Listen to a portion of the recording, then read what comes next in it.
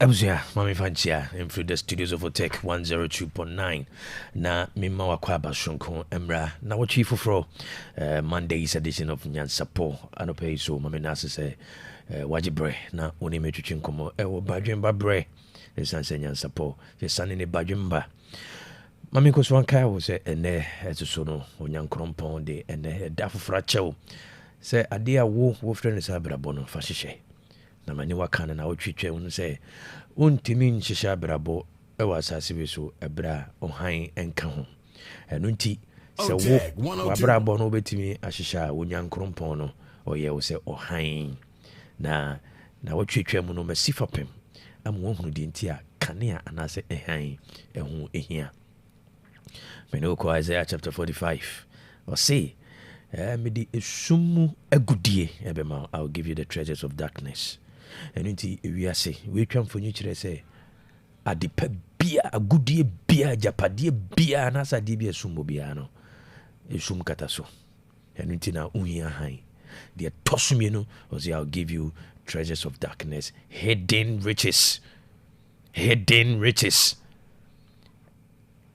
die ne pa esie hidden riches it was secret places. And I make us a shansem ye. Bomodin so bedrinking home. Dientia, Kania, a hang, a hunhiano. Me mahunu say, Unyan Crompon no akasa, Tron canning wasemno. And sana will be free a body and fitias ye, would the kind frere a hang. And it won't team boa dear was as he was to say, or boa dear Unyanko pon, a bones and so, a brown monfa hang in the Juma. Now, in a modern economy of ours, a dear beer cosubiano, a high light and a dear health sector and function without light. Transportation sector lighting can on it in a one can I so it's answer it's soon a one can I so street lights and once a major issue and until akra air shere. Light is very key. Companies I can see there is no production without light. We are seeing to me near the beer. It was as is without light. We a chunk for nature. It was a we are see a deal mono. A high and a dijuma. We na yesu Christ so be catch say wo we are so high. And Osaka say obi anywhere so kania. Sa breno na electricity ni ho.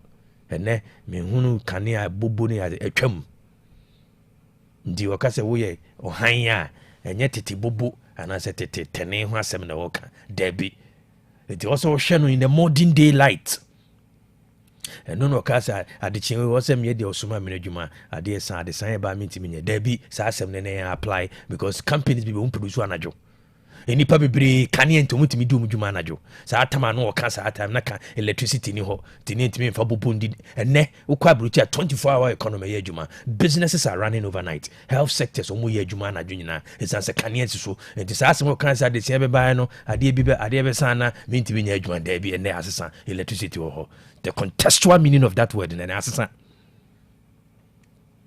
na otwi mu oye han anopai baby I will be ano mesere nyankopon say di wo koye bia no o mane han en tawso adwuma wudi na wotwi mu di opeso ye bia no onyankopon o ma wo han no en hyeren se wo kan ye dumwa me se wo bebre e wasase we so hwen kenan kwa so hwe ye street light ho sensem krono ni niam nyina na ekoso osum krono most of the times enkoso wo han mu most of the crimes ekoso wi asinya it takes place in the dark esum and wudie ko esum and ne bone ko ade be danedi e han na wotwi mu mesre nyankopon se e han na wo se waye wo e wasase we so no o mani mpie adwuma wo ko di na otwe mu no ade a wo koton eho esum bia edi kan ewo edi wanum kan onyankompon no o ma wonye han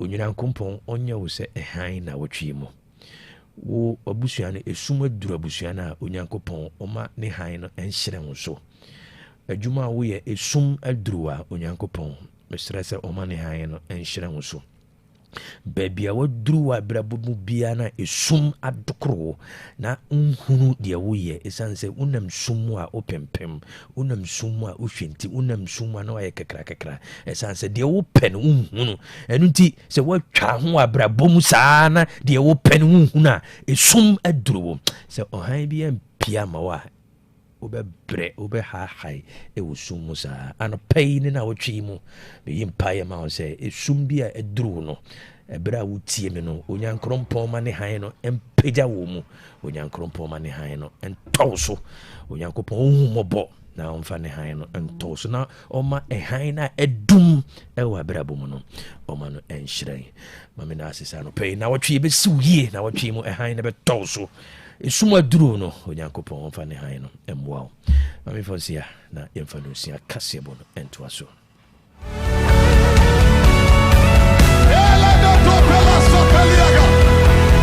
Thank you for the cross. Thank you for the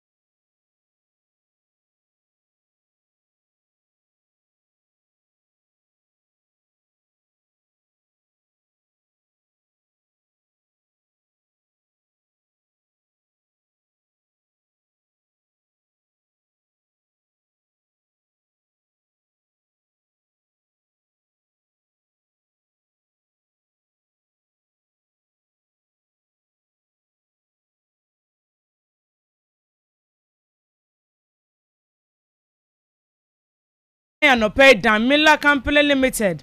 One de Damila TP Mr. Bedjaso. Ebuapa. Se wo yefunu emuke ka wo sanfe sanfe wo. How be a way yefunu no. Wonom Damila TP Mr. Enwano no. Say ye typhoid. Wo ba obu nsa na huna mane won. Damila TP Mr. Na Damila heba Mr. no so wo hodema. Say ye malaria atewa mu wonu matro wontimi ni die. Wa ye bo hogun pemu ebebuapa. Ama watie sikinkrin. Edromes wono no meboa ebusu immune system no. Enu ti ade fa de say ade metete kwa na ha. Dan Miller TP Miss and Dan Miller Heba Miss and Nada, a would just want to pay ye come for the Amasako Pebi. I would do no one more a babuau, na Eddie Wassam at the amount. Furniture Mokumase, Quanak Heba, Danny Farmer, any Heba, a pedant Fredmans, PFA Pharmacy, Oscar Pharmacy, Nationwide, Missy Baumna, Genoibia, one more ton, Dudobia Wopeno on Sa Ebeka, Ako Farmer Munina Etombi, every Arisha Jatmuse a year, and what did money 0256 867 964 and now 0546 439 944. Oh, for a woman, my boyfriend can a perfect series. A woman we are the four natural Ghana Education Service at Jatumu. Our boyfriend in Yabino can carry Tibeba Bill, Amanioman Kosuye Diamano.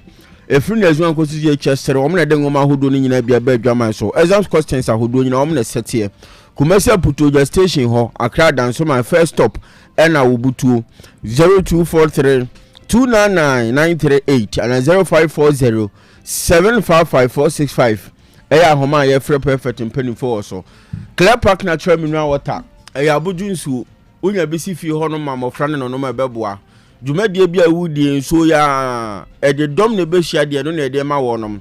Ene o man Ghana mu no ane agyatuma ye no no mo so pe bi free say emfidi anam ansa na aba no eye krogen kwani pedo no ma beboa. Wona wo du nkware ne potamu nyina Little Angel Ventures e ho ne nsuo ne wo. Kinebe Ventures nso man so da ta no opedo ma no afra homan. Wonom ne kofa bai 0244 041913 and 0558 001765. We muni nyumeku anope wa moboye PM ensem no yatumi ede asom wo samfo efa John entry bosi akolabo anope de watin fide nachi na Facebook no so boda emos na boda kwa wa mo na epiepia bibia tumu ma no pensem no yatumi ede asom wo yene yesin konya akase yede besum midin enoba afia abuaje wa mene Abrewaba Kofi Chumesi afensem ni Otec 102.9. Don't touch that dial. Ya shansam no ase Attorney General wanukoya na fe wayeswafo awhwese atentene ho nsam ebetuto yie ewo omemu na bede eche ye Dr. Justice Samsai wode atuja whwese abana ya krado pa sagalamse kunu obetumi ediso enkunim enu tu whwese nyade obeti ada de biara da eti sabre de whwese NDC amanyokuo no ekyerese sabre ene wate wo ho aguma wani abrese koduma woye biaboa galamse kunu obedi sunkunim etieneye empanifo kukuda ma wo motatire wo motam sikatwetwe de tomfidi ahodo ene ho akade de ma woni a wo ba fomo ebesa yenso anafei yenkwaye ne yensase ne gina no wo behwe ne watu wonyina so sa na wache wona gum wo chemi se wo mo anetete koba se abane manani ku wo mo no watimi chi wo mo gum a woni osisi asakwaye ne mo de wo de no wo kapre etisasrofo na afa ma asefo ne enya wo se koba sa ebeboa magalam se kun no aban no edisunkunim. The policy is that yes, those on the ground in the Galamsey are breaching the law, but they couldn't be there and they couldn't successfully do what they are doing without some big, rich, influential, as they call them, kingpins behind it. So you'll be wasting your time clearing the guys who are on the grounds at any particular time. Because when you clear them, new ones will come because it's a very lucrative business for them. So new ones will come. So why won't you go to the source? So that is the policy within which the policy, statement that we were making. Anya ye kwakotie ye Deputy Attorney General wanukoya yeswafo awhwese atentene ho nsamso ebekoso ewo omemu Dr. Justice Samsai. Ebusuafo ye to ansem no so na Asante Mantamimu Mantami suafo ye Dr. Frank Amwakohene na anu ada ye hudi si ye nkran sublane to ye man nam so yiri ejapade ne nkwan hodo a ehwere ye na nyasem ketwa eno na aka ho bi na mpanifo de nhye ahodo agu apono so no kire se edan ahodo esisi nsuo kwan mu wo so ohim ne nyina de gu fam nti sabre kase de wadi nkan kura sensan ho dada a wo hunu de oba behim ne nyina eno na aka ho bi ena Dr. Frank Amwakohene wode nsama ahodo ato mansini badwa ne kropon badwa ahodo nyina nim so wono mo hwese sa adwuma dwumadi no animanimu ya wonom bedie na wahin saa dan ni nyina de agu fam ntiwe no nadmufo wom assembly abadwafo no wom ana afi bambo dwuma kwa hodo nyina na eka ho bomu a wonom eba bedi sa adwuma no na bra Dr. Frank Amakohene wo kasa ne nsem no na doson emu bi eni. There are buildings that are marked for demolition around the Hensan, the Rimi River, and all that. Please, let us not behave like the vulture. And when the rains are over, and we forget that we don't have a shelter. Every structure that has been marked for demolition must come down. So please engage with the municipal authorities and ensure that that is done. Ebusiafo swafo no na hwa santemantam yi so Dr. Frank Amakohene. Ya tuaso ne de ne akyere mu onsanfofo mu wasofo no na hwa pomden ho nsamso ayomanyafo kwabena minta akando wode atodwa wo kyese na se de beto odwasa ayasabia hodo wo memotiti ni akase ne wom no empa ho akwatwe de ama wo ma nam so kura makra bia faso afrima ya rehosem eno ti sabre de wakoye osoafo no ana ehwe apomde ho ensam no obe bia boase ne be ya ayasabia kase wo mem wo bo ama ya hwe ho nsam atumi agina ye empa ho akwatwe de ama wo mo no wo behwe na wasisa de na no wo mo so anya bi ama odwumadi ahodo a wo die ne nyinada no atumi edimu wode sanse we nya tudwa wa bra na wo hwehwa ya sabia hodo ne hawa hodo a wo mo enem no wode tudwa se sabre de asoya wodano no wo ma ye krado pa wo ye bi aboa afasa akonya ne so abo mampani John Dramani Mahama abaso so wo ba ye apomde ho nsam de wo abon ho modern no bed syndrome kwan e faso a be manage no kwan e faso a e besi ano kwan say ye dey IT system no by the abehu the visibility on empty beds near kaka ho any senior ibesimi asi emergency centers awo Kumasi ene nkran aka ho be ye de yafamu ebetumi biala se ne be ya o man no abefa ne to mapefra waswafo no na pomde hu samso si ni nan so honorable kwabena minta akando Ebusiafo yento asem ne so ebo man Ghana mu a kabima min kabi ane edibu man no na nso nya asem bia na wobetumi aka ebi wo ho abeka na abro so na afei watomra na Accra Circuit Court no na akwa asetena ma setena mu no yokofo mpanimfo ana de opanyini bia wo frɛ no Kwaku Osei Kranche asiedu na se utwa so a o mo frɛ no Koka we nya asanteman Koka na Kwaku Osei Kranche asiedu MPP amanyuko nim no wo yenim se okasa de ma amanyuko no na krachi akotena tenten fidie ni so amane bono chese nsema hodo bi odi kotu dwa na hese ne nyan wose iyokofo mpanimfo yenim bia ma office ahodo nyina wo yenim fia motetimu ye beba ne abekumo na okotran tenten fidie ni so keka sansem ya na no na ka ho bi ena mpanimfo de asem no koda Accra Circuit Court no wono moto nsa de frɛ krachi no a ebre na twam court bonedin Kwaku Osei Kranche asiedu versus Iyoko Budin Krachi na ma na no na aka hu bi na Accra Circuit Court na issue bench warrant say on fanko hwe Krachi no bi owo bi a won tabiri no na won fa ne mra August bosome de toso adununum 25 August no na mpanyufo atu asam no edia akwa obesan ahia so biemu Deputy National Director woda Arocha Ghana no Daryl Bosu wodi atudwa watcha say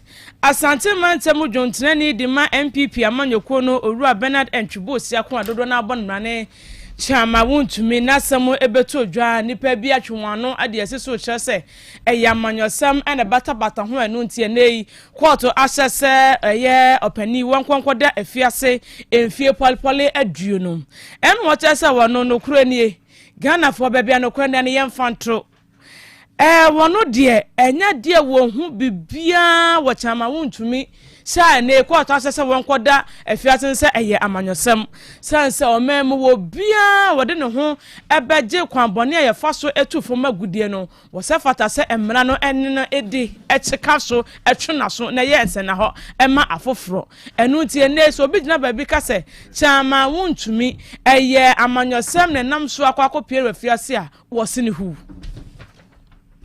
I don't agree to that assertion because from where we sit, I don't see any evidence to point to the fact that Wontumi is being prosecuted because of who he is as a politician or because of how loud he is.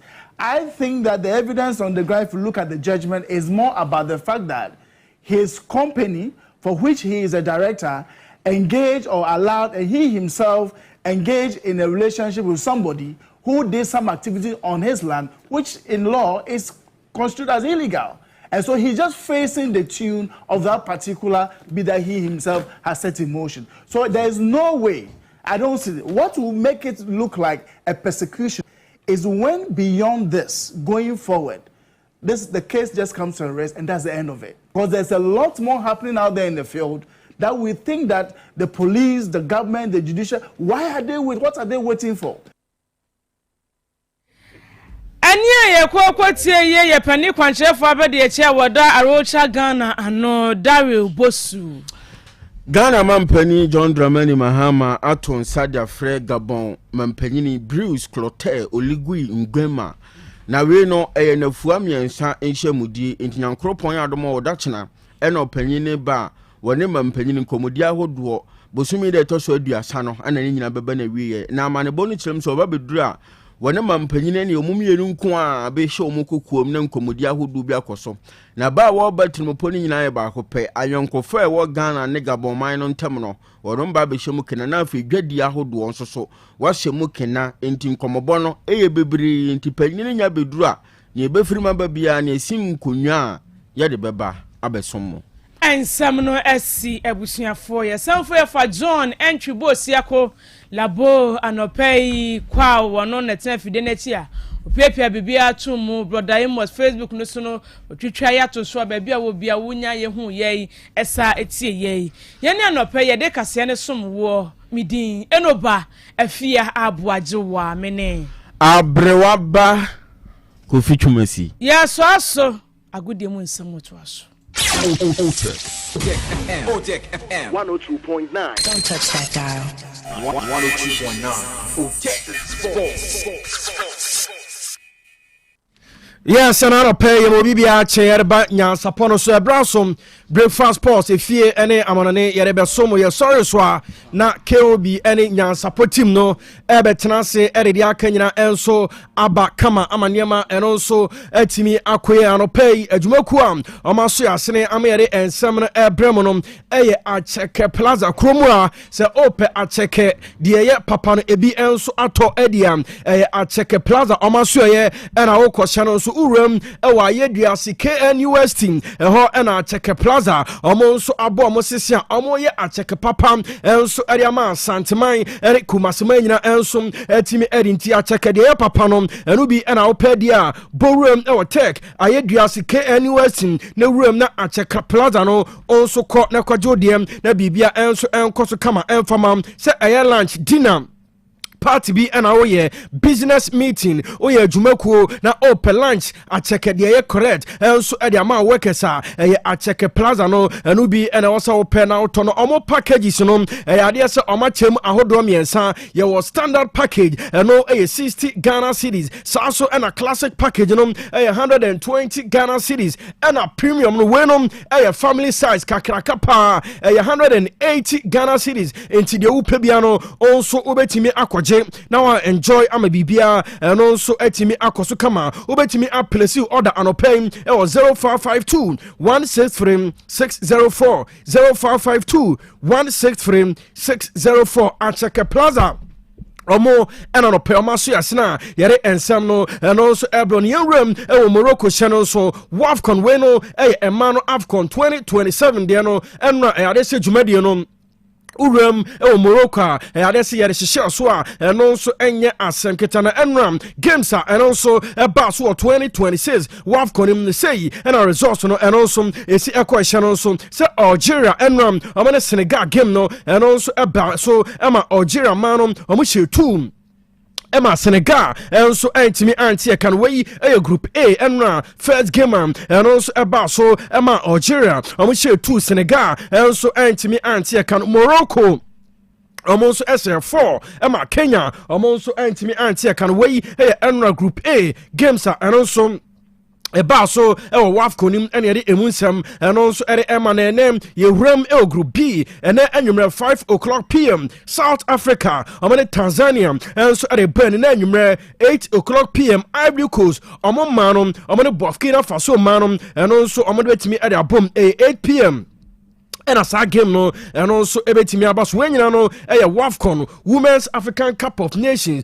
2026 Jumedia and also baso and edi emunsam and also man ye from near rem our clubs and sharon so say in September Ghana Premier League 2026-2027 yade shisha so na say clubs no yade say pre-season bedrona also etimi asase adra de say transfers no and also egusu a ekoso na urem Nations FC this season CAF Confederations Cup nim yade say Nations FC also represent Ghana ama bibia and also etimi akoso kama na Nations FC omo player funny Emmanuel Ano shano say last season boy no along the season and also every nations are urum amanane ekosi akan enso eho amaniema enso etimi ekoso kama na boy no lona Okoboy no ni nyina eno so etimi abawie amana san aretene aba Nations FC omo boboko na se no urum Ghana Premier League ma 2 clubs omani abrese Emmanuel Anoboy no omo so ebetimi assign no amaniema eno so etimi akoso kama na Mediama Sporting Club omo urum Africa CAF Champions League omo kojinam omo gusua any Nations FC din komo se omo striker ya fani Emmanuel Ano omo sa enso ebetimi akana no penusa efru enso eba ene se urum aduana omo so abere du ni man Emmanuel Ano omo so ehwe animu se Mediama omo so eno be bani se na be ya boyan ya fani Emmanuel Ano no class ne bako enso ensa ebetimi akano ama bibia akoso kama and say Emmanuel Ano between Mediama Ede Adriana Football Club when and also ebena boy ni signature no atwaso esi akan enso edaman twey news efi Emmanuel Anoboy no na so ye eba ena di emu chemu nyina enso edema na uram ewa Adriana boy ye friend Steven Amankona formerly wasi akan edama Brekum Chelsea Asante Koroko boy no enso esi akan edama last season boy no etu kwan uram Egypt enso ekosi akan edama smuha na boy no they said after 1 year wasan Tene ever PM Ghana no room Adriana akwa sign 3 years also Adriana Adriana Football Club almost Bobo Konentway news uram there's a boy your friend Steven Amankona and also a friend Australia Eba channel said last 2 seasons Steven Amankona Ghana Premier League or no and a Gokeno or J Edison and also say I official 3 years Steven Amankona also assigned Adriana or Batuaso Esiakai also Adamo Mama Bibia also etimi akoye ni enram our House of Folk almost Bobo Connection so Saturday and a house and a confirming set manager your friend in the Boja couple or no and I say Abatuaso I am manager head coach and so Adama Accra House of Folk almost Bobo Con and the Boja couple Urban 2 years and a penino or if you are time Adama House of Folk almost Bobo Connection so say Urum our house and they said transfer ban and a domoswa Omuguswa and Comodian Egusua El Koswa house almost Sesika also omutia senabaya transfer panel ye be ede from us almost na players no almost etimi aside in the house and so egusua and comedian and also etimi elkosom ne say house after send a border couple and so aba 2 years was time at my House of Folk almost Bobokono ye say house and so a room Bechem United forwarder ye friend of Darwin Yeboah house omania bra amane boy no and so egusua edin komo na Darwin Yeboah say no or ye free agent ono so ebetimi awuram e crab bia akosi akan enso ade amom ti David Yeboah player House of Folk, management, and a boy in a company, Egusua 18 Comonioma, and also editorial Davin Yeboah, Ebaha House of Folk, Abatuaso Esia Kai, and so Adamom Amabibia, and also Etimi Akosukama, Yen from near room or national under 20. Shanos set him no, Nano Friday, and I'm touch it down, or Yamosukrum, and that's a waffle, Zombie Championship, and then a Jumediano, Yade Esha Shaswa, and yet a Sankatona Maxwell Konadu, or no, and a Lady Ghana, under 20. 20 team no edomarum waf dear say wafu zombie jumedia and also enche na and also airbass na Ghana your first game no they say in Nigeria under 20 also at Benny ama bibia and also etimi akos kamana enna Yamoussoukro under 20 team no they say omo jiram first training session no and also etimi eba so ni nyina no omo hwe say wafum zombie championship in Ghana yanso yabegem EDC and national some set next year 2027 that's under 20 AFCON Ghana yana ye hosting twino a championship and also airbaso na clubs nations no hold on ebi so etimi qualify na next year Ghana that's under 20 AFCON no Jumedian and also etimi abaso kama na Maxwell Konadu ono ene coach national under 20 on also early diomo na tournament in bibia and also etimi akoso kama ahead of game Ghana and Nigeria and also adabobani there's a coach Maxwell Konadu and so am I update Niema and also course our national under 20 almost a camp. Thank you very much. I think we've prepared enough. The boys are ready. I mean, we played a couple of friendly games before coming here, and I think for now the boys are ready for the impending assignment ahead of us. Do you have any injury concerns in camp ahead of your game against Nigeria? Yeah, we made that correction at home before we embarked on this trip. Our key and main defensive midfielder got hurt in training and couldn't make the trip. But we were building everybody for this job, so we think we are okay even without him. So we are just getting ready. Nigeria has always come as a big threat and a huge challenge for Ghana at all levels. How ready are your boys psychologically for this game against Nigeria? Yeah, we also pose the same threat to our brothers, the Nigerians. You know, matches between these two nations is always top liner. I mean, everybody goes in with his full arsenals to try to carry the day. Come to think of this match, we haven't seen the team yet, but we think we have the boys who can really go out there and defend the flag of Ghana.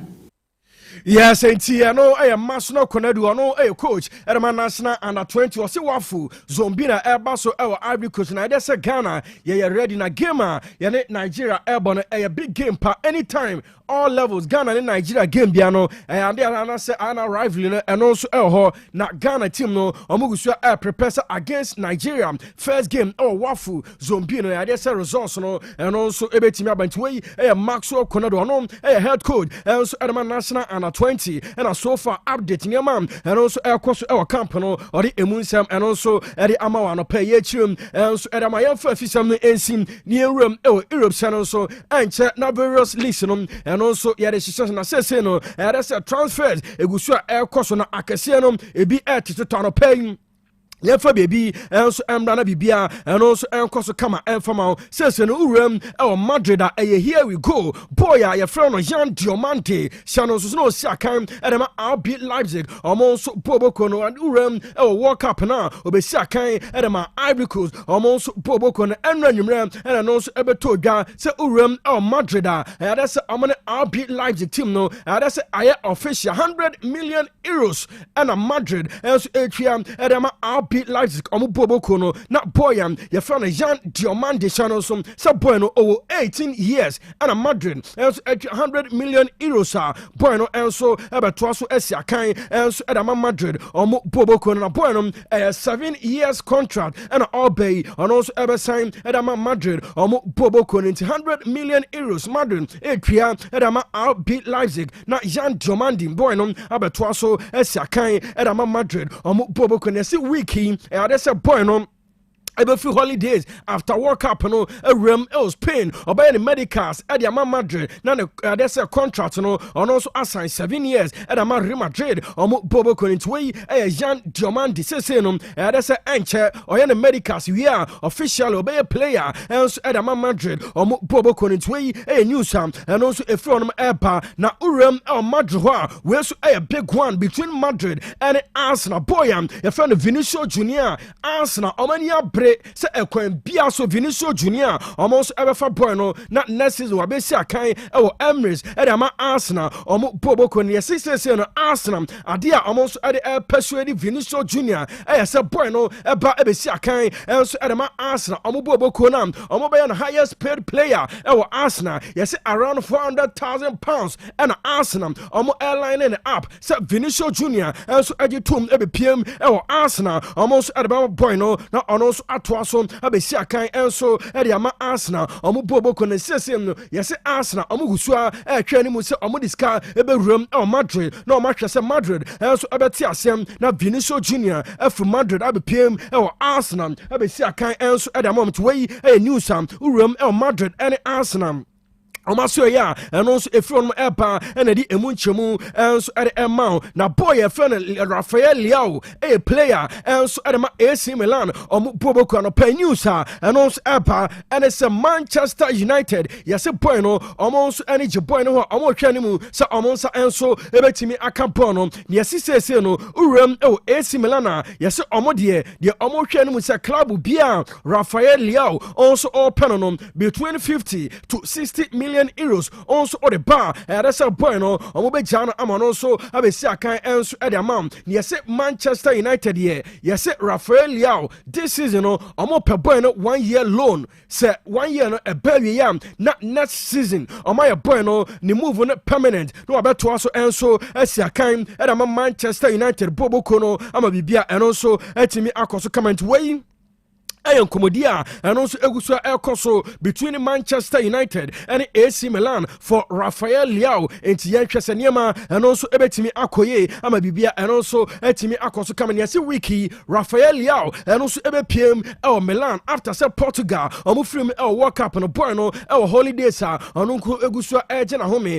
yes by the close of this week Rafael Leao El Milan yes Bueno Kwa Alcono yes on Milan for El Kodim Komasa Manchester United Omo entiase na ono so emfri AC Milan enwram ade se England enko toaso nsi akan enfama Manchester United Boboko no na bibia eno so entimi enko so kama na Liverpool yes eho enede ensem no eno so ebewie anopa yes Liverpool omo ni abrepa omo wram Paris Saint-Germain omo wenga your friend Bradley Bacola yes Liverpool after set manager your friend ade se Areola ono so ebedue no boys are ono so ehwanimu sanensa so ebetimi akomono Paris Saint-Germain omowenga your friend Bradley Bacola na Liverpool yes omania breye pass boy no after say Mo Salah and so every Liverpool no boy omobese omonso erebeto ententenwa ho na ono so akati ewuram enya goals erema Liverpool no Bradley Bacola na Liverpool omohwanimu say transfer deadline emba wie no erese Bradley Bacola Liverpool omonso ebetimi assign no ama boy no abepiem Alfred Esiakan Edama Liverpool ama bibia and also etimi akoso kamantano pay we news uram Liverpool almost asweya efi honom epa enedi emunsam and also emano permanent comedy at Eugene Maradona Samuel Kwao any cinema ne mozi eboy ama show no bibia and also etimi akoso kama ene Monday enti emfa seminisi ye twen wan ba ye ba KOB any team no omo betenase at the Monday's edition of Nyansapo aba Otec FM 102.9. Don't touch that dial. Mama. Yes, Junior. Papa na obey vitamin kenom no or saiba. Oliver Twist. Aye, Papa Oliver Twist or saiba. Mami go yi me vitamin choco and a vitamin champ. Engu me school bag mu and yes sir. Obefa komani man. You can win. And you medru heavy. Akwadam penism. Daddy. Yes. Me cover vitamin 250 ml na. Udi akosie empano asem. Na me manu bi. Everybody will be finish. Enkoda sempadi. Me anso me duabo. Efi na ekro. Meto vitamin soy milk drink. Vitamilk Energy, cafe ni artificial coloring biya enemy. Vitamilk Choco, Vitamilk Banana, Vitamilk Strawberry, and now Vitamilk 250 ml. Abremonso. Ye per Vitamilk no ye nim ni free titi no a. Ye per original Vitamilk. Na me Vitamilk ye nim free titi no. E do da me no mo. Vitamilk. E me e bre biya. Any baby. FDA aje edwedwe nkrato ya to. Hey, opani. Mashusha wache. Sa perfect series books here. Oma me koto obi ma me ma no. O wajajai. Aboa wa mo se wo tumi kenkan kama. Wa kabrofo. Na nkontabu akura de ejajai. Wonderful. Mese Ghana for GAJ perfect series. Atumo no de jai. No de animdifuo ene tre wa nwoma bia. Owo crèche, nursery, any KG, books bia bi. And owo science, creative arts, maths, RME, history, coloring, computing, OWAP, nina. Every basic 1, equasi basic 6. English, every basic 1, equasi junior high school. Ne bane combine so owo ni nyina bi. English nom ane maths nom. Me say books bia ni ho. Perfect series any bi. Na GS ane naka. Enso am approval into obata bia nkoto bi maneba.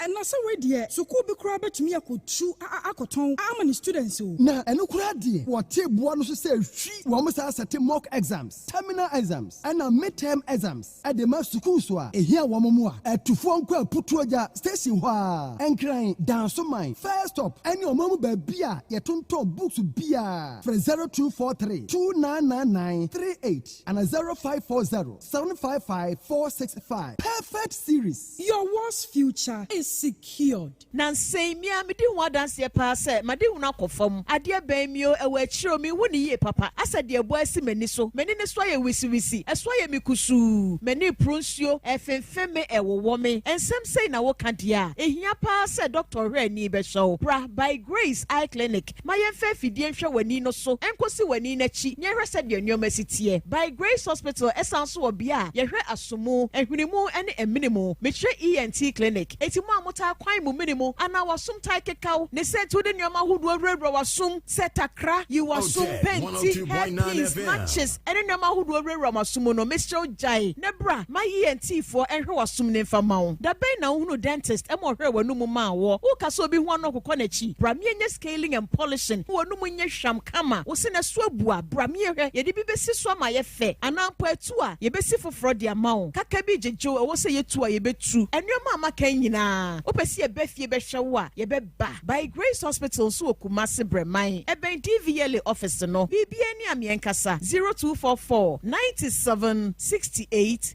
05. There is no smell, numbi, malaria, numbi, fever. Jerry Nas Herbal Mixture. Jerry Nas Herbal Mixture. Jerry Nas Herbal Mixture. Hey, na adwuma be na Jerry Nas Herbal Mixture ya mama. Mo body dis ano. Na ya yembre pa. Ya poso agwo, ya numu ato. Eni yekoye test. Ya malaria mu awa ibi wo mu. Wo ma yen Jerry Nas Herbal Mixture no ya. Eni na nsa hwem. Malaria no da tutu ekoyi. Ahodena ba amada na edegie. Ya ni dia jepa. Se wo pedodo a, eni Jerry Nas Herbal Shop, Breman UGC, Kumasi. 0241 81 46 77. Afe Abuabu Station, Kumasi. 0244 50 36 03. And Accra so Tudu, Dr. Tina. 0548 26 25 23. Jerry Nas Herbal Mixture. Oba onyem anade o makwada no fo. Unya mfie du mi nu atwei nsa no won modwe. FDA aje edwedwe nkrato ya to. Jerry Nas Herbal Mixture to video. Audio dropper. Mema etiefo nyina akwaba ba Amuzu Herbal Clinic na midiedrobia ba yefre no Amuzu P Herbal Mixture eyedura ebua ima eni mema nyina na oba pampa no ohye efi na seba no obehia Amuzu P Herbal Mixture oba insio basa egu no ono so behia Amuzu P Herbal Mixture oba bi a otiemie na se ne hene pa di ono so insawansawa agi na kosokuma boso ono so behia Amuzu P Herbal Mixture oba otiemi anejun so no pampan pa no ohye edi akireba ono so behia Amuzu P Herbal Mixture minka se jun so bia ensensuo ba se ojun so na se ne color no eni darkish more yellowish na pampa no wo si omu a e kire me se ikikaye eya ba Johnson no mu enti Amuzu P na no mu e de na chika sei anase hunam na ya ono so nko pa Amuzu P nonom bema so a otie mi a odwon so emu papa ye ono so behia Amuzu P heba mehia bema bu ha odwon so wie na bi akam wo behia Amuzu P heba mehia dwon so ade dwon so a oti de kakra se ugu nsuo na se ya nko a na oti a uhia Amuzu P heba mehia ensese bema dwon so na moja di akire ba enti bema dwon so na dwon so moja di akire no ko pa Amuzu P no mu na sa ni na mfiri ho bema na dwon so e bon kan uhia Amuzu P heba mehia obi se doc eya na nsuo totoro efri bema na oba se bi chim kakra na abegu ano white uhia Amuzu P heba mehia insawa agi bema na aboso uhia Amuzu P heba mehia se ba se ohwe aba no emu ya uhia Amuzu P heba mehia obi se doctor emehwe ano ahono mesrew enye hwe ahono nyina na yankwe baba so muati mo hwe ahono enti bema ne hwe ahono onko pa Amuzu P no nyina hwehwe nko obi se doctor medware wi a na me hu nyina ya me hene ase ahwe apia gu me so bema wo sa ha nyina no obehia Amuzu P heba mehia doctor Amuzu we midun so wi a na se dun so ni bi tama yase the same Amuzu P no ene ese edi se adwuma no wo pedoduo na atudi a e wo heba shop biara mo e wo pharmacy drugstore any herbal shop biara bi wo ho se doduo pa na opetudi a no ba ya so ye na otafo nhia so Amuzu Junction be Moro market no tafo nhia so Amuzu Junction be Moro market so Kumasi no akodani herbal misi herbal pedan ko mu 2 bi sentombi Accra mu ko kanshi draglem mu bi sana na buwache Kingswalk repash na tinatet opa Amuzu P se mi se bi afra mi na 0247 776743 0247 776743 Amuzu P heba mehia mauji hiochalo Otec FM 102.9. Don't touch that dial.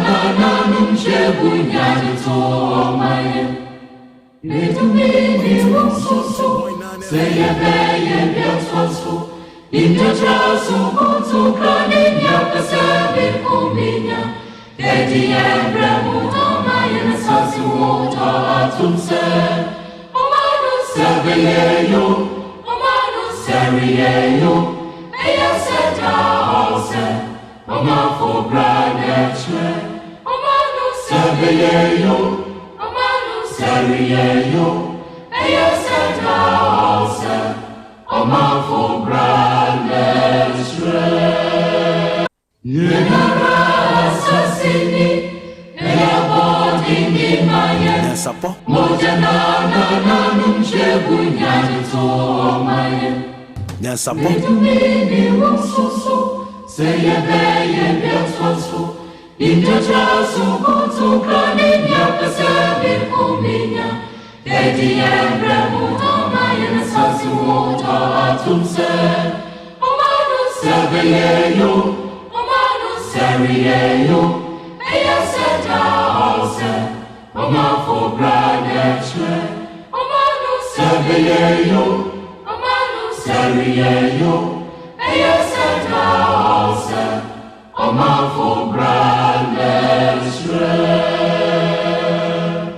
Nyansapo Nyansapo setting the trends that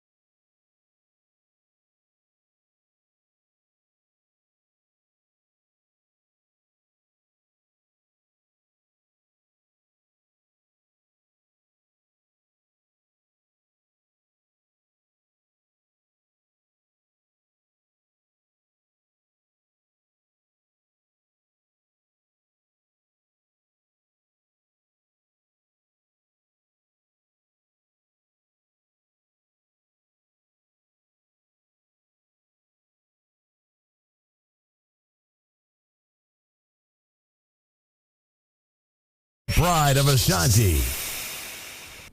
Abusia, Mami Fanchia, for the studios of Otec 102.9. Na Mimo Kwaba.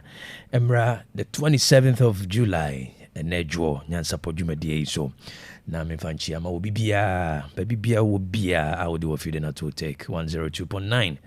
Say, would nam kwasu, kwa jumem, would take care mu, would to quine, and I say, what do a jumem? One of race course, one of Alaba, as someone say, magazine, a buakwa crow from the chem so, baby beer will be out of it not to be a michiao, a quite strong so. Na Makayo say, ne, Bomodin sober sorry, baby, sorry, why dream, Bomodin sober sorry, a wide dream. O my now, Timono, said the name is Kono. A dear back will be decay yama who he upon say, you will rise up in your thinking.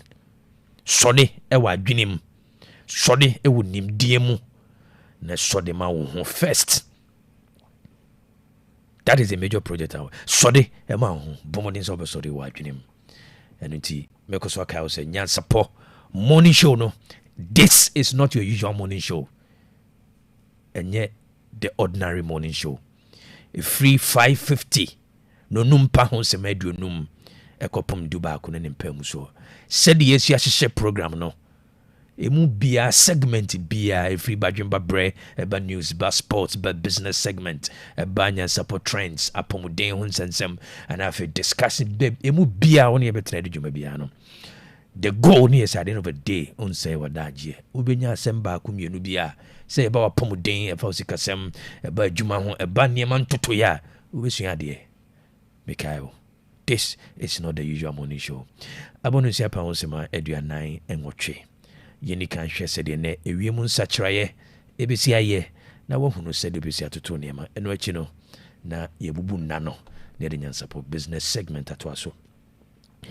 Enkaibo yen Sacrifice Ghana Meteorological Agency Tresa no pay yeko empoano meche the coastal areas na yeko bebia kwaye bretu meche the forest zones and mountainous areas na ebono ebesi sambia no na wono benya mostly cloudy condition ewiembe kusu ewo sambia mabobosui na yeba southern part of the Oman and as a southern part of Ghana eba Oman mu a ana fofem ho a miaye dudu na bi wo ha ye hwe num sano pe obenya slight rain enso no ebetimi apete kakra na edano konanimu wo no ye hwe se benya alternating sunshine and a cloud uma bo se wi na pie kakra na wi ma yekusu kakra ni chichu ye na ye wo the southern part they call ye na ye wo atifi mantem no na ye hwe num se ni chichu wo no wo atifi mantem ni de obenya mostly sunny condition miaye dudu na na wi no bebo epa na every late afternoon then on 9 no numo kono ye hwe num se wo na wo northern sectors and the transition sectors no enso no ebobom na enso no so betimi ato eniti yenhye no so yeko aflawo any anloga no pe obenya mostly cloudy condition temperature no be 24 degrees Celsius in crying obenya slight rain enso no betimi apetipita no pay and no CBC na since in 30% na temperature no ay 24 degrees Celsius kaswa as obenya mostly cloudy condition yeko winiba ni Cape Coast and pay obenya misty condition takrade axim ye hen senso no betimi apetipiti we CBC na since in 30% so na ho obenya mostly cloudy condition Koforidia Akimoda and Akwutafo no pay you hear so benya slide rain temperature be range between 23 and 24 degrees Celsius sans no Kumasi Obuase Takwa Seshubekwai you know benya misty condition 40% na temperature no range between 22 to 24%. You call Kete Krachi Atebubu Ejura Kintampo onu benya mostly cloudy condition and ano pay ewembe kusu kakra na yako sampa so be recorded misty condition Techiman, Yendi, Tamale, Bole, Damongo, Onina Benya mostly cloudy condition. Na Yako Bogotanga, na Rugu wa na Jirapa, Subenya mostly cloudy condition. Temperature no ever range between 23 and 24 degrees Celsius.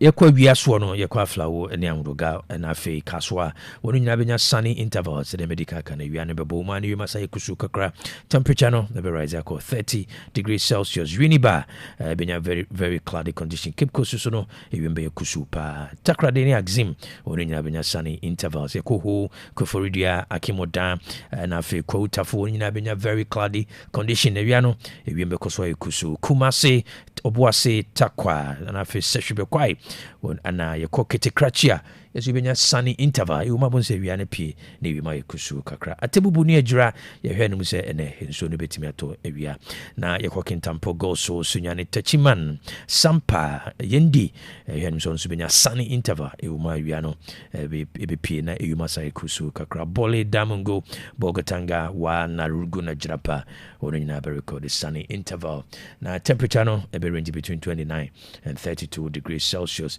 late in the afternoon ɛfiri awia ɛkɔ anwummerɛ so no ɔmamu ha mmeayɛ dodoɔ naa no ɛfiri aflawo anwoga kasoa winiba cape coast takrade axim ho koforidua kemoda kwawutafo kumase obuase takwa sehwibɛkwai ketekrachi atebubu adwura kentampo gɔ so ɛna afei sunyane tachiman na nasampa wɔno nyinaa bɛrekɔdo mostly cloudy condition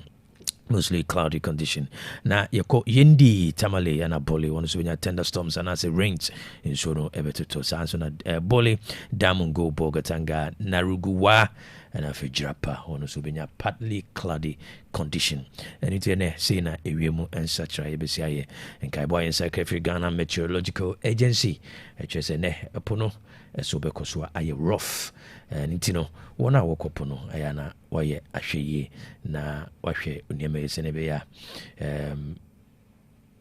a nkɔfa oyi ne bia ma nti no ɛpo no ɛso bɛyɛ rough because waka sɛ ne July bosome ne de to so aduonu nson 27 July 2026 afimpi no ɛne aduonu nsia yɛ na bu no aka ɛna no ɔha ɛne aduonum nson 157 days na 2026 kɔ na wieɛ na wɔtwe no aka na wɔtwe no aduonu mmienu 22 weeks ɛna afei ɛnɛfoa no mmiɛnsa 22 weeks 3 days bosome no aka bosome no num ɛnɛfoa no ɛnan yɛba dɔnhwere no so a aka 3,768 hours mpem mmiɛnsa ahanson ne aduosia nwɔtwe minutes no mpem ahanu ne aduonu nsia ɛna afei aduowɔtwe 226,080 minutes seconds no na sɛ sema no ɛyɛ 13,564,800 seconds ɔpepepedu mmiɛnsa mpem ahanum ɛna afei aduosia ɛnan ɛne aha nwɔtwe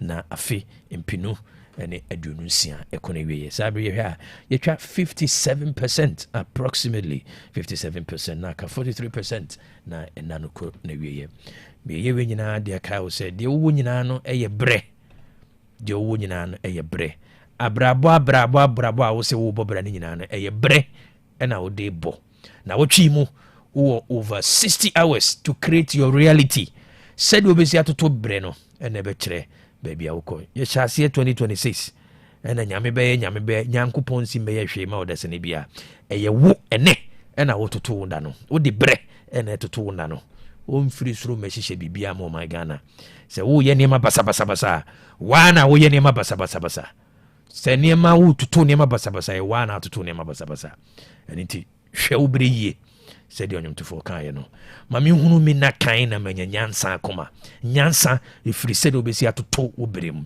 hyɛ no nso yɛmfa nyansapɔ business segment ntoa so sika ɛho nkɔmmɔ no yɛni ne baabiaa Otec 102.9 aha ɛne ɛka sikasɛm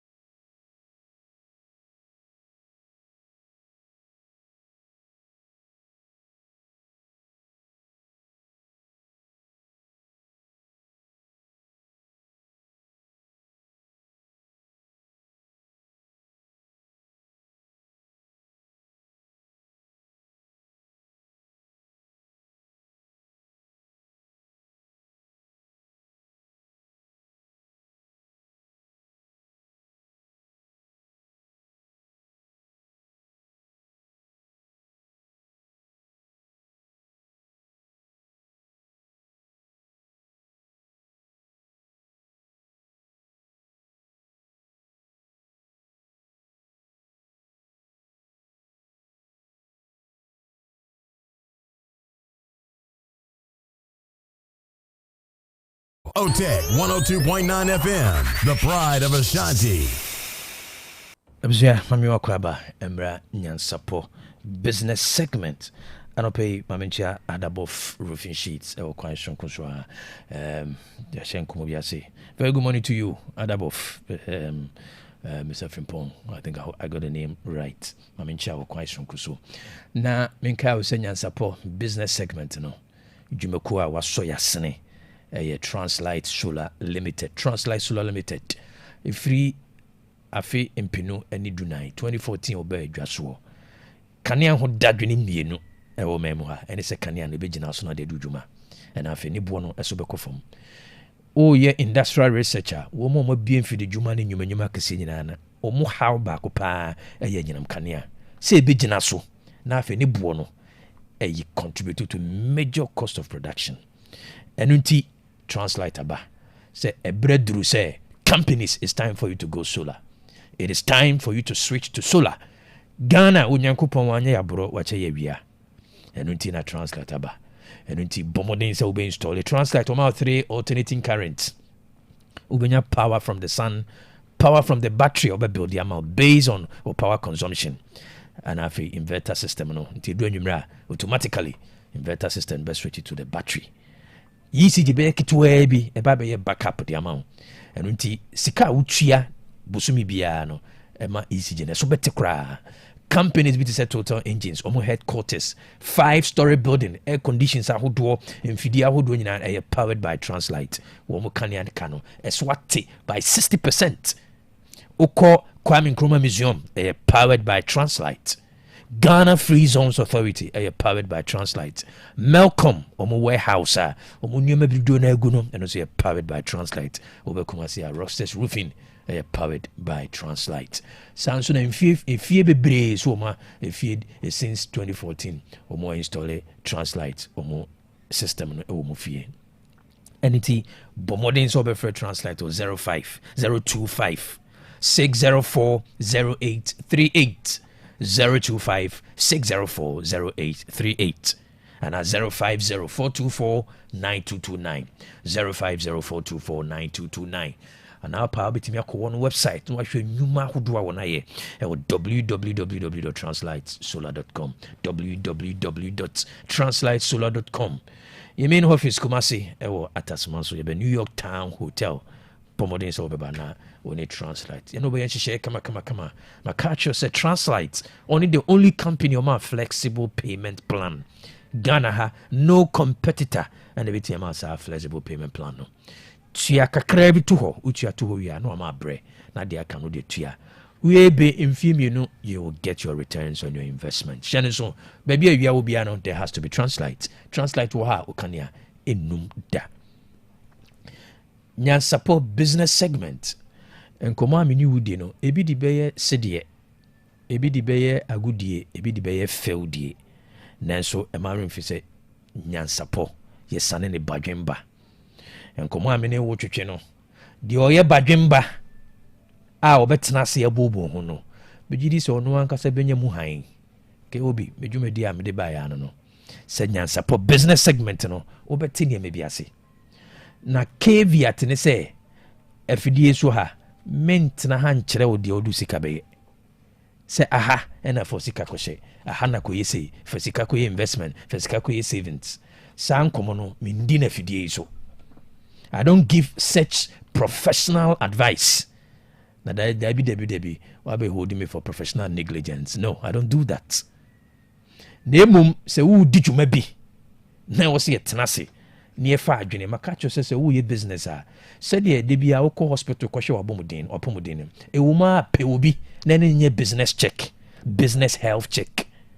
Business no yo na pomuden akwan wo niam bebre ho your profitability health check, human resource check, your human resource na pomuden check your technology ni health check your marketing ni health check your system na use no so we mini ye onipa bi wo ha wo ma hede sua obi ka say na consultant no obi adwuma doctor wo nyare eso kwa wo yade no te ho asem obeka kire wo ukọ hospital doctor no nyale malaria ansa na otimi o nyale malaria ansa na asa yade wɔsua ho nimdeɛ wagye berɛ nti no obɛtumi akyerɛ wo ama wo consulting sɛ ɔma akta consultation no nti no wo no ayɛ wo say na consultant wabi adwuma running a consultancy in Ghana here it's a big business on its own and nneɛma yɛ gye berɛ sua research yɛ gye berɛ de yɛ you know Ghana ne mu consultancy but o mu consultancy na sebi they also nim kwana de be run business na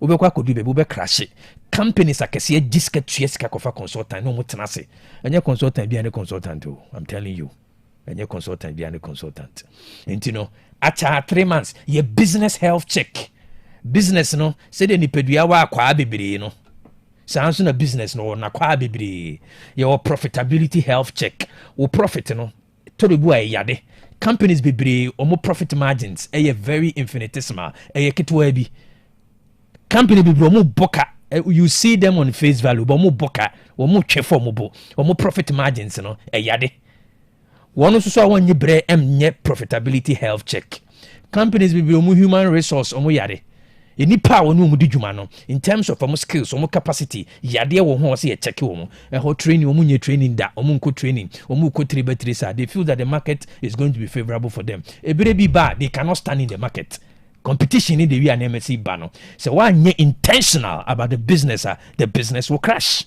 way a fact it human resource health check and sana IT audi juma system adi juma technology adi juma no e wo makoye technology health check na hwe say is there a new technology emerge enye ne nko predict in the next 5-10 years emerging technologies eba na prepare ne fa kuhia no yes our health check no and sana other aspects to share so nti business no e wa kwa bibira top corporate organizations akese ne de womunim and to be a dijuma for 100 years in 50 years corporate banks corporate entities akese no de they understand this do na omutisa ne mi say ya brofo company enye o memu company and people wonder why foreign businesses thrive in Ghana. You don't know the reason why foreign businesses jina omote o market na se chen last week me catch they understand your market more than you wo de ya bubu na okasa makacho say political system here challenging na kwan abefa so a wo be fix na dia sort of business and that is your task uji brena kodi nkomo na ujiji o rationalize issue na Ghana economy ni nye enti ye bre enti day you've got to fix it do your business and excel bibia said ye tibia ne kwan da ho a wo so ye and Ghana market no you've got to understand the market and solve your business problem and you don't have any business to do in business to do business. And any more than as I say, in our running business, no, it is not going to be easy. It's going to be tough. And the send be a business, no, come what may, you'll be able to navigate through the storms of Ghana's economy. You need to grow business. You can't commit billions of Ghana cedis now. You've got to fix it. Whatever be the business problem, you've got to fix it. And when in Koma immediately, your whole rationalizing the academic theory say the din Koma, you might not be my conversation partner. Maybe issue ni say, what is the challenge? Let's understand the challenge and let's fix it. Problem be our solution. But if you start throwing your hands in the air, we will never find a solution. Find a solution bia business terrain no enye conducive nowhere in the world and a business bia no obenyanefo even businesses omo operate US they have problems they have their challenges top organizations that omagino mo nanso bedu sabre no they have their issues they have their challenges but yet omo tenase omo meet challenges they go to the boardroom to make decision o they are no throw unsa na Ghana politics ni nya economy ni kue na wanwan o de design komo no sika na o de business no is going to crash ebe crash if you really mean business then you've got to do business you need to grow business field no because the market field no enye conducive market no move say unhia sika kofia kwahwe obusuan ho market no it doesn't care about your needs the market cares about those who understand it and then come on dane kakra but they are very careful women running businesses environment no enye conducive the business terrain no it's going to be tougher and tougher and then also review system now they are doing it now we'll show how you are going to understand the market now who can be for so overcome the market. And my God say, Jibrene ye business health check. Tell the ultimate question wapon, no question wakoma, or question was sa, or question one hino. Who run a business now on your business health checker? I'm afraid in the next few years you will crumble. Most businesses in the next 10 years, in the next 15 years, their market share is going to shake. Because when you say business, you put autopilot there be you don't run business. If you want to be in the business game, you've got to understand how to run the business. Because at the end of this, you encounter challenges. The question I've solve no. Call business check. Coding komobi. Engage in certain conversation. Na munwene. Na monto tuniema. Mami fonsi na minasi so jibre na oni ajuchin komo Nyansapo business segment. Nyansapo business segment was brought to you by Translight Solar Limited. Africa.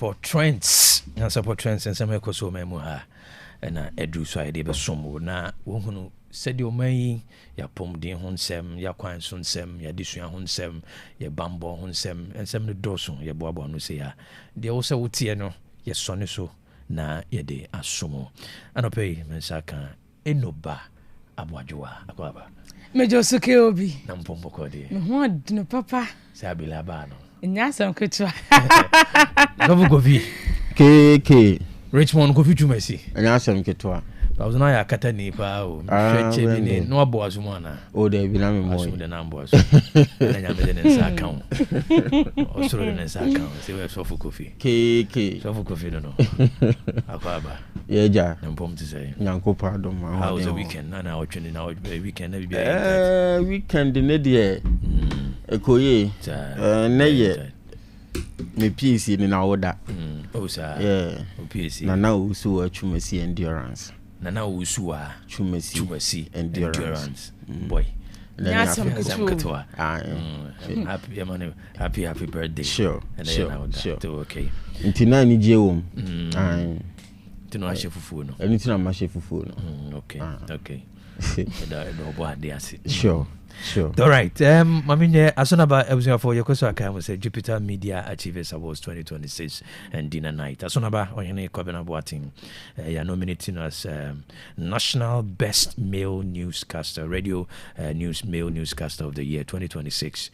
You know na yokoso aka say bredu say ya kire ya do na ya tanechi na otimi kofa kuruwa no ba Nyansapo dwumade so ntino yokoso aka ya dofo and yet for say asonaba the voting no eguso den and this is abre wunya nkyere woni so a obetimi afa phone no dial *447 *714 hash *447 *714 unya bo send the pewu say code no nominee code no say code no kill 36 kill 36 asonaba code no na said da me kan no we obi a phone no nche de nimu na I mean pest stress afana bobo *441 the answer be fast number no 0246 726 866 0246 726 866 Dino ya Derek Opoku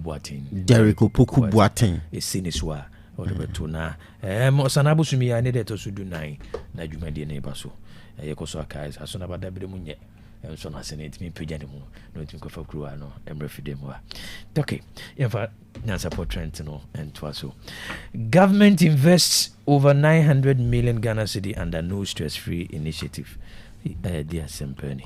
The government has spent over 900 million Ghana cedi under the no stress free policy, according to Harry Nedrus, the Minister of Education. KOB make us say there a year was for no ana a share a year addition ho and Samson when for Haruna Idrusu. Actually say abai eba ye ne hye mu no what they to watch say empempi na mabruno ewie school wie no what waso suapon ni mu a na school fees ne ho akwa atwe de ama wo mo obo ha woni made na so fa me kɔ no ebi ne ho enti aba ne hye mu no what the no fee stress policy asese so na emfie mienu ntam aja aba ne gu so a wo som wo man no wo kyerese Ghana sika twitwi die wo pepepe aha enkro 900 million Ghana cedis ana sabre de aban no atamo a wode ase no fee stress policy ni mu a wo kyerese egusu a eboa enya asem ketwa kra na saasemi wode tudwa ewo eye Kenya se number 2 eno ewo Asutifi North Mensino emu ewo ahafo mantemu wabra na wo Kwaku bie eye University of Mines and Technology ano na wo kyerese sasuapon baba boapa na atete emmabuna owo pepa se wo sua nimdie fa mining engineering and afa technology ehun na we no wo kyerese eye sasuapon a enei penifotumi kukurasi wono nananum atinkonya so ewo Kenya se number 2 ana fei Newmont Ahafo Development Foundation wona to abasako mu a wo tabri Ghana sika no opepe edu miensa na chipo enkron 13.9 million a wode ehemu a ene watumi ekukuru de esiho na ehon kro ne ba ne ade betimi aboa ama aye adwuma nasom oman ne ade sia ewo ahafone ne mantem no sabre de ochesa ban no atabri 50 million Ghana cedis e de asem se wonfa enye bi emwa ama bibiara entumi ekọ enkan. Okay. GS warns of tougher sanctions, possible prosecution for SHS misconduct.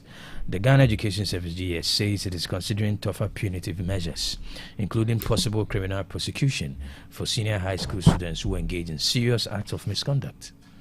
Okay, Odogono senior high school no enya mfinhia de otwensia 86 years aka ho bia masukuu no abodwa data nani enkomoba hodon de ne bebre sukuu ne kanini owura Patrick Mensa de nsema hodo tudwa na wo kire se sukuu ne ba ya che atete animdifo pa na sukuu no hawa hodo ya obobo bi so se omuni science lab omodo mo dine hall na san dine science lab ti nyoma bebre ho no mo ayesi akwan ediama school no na sanse na adwabo ne sunti animdifo pina de omani monyam kota adwuma di na chi emu baako deputy director general Emma Ghana Education Service Professor Small Zizi K eno no Professor Small Zizi eno no so de na monyam kota adwuma di na chi bia o de nsema hodo to dwa no wo kire se eneyi o hwe nyoma hodo a ekoso ne ye tibie ne de ehunu bi won tentan fide ne so adisuafo a wadanta musuku SHS no emu bi ha adwene papa adia panyimi kura ntimi nya no bon se SHS nya kwada no aye bone fo sem bebre ne koso ne bi nso se suku ajapade ne ade ne no na opanyi de nsama hodo to dwa no kire se na wotwa ye ba besim ya mpanifo ye nhyehyeye ya wono mokwa akohia mu obono mantam ne kuro ponso nwane mu na wonu ma hwe akwan ahodo obefa so na saa de na aye do so wo man mu no obetimi atusu sa na no mu na wo kire se asotwe bi wo hono mu a ye de man kwada na wo adantam osuku odi abonefo sem na empanifo ba be yirim ye ma ne nye se obi adiboni bi wo school mu na ya ma school no mara na atwe na so oye na ebro so a o se school na japade a se wo se ye de o ma court ni di wa asem a o ma be yirim maranim wodo be ma court amakoto di wa asem e na abonefo sem bi wo honom so a e wo se ye twe a wo fo wura ma e be twe a wo fo na bam ama so twen se fata nyina mu nyina sa kan bo ama saa ne o ma ye kosoro o adantam school mu no ye se japade na obi ni nua woni ni sua de o de na fa kwan a ensem fata so empanifo che so de nhyehyɛ yahodo ba begu apono so a yemma school ne mmara nko a ntwen mofra na so biewu de wo se ye de ne mamra no om de ne be mamra ama mra no ne di so here's a no stress free initiative no eno ana ada so hwem no okay we dem ba so Juso Assembly members passed vote of no confidence in MCE over alleged financial mismanagement. 29 members of the Juso Municipal Assembly have passed a vote of no confidence in the Municipal Chief Executive Jerin Asante, citing allegations of financial mismanagement, abuse of power, and poor administrative leadership. Okay, young Juso na sabre ya yakasa idi asumdwie aboko ewo Juso. Asumdwe ni wo kura ne titiri ni asambra badwafo no mu wono mo kire se abayana musini owo honom wo mu MCE jumadi ahudu bi a wodi won potam hono wo mo bonyo so na se ne ye nyina enim no ekuo bi edom bi ebetumi atu mo kanini so sa wo fre bi vote of no confidence intini padodo na to ditia wa na chese wo yi wu na asia konwa ano no na no na assembly badwafo nipa duonu nkro ya wono mo edwo so o makoto bi agya to mo kire se assembly badwani anase wom MC Jerin Asante wono mo intimi ne nto adwuma no so biewu ntimpanimfo enyini mfiri honom Ghana mampani John Dramani Mahama ano mode to nanimu se onyi sa mami emfani mfiri honom na kwadu a wode bonu ni akese pa nyasam ketwa de di kan onom chese sika sembia koso a amfane kwan 29,000 Ghana cedis na eno yesika wonom jeje free August bosom da na edin kan ewa fi etwa mu ne mu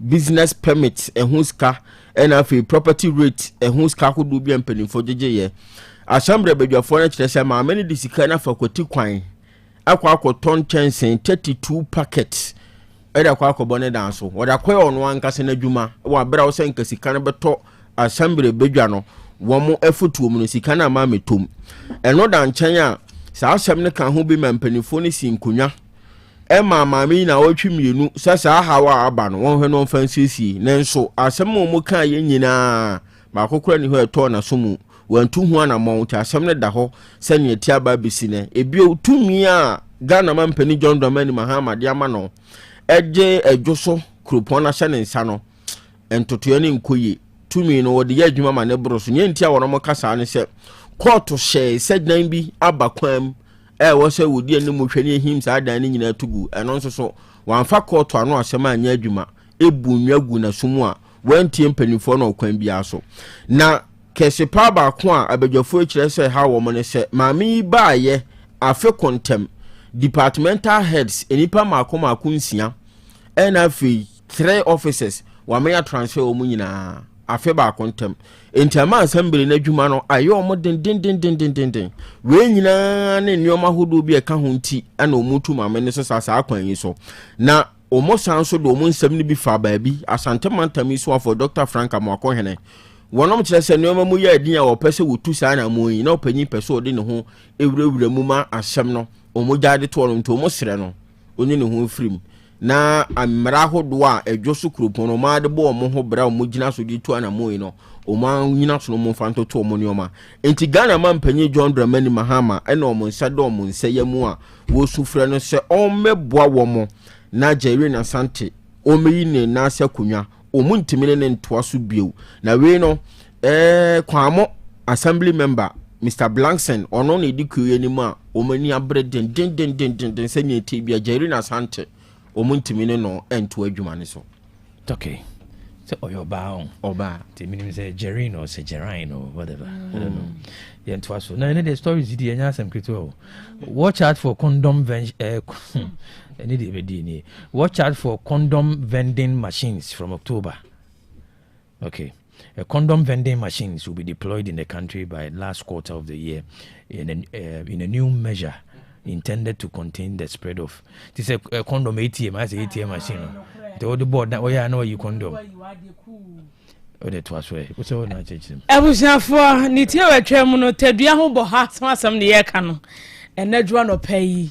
A year penny quanche for what Ghana AIDS Commission, Dr. Kamasel Prosper, and Carbon Workers and Watchers said.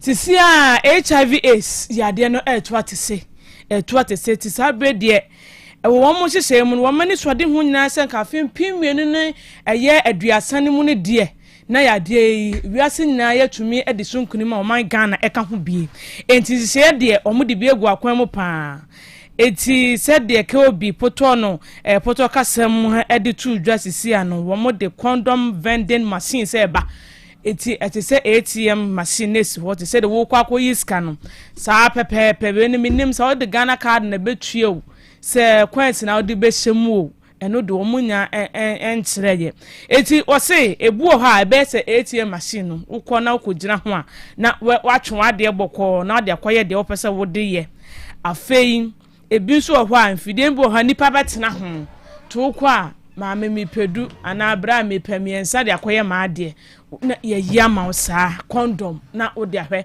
na wode abon ho ban every HIV and afi AIDS yade no ehunu o chese we no enye de di kan ya ebeni dabi wo se kan ne pa na wo ho na no na de tie ne se wo de coins ya de coins na eto etu wo tabri wo coins na 50 pesos pe na de akwa hyem wo di hyem pe na eyi condom yensam ya na edi amount na esa wo de akwa kodi ujuma bi apese wo di se de condom de ye no wana anim de koye na de akoye aha ye misa ho ase na no nipa bi fa akire coins na ne de gugum na wo mo koyi coins no enti ma sa fide ni nyina sai wo system ni mu a unhu bio ena sa be mpanifo atena se hu se da bi se de yade ni tu atese na eja sa be product ampama go so wuntumi nyan no e wo se ye hwe ne ye bibi eno nti om de sa fide na eba na etumi aboa asi ne ka ho ai dabi obeda ajai okay ana betumi ajai so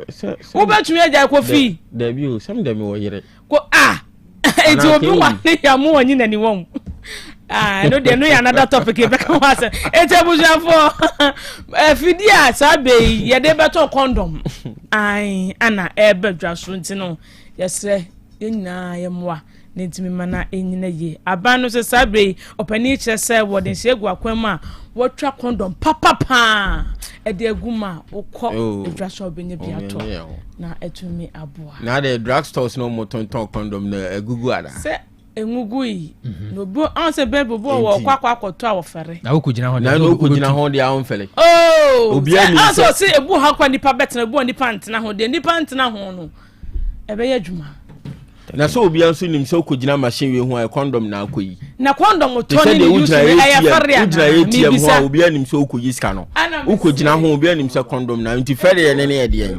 aha obi ani ne de kufi aso bo wo kwakọ jaga sempacho me to condom no ana mpempe fere ewu me de me hu ne se kanom kofa bere o man ne kwa enti se afutuo bi kasachire bi enkomodie bi wo se ekoso a NCC4 so mo na ye nkyerɛkyerɛ ahodo ene sa Ghana Ace Commission for no o man kasa so betuma fa to mo na nkyerɛkyerɛ wo se ekoso no o ma kyerɛkyerɛ na Ghana fo ahu de wo so mo ya wo de bɛbɔ ho banya free ade ne ho mo se be fo o man ne sika e de akwakoto machines e be wi ase mebu hu kontankontabuo ne yentimi mu na sika no akwa bibi ho enya nwanwasa machine no so 1000 ye de bebre 10000 ne 5000 ne ade enti ye encourage se wo be yes ade na drug stores na wo ho no ko kokoto bi na fa ko de okoye na enya machine asem na de ka na ebre o man ne kwa okay na jone mebu ha me ni ada je se maka wasem o de ento so yenko ahoma no so na ye ne honorable Francis Bewu Krapa Assembly member kwatwetwe nkomo honorable hemachi hemakwa ba Otec 102.9 pay. Hello. Yeah, good morning honorable nampom ti say pay. Good morning oye nyame adom ya hoye. Okay, anope yenko adwuso na ehun sensem MC no asem no pa no dikan bonetofo a na ehun de ekoso mo ne MC no entem yo dikan me chia watifo nyina chia adwuso mensi nyina mosuso na MC adwuso MC yemame Darren Asante in fact anyese obita MC binyasa netie nemum iwedi a yidi no assembly ho na baabi ho a itosini pa itosini fise assembly no yentimi ko assembly enko ye meeting ko gisabe sitting allowance na enema bi ebesusu a sese yedi ye adwuma ya fa anya adwuma ya se ne ye ko so financial loss to the assembly no nti yakọ assembly meeting akọgye nyeme bi ato wasan kedi ye adwuma ayapim de no enye adwuma ene na ama assembly members e wo adwuso ene potemu no ya so le edi etia ye ma me Darren Asante enye mani bi ni se tumu se biwo adwuso e fe na su bafo o ko adwuso secondary school ho a obi akwa kofele sa ensu no sa ensu no so no ensu a tourist board ensu a kanepa no omo am de make ombinimu no na enwene ni ade eni kese na emu ani kapa na nipa etimi kokohwe kona bu pa no guma na enwene akase no maba na kese wani agi kama na nipa bebre etimi ba behwe ansu no obi akofele se ensu no ama sambe na kwaji atum se da bi eho de se base na no munsuo we pa de so bi besi dan si nsuo no ho pa se de yi hu na obafili ya ntina o masa de ne nkoso ampa yakwa assembly meeting agi atum se feeling na maye no yenhye nipa no nkonkutu nti se ye hye no na se nhye so aye ne yankutu assembly na nkutu nyemfa ho kama no ohene ya ka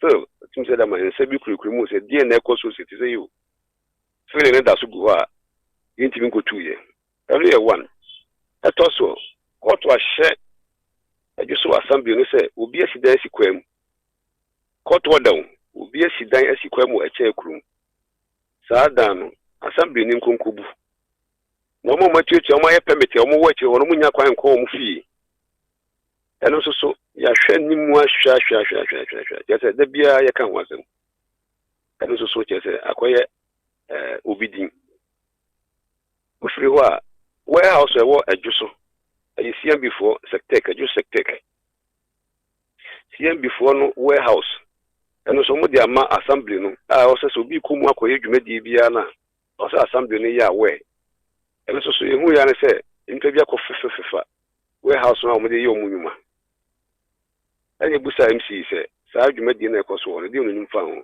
na ɔsɛ onim ho hwee ne sɛ ne yɛnti committee wɔ assembly na yɛmfrɛ saafo nyinaa no mu sɛ ɛhɔ na ɔmo te no ɔmo te hɔ ma assembly no na ɔmo nti hɔ ma ankorankora bi saa committee na yɛtie no ɛno so kyɛ sɛ yɛahwɛ anim a ɛnyɛ dwuma ɛtɔ so railway land a ɛda adwosɛtɛk hɔ a so mi hɔ ɛno so mpanimfo bi akɔtena hɔ ɔmo so tontɔn nnua ne adeɛ ɛno so yɛmfa committee korɔ na mfrɛ wɔ mu na ɔyɛ mu hu sɛ hɔ na ɔmo te no ɔmo te hɔ ma assembly ɛnyɛ individual bi ti na ɔmo wɔ hɔ committee a yɛte ne adi saa adwuma no nyinaa no wɔhene kyerɛ sɛ ayɛ nsɛm pii head of department ɛwɔ adwo so assembly hɔ social fiscal planning kyerɛ sɛ mpanimfoɔ a ɔmo wɔ hɔ engineer no ɔmo wɔ hɔ a ɔmo hwɛ aboa ma adwo so no ɔmo soso no agoragoragoragora yɛ ɔmo nyinaa yɛatransfer wɔ mo kyerɛ sɛ yɛ maame nnwumadie no a yɛpɛ sɛ yɛdi wɔ ma assembly no kɔ so no ɛnokura ni ɛwɔ fam ɛno na akɔfa saa ɔyɛ kyerɛ wei ɛde aba firi sɛ ne yɛpɛ sɛ nkɛ party vote of no confidence against wɔ no MCE yɛ maame gyere na santi nanso so yɛba ase yɛbɛto aba no anaa yɛbɛyɛ meeting no yɛba nso ne atoto aprom a sɛ Nyansapo ani hɔ ɛna ɛma a yɛfrɛ nsɛmtwerɛfoɔ baeɛ a yɛne ɔmo dii saa nkɔmmɔ a ɛndɛ mode ɛfrɛ me very interesting. You know, about no say dem kan enya amaso na wo hwe nneema a maami ye nneema wo se mo de agu akwamu nyina no wo hwe amu se no dwumadie no nso ani na emmoa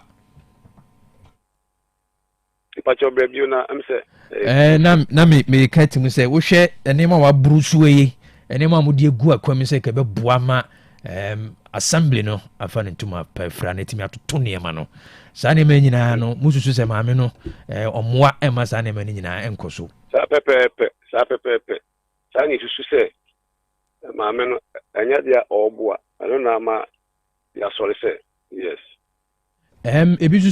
ebi susu se do musu hu asem no ene se e kama se assembly members no dodo na ye MPP for na ebi asem se mo sabotage no saa nsem adodo ka no nokoro bi wom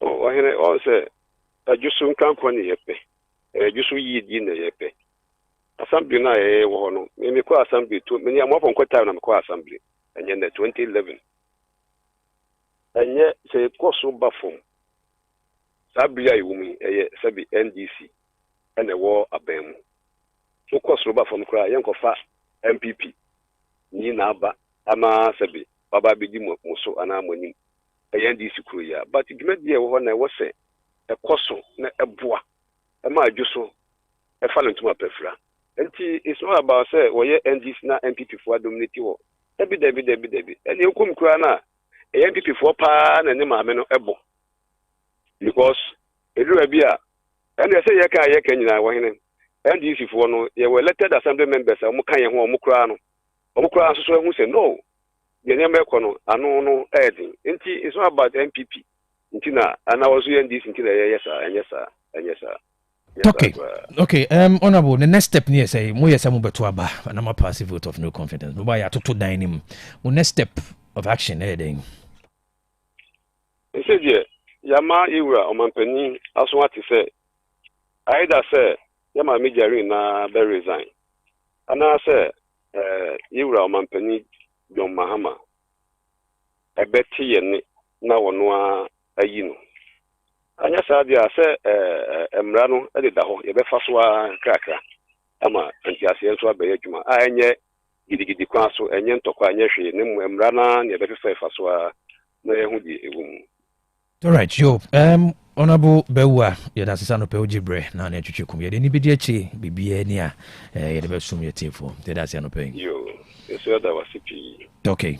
For Honorable Francis Bewa, Krapa Assembly member, no, the two jano. You're feeding swum and some need be me say UTB. Very interesting. Don't go here. Father jailed 20 years for incest involving 17-year-old daughter. The circuit court in Laura has sentenced a 47-year-old man, Kwame T. Zaku, to 20 years imprisonment for incest after he was found guilty of sexually abusing his 17-year-old biological daughter over an extended period. Sebi, but inform anymore.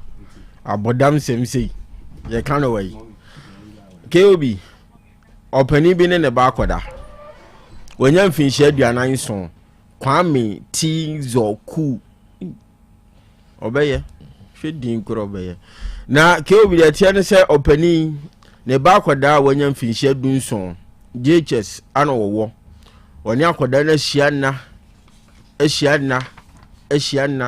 na trese amane bɔne kyerɛ sɛ ɔstate yɛakyɛ akyɛ paa na ɔde akɔda na fa saa kwan ne so na daa nso ɔyɛ ada asɛm ɔka kyɛn sɛ wɔnim no obi ti a ɔbɛgye ne nkwan afiri ne nsa ɛna ɔde saa hu no nso asan ato akɔda ne so nti ɛkɔkɔduru baabi a na sɛ ɔntume biem nti na ɔsɛ ɔbɔ amane bɔne ka ho bi ma mpanimfoɔ nso yɛ aposifoɔ asutire ma ɔbɛkyɛ ɔpanyini no ɛna hwehwɛmu ahodoɔ akɔ so a na ɛno na ɛkɔkɔ pie Laura Circuit Court into temuafo wotina adwamu no se da bi ade a wopanyini na ye ne de enya ni kwanse soso e wo man Ghana mu enti se wone ne baada ono ankasa ne moja eno ye mfinhia aduonu 20 years ana onfanko efiase eno da nchen a se ne wo sanso ebo akwada ne ntrene se wonim na so ne omo aso tene asi na obeje ne nkwa afiri ne nsa no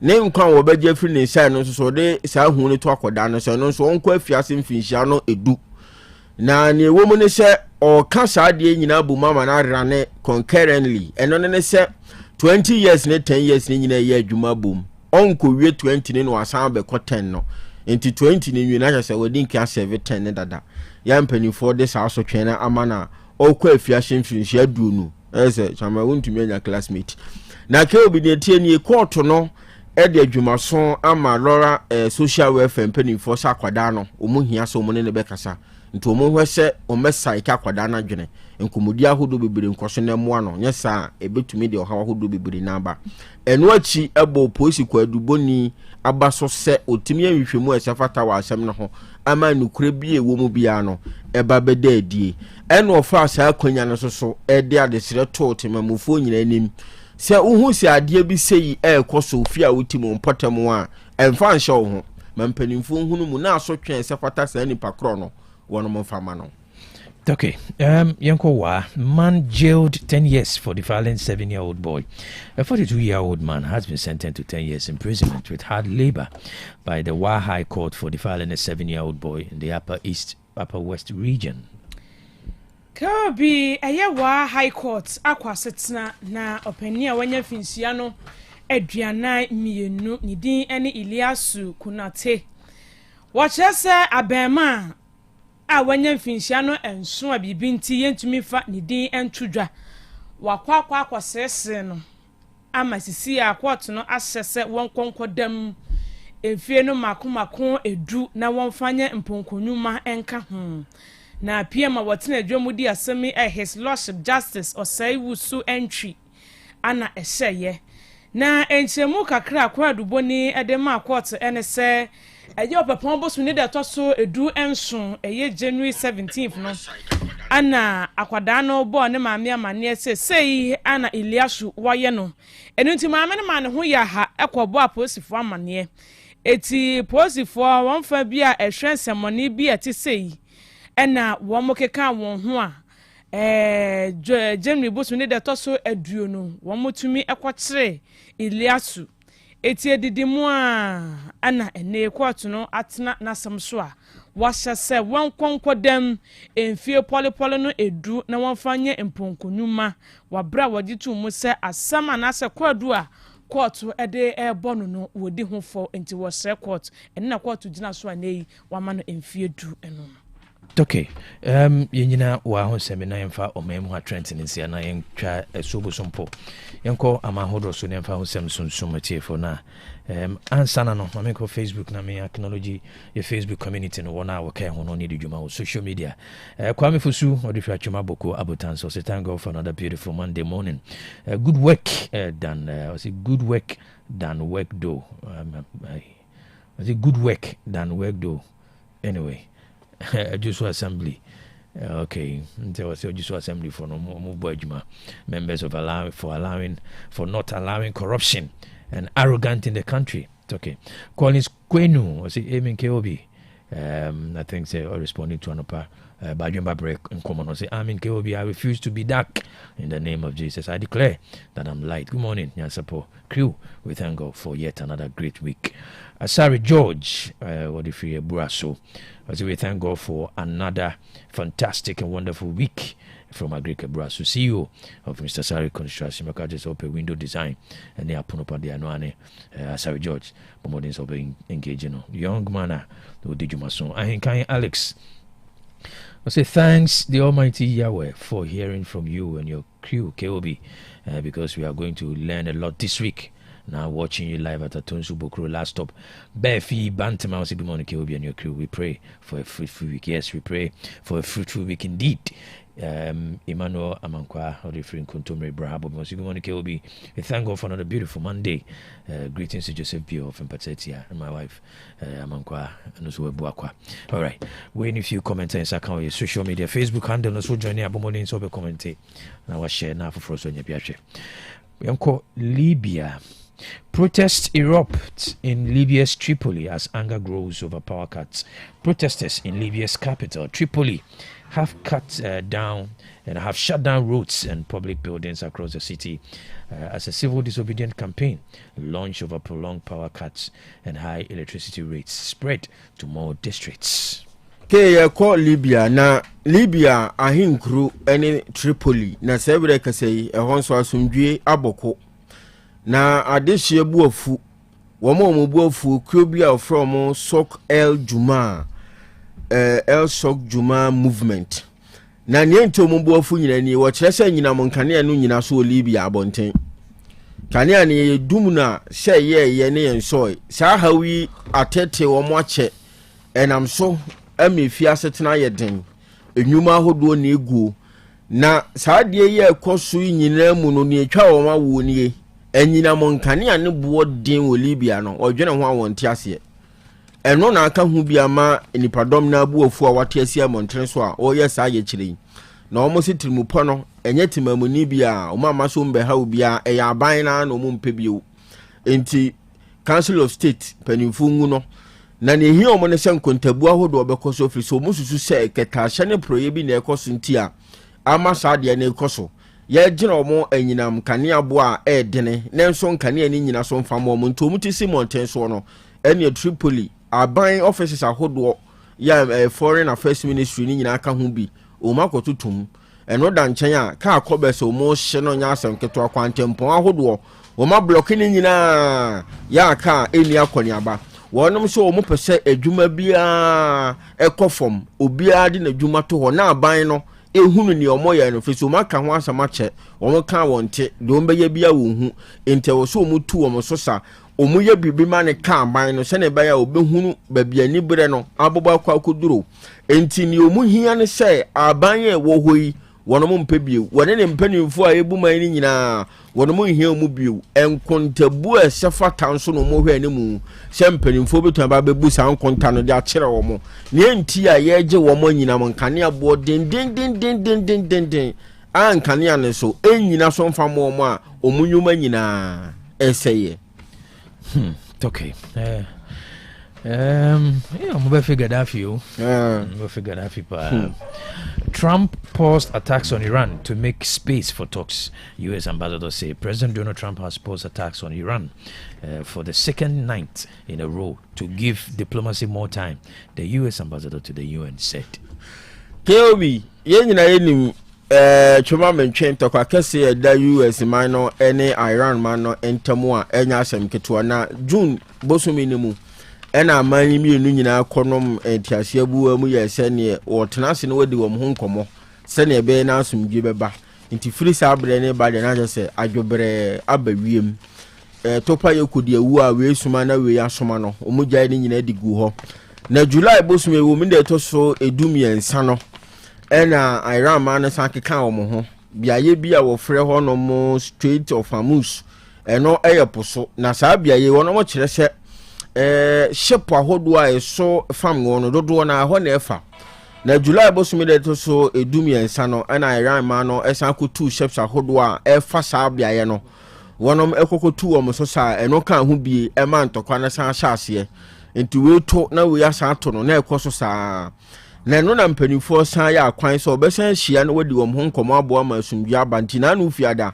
Iran man no ene Oman ekohia mpanifo nkomodi ahodo koso ne enti omufa Oman ne se entokwa no ono nka ho ntomu penitra ayi country bi no mahia adwedwe ama asumdua ba no mahunu kwampa obefa so a ene omanyina bekoso ye aman mienu ntamo na asumdue aba na nkomo igusu a ekoso no ambassador US Mike Watts ono so de nsema hodo aba betudwa no kire se ewomu se na fo mienu om de si ho no se wodi won ho nkomo de nanso nkomo na nko se ne omo pe asumdue na ama enya topa yekodi ewo no omesen frase na wonom ato na nkomo yi eko banyina US mampanyini Kofi Trump onyanka bi na emu ntenten fidie ne so amane bono kire se wakwa posting fo nyina hodo bi a plane ye US de ya ato topa ye no bi bomb ede ko Iran ana wahye samfo ni no da kwa akoto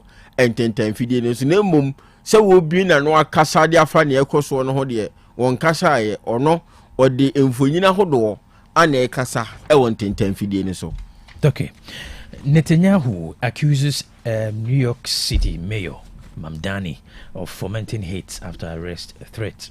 Israeli Prime Minister Benjamin Netanyahu said he planned to attend the UN General Assembly in New York City this autumn, despite the city's mayor Zoran Mamdani making threats to arrest him.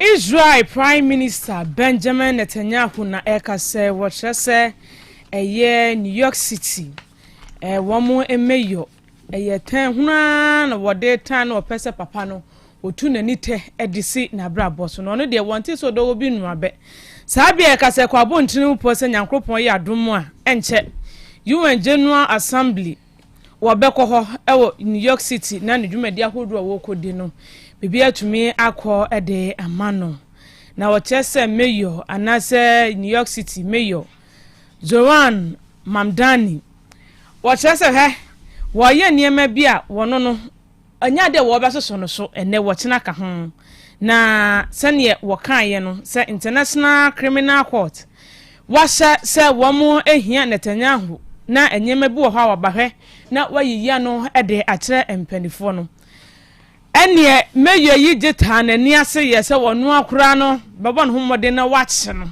ne wode na abran panifo a ebeto odwa no ene nipa bi yam sese no ema Netanyahu no wajese be da bi o wonu bibia emoni hu obi be se no baga waya won suro hwe zo wanti mi emfa na ni tensi ne so ntata no to no de wo mo hu da biara da etu no UN General Assembly enche wo bekọ ho New York City na de opese wo ye no wo ye na so che bia na wo twentemu ani Zoran Mamdani wababo ntia beka se ai wo hwehwe Netanyahu ene ho ensam no woni tumi emra bia nta na che wono betumi ache no ede akọ so na aka ayo na wa se atwa ho de a wose nyema bi kwaso wo sempanifo hwe no waka ho asem wose ya wade ya jiu ni na fe Asian ni ba ko nipa bi atwese kan wo mo asabi kwa no aposifo abo wo homoden ache sa krachi na sabi odi sa anyamra asem no asabe aseni ni hwehwemu mapa ekoso na so ba ye New York City emeyo wakana no atum wanka ho asem safin wo ba betu ho anamo de wo binim to no de wontumi fo na ni tensi ni so emetetin de berada wo beko ho de besi biara ensi. Okay, yenjina nsem so ne mfanya support trends ntia ne yehwe no fee stress initiative no yehwe ho asem abanya spending 900 million Ghana cedi minim awofo etie minim says stress no free hodia omure mu no stress na free ho yenche ya dwon because as part of policy initiative analysis no ye de neme bi gu akomo a o say bu nkompo ade no de mfaso bi aba enti wono manya bi no hanase wono so anya bi no obetimi a kire wadwene ye kire wadwene obanya bi onya bi no twa no stress na free ho anase say ye hwe e pese policy analysis 0505225578 0505225578 900 million Ghana cedi no fee stress initiative and you know abe stress na free ho ye je wadwen chere 0505225578 0505225578 modern so obe chere wadwen kama edu ayebo na afoforo so ati wadwen chere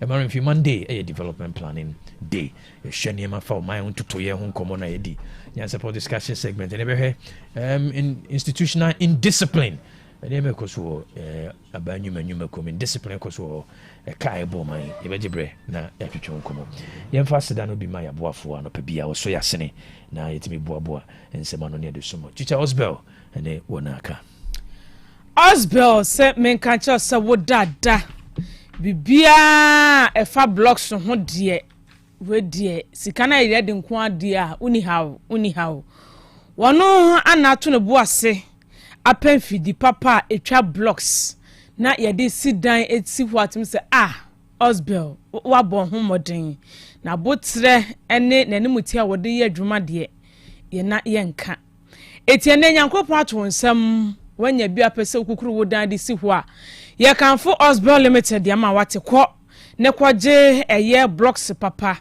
blocks ayato eboase ede quarry dust na fe abosam papa etwa wudi sidan a edan no nyemu ahodene na esi hodama enchirima eba ebeto ma mope clear pavers ahodo de concrete aye de clear ni nyina bi so ewo Osbel womo akachi aye kanfo de ama se kone kope bi ebo ne so da form why etunya bi de sidan na wankasa bedi adanse se ampa enyema ehye o kuma se ane eye kase bridge wona wudru hwa yene nanano mozami fo asoda no ana edi enmuhwe tibomodian frɛ Osbel limited was 0244 377 612 ana 0244 043 805 na Osbel sade eye san ahodo papa abadwa so Osbel motors no eye Honda na se Toyota cars bi na wo penko ade aye kanfo Osbel motors na adiama wo ankrankran ni nyumeku ahodo nyame wadun wonya kakra boata so pese wutwa 7 na ko Osbel motors ho wobeboa ama wo ka papa Honda cars bi ti Civic, Accord, CRV, Integra, HRV, Braze ni nyina da papa tie rubber wanya wi abuni bia debi tie rubber nkansuo wo bia tim se yiw ka nie when wo kodem Toyota cars bin so to Venza latest model any hybrid model BZ4 electric charger me so be charger free hakoho na wo dem ngwa wo charger che ebo adwuma nso front lander world lander highlander lander for nyina Osbel motors agibi egu na kachia ebo no watete so pa Tundra latest model papa be gina ho atum say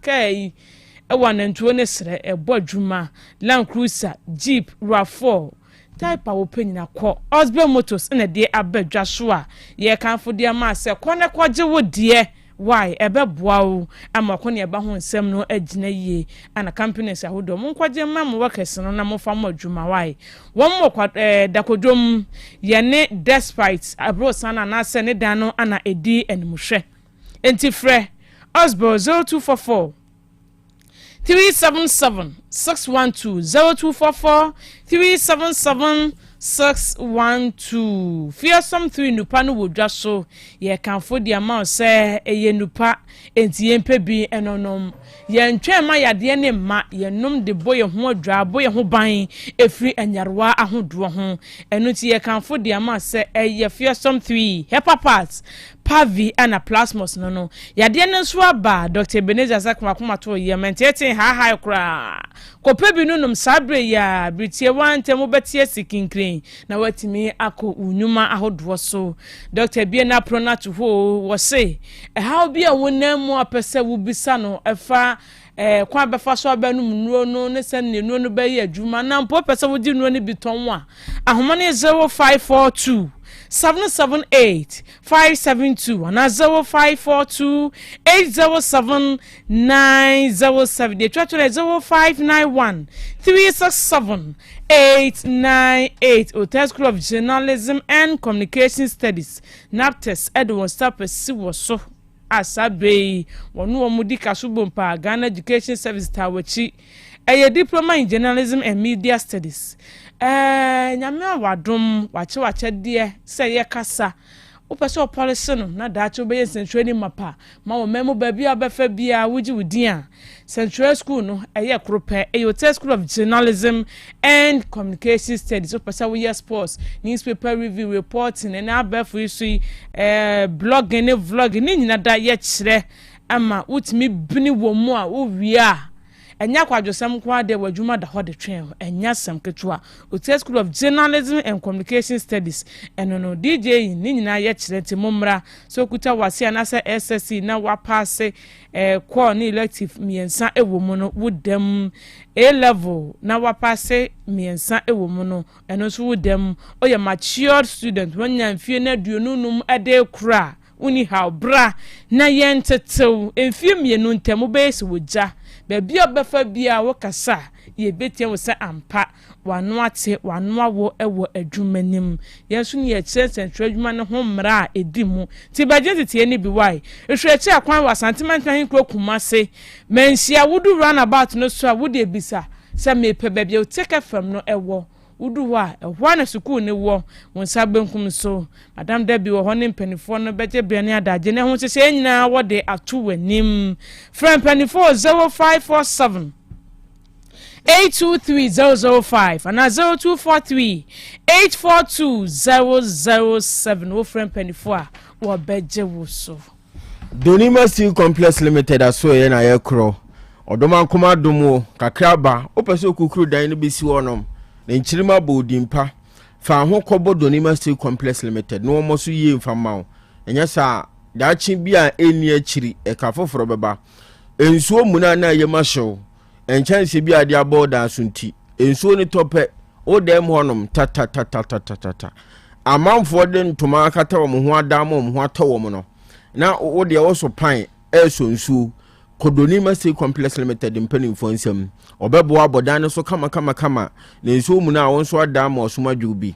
wo mo the tropical long span roofing sheets ahodo aba aso honom a unya bia ebebo papa eyefi mo na wusi eyefi dada ana asem aba nchanse ne ho a kwaje wo mo strips ni bi IBR no step tile no ne aka so ne enka so ne ope wonsa beka ne meyi free sa ha no mu tropical alozen can galvanize standard size sheet Donima dibiaba ne aka so ne enka so ne ne papa we bo ne da form intine na bi esin konwa e ka no ho asem na de kire wo no eni akromfo ne ha adwene o da fia wuni asundwie enya ne se wonya kakra bi na de aton ho obetankura sama ade ache firi se dan a wodamu no epono na nya papa kromfo ba ya acha ni tete na aduasa na wabu no wawuram so hu simesini no aduasa na wabu awuram wodi roller shutter gate system aba automatic garage doors ahodo enti we no kromfo a me se nani eden obagi no ho nchima ba begi na chire no ode ne pan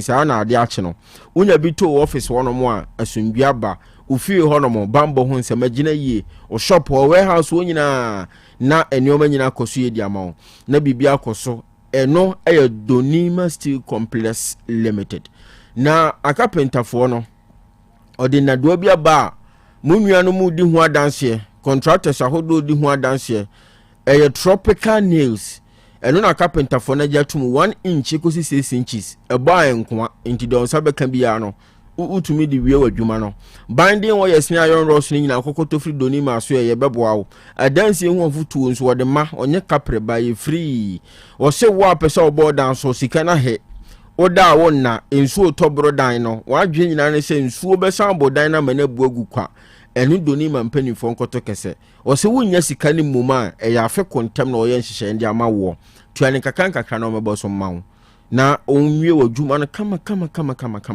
one of the boss people product naba enti oboko washroom obesiesi ho ahonidie ho nsembe koyi a omode no ye extra soft kama wobetumi kwa dada ne handkerchief na fa kodi uhuni ne ohunidie ho hyehye nyina so entoto yi mfama Doni Mastery Complex Limited aso ye kese no asafo YF Junction ho wone Ghana Revenue Authority no ene benye wono wo tamelene ne nkwado ye nyina ekọ Canville eno eben King David Junction Accra Kantamanto GBC Bank ne nchepe ana obuto odu tachiman ya wenchi kwantempon ne so kentene na ya domboache ne fie ho no mo a ena asoe ne wo ene mpanimfo nkasa wa homa yi so 0244 126625 and 0540 101555 eno aye Doni Mastery Complex Limited wonom ahoma wodidi djuma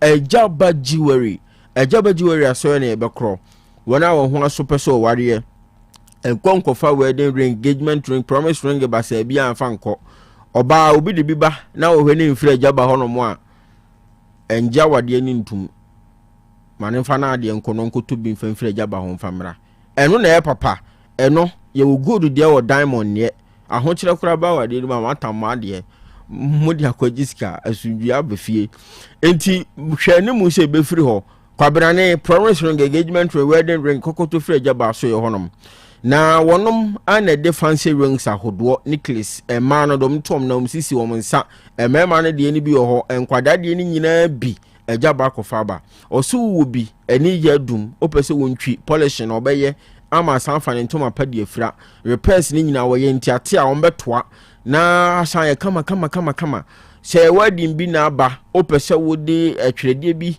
egugugugu so a ni nyina wo twere ema ne kama pa ejaba ho no nkwa na obenya sa ne o ma ye bobo su nyina obebo mo hu siesie awie mu die benya nkaponku made mpempena de no nyina kawa no da gugu nsanu apiapie ne memem ejaba house ewo Prempeh the 2nd Street wo adum udu mansha traffic light ejaba family house no nso ewo ho enioma hodo ya bosu nyina obowura mu a wono betumi asomo ewo saa kwan ne so jahoma ne mpanifo nkasa tetiebuo no ansa no atu anamom 03220 26708 03220 26708 and 0277 104488 Amansia Community Bank PLC sika korabia kese ewo omanyimu obeboa tutu sika semama account ahodo ni nyina no ombebie savings account susu account current account fixed deposit account Amansia Community Bank PLC yede omho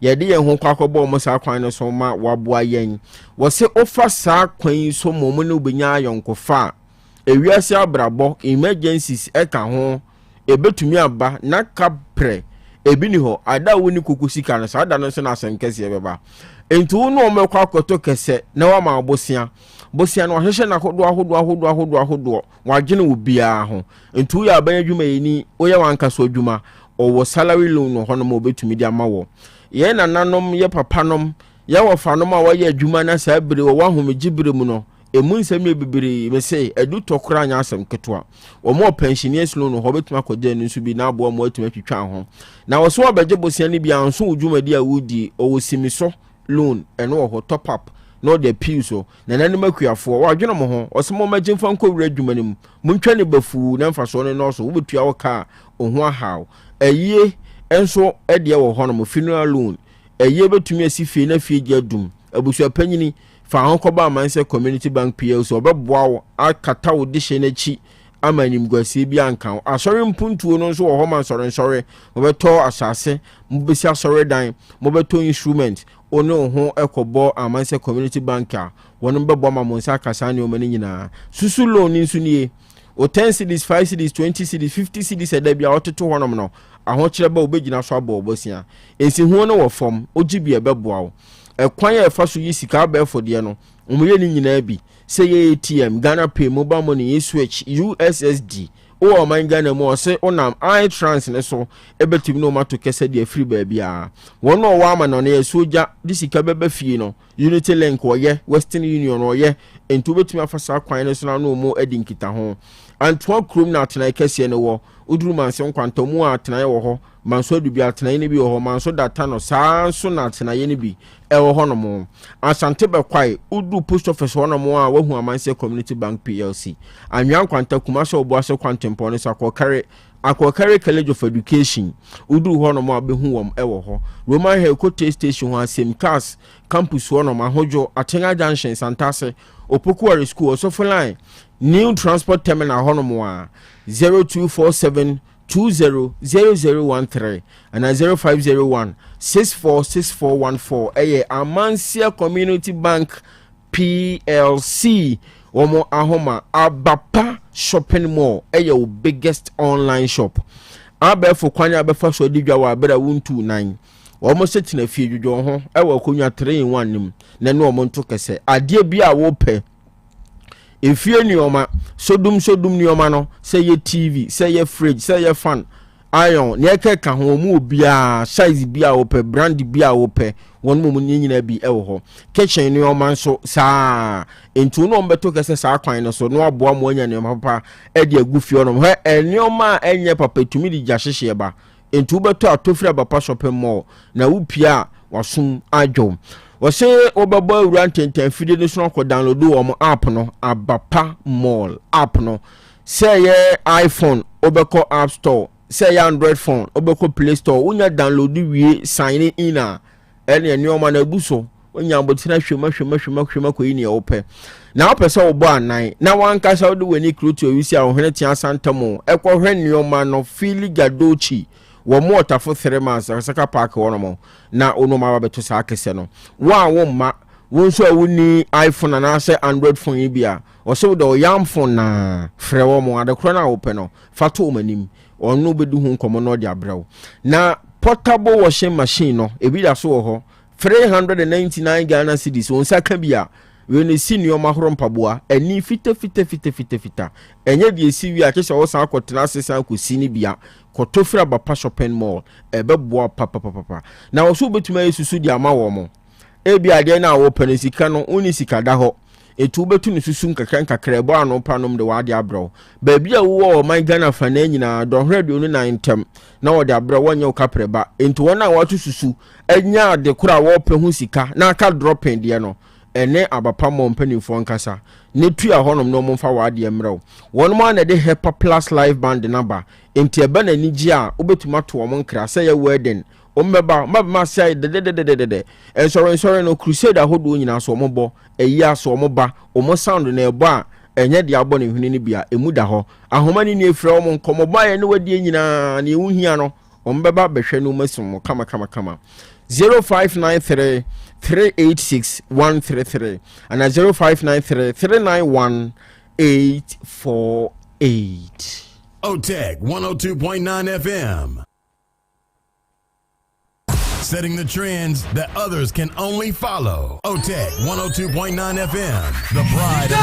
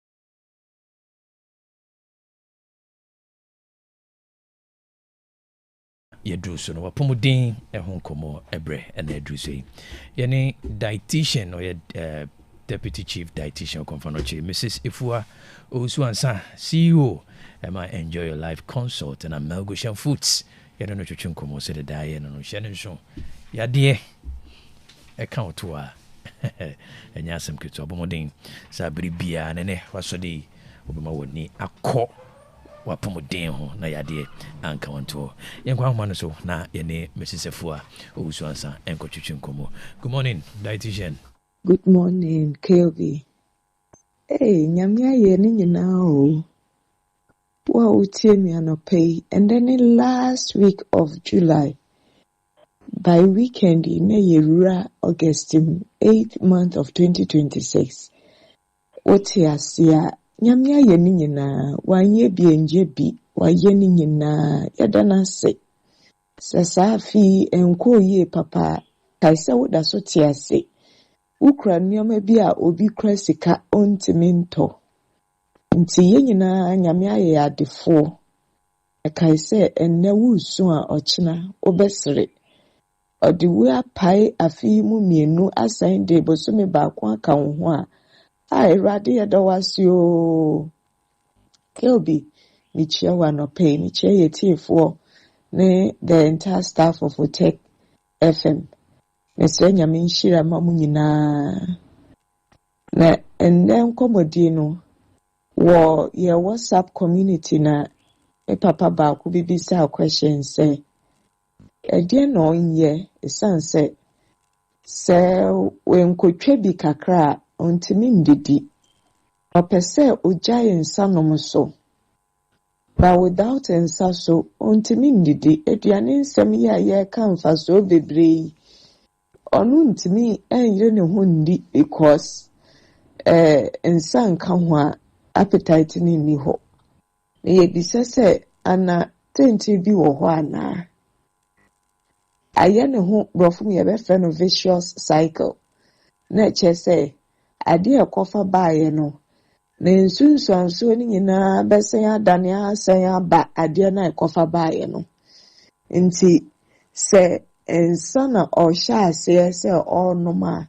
na ensa cause symptoms bi a ebema we depend on ensa e dia manage symptoms no pacho ejidi se membibi we ni so se osha ensa osha ase no mansa na ensa no ede complications ede symptoms bi ma no na symptoms na ede ma no so ohia ensa na ama symptoms na hondi ana senia ohunu fa woni ni pedue no abrase ntina you end up going round yes say ede na ensa ana ni pedue ni ye hie bia na alcohol recommendation de yen sheda nka yamfa ensankasa nka yanwa hydrate.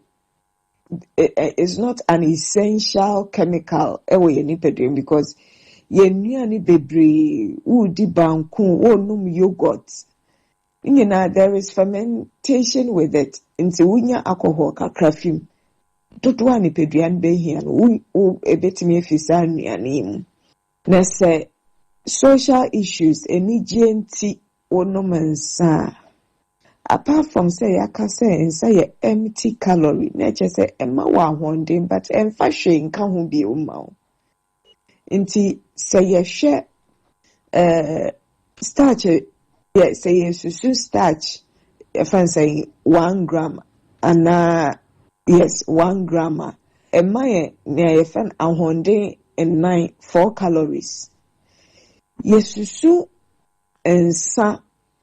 In fact, my starch then yesusu 1 gram. Me you fancy teaspoon back po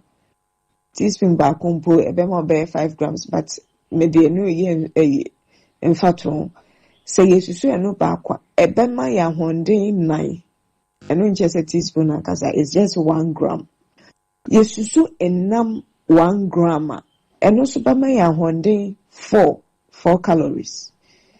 Ususu ensa 1 unit esan se no ye nsuo nti e ka se 1 unit emma like 1 meal, sorry. Emaye ahonde in song 7. Yesusu angwa 1 gram ebema ya ahonde nkron ana 9.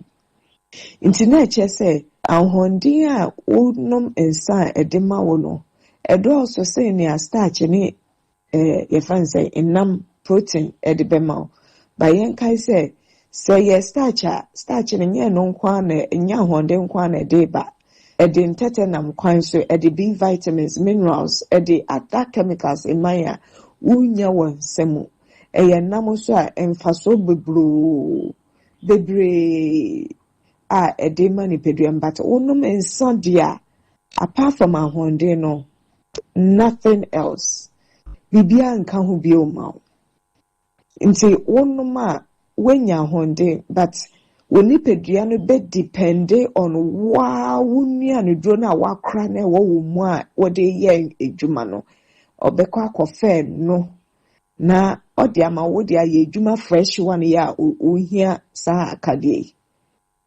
nti eno ma obibia na ensen so afa bebi wo mu ansa ni pedua no de aka ho de ana ni pedua na ye ho edwuma ba ya papa ye na edie nneɛma mienu na ye hwe sɛ wonom alcohol a wonom nsa ne ɛbɛyɛ ne sɛ one ɛyɛ addictive ɛka wo so nti wonom a adeɛ ɛma wo ne sɛ would depend anade biara woanom a na wo tete no ɛma wo anxiety ɛma wo haha Emma oye so anxious, anxiety wo haha.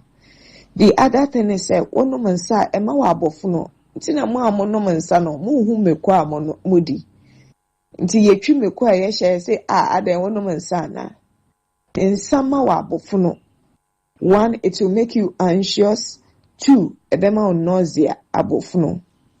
Na sa nyoma mienu ya ama we. When you drink more, that anxiety and nausea and eba form. It is a vicious cycle na mekan no.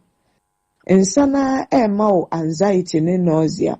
One ma na temporal benefit and say ebe dale chese ebe bre sa anxiety ne abofuno no ebe bre na say improve ya. Then the other effect are insa edema. Eno ye stomach disturbance. We yem ediane ya ema yaw. What's a yaw? We obia wono mensa. What's a yaw? Ewo uyefumu. The other thing nausea ya mekan. These are all. But unya no mensa ya yefun yaw ni we ni na and also temporal ebrenase. So one is anxiety and nausea because of alcohol dependence. Then stomach problem. And also alcohol na cause. When no alcohol so and also bed dale those symptoms ebrenase. Nti ebema woti yawo we yefumu. Ebema wo feeling nausea say obefe ana oboso befuno. Ba unya no nsa na eno abrase. The last one eno me de beka won say suppress your appetite. Nti to say ye normal nipedua no se ne opese nka nyame aye say ye didi fa wo hunger hormones na de no. Wonu mensa suppress appetite no. Nti the thing is won konum bia untimi ndidi. Nti nyoma mensa because you are depending on it is giving you anxiety and nausea. Answer the stomach problems of stomach pain. Answer the last one being that say one no mensa and now one no mensa suppress your appetite into a be here so uba no mensa when your appetite into normal appetite hormone a nipadua no release ama commando won't depend on bibia no wo nsa no abrɛ na se nti one no nsa na wontimi ndidi. So what is the way forward? Nya wo bɛyɛ ɛyɛ den ba wotimi mie woni na nyame a ɔyɛ wo boafo no wo depending on him a wo betimi ayɛ. So wo hear expert advice so a wotimi so wo your WhatsApp community a metimi aboa wo ye papa yi a ɔka sai me kyerɛ no kwan to expert a ɔmbetimi aboa na wa withdraw from it because nye obia na ɔno sorry a te sɛ me papa ɔno sorry da kropɛ na ogya nsadom nye obia na ɔwɔ saa akoma no ne ahonde obetimi agya.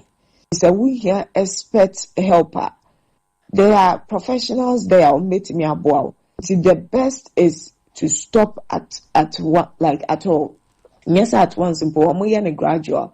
But whatever it is, so wo pesa wo de wo ho na wo mani peduane ye adwuma se na nyame ahyehye so onye no dia. The best remedy is say ubegya se wo nom. Na no ya wo ne nausea ne sa nneema na nsa de ma wo nyina no esu etwa etutwa ubede wo ho na wa ye wo nneema se na nyame esese ni peduane se ye. Nti ensanum whether red wine, yellow wine, ninyina because in faso ewa red wine when nti yesi yenu me yema yakoma no. The amount of red wine esasa wo no you won't get any significant level of that nutrient. Resveratrol.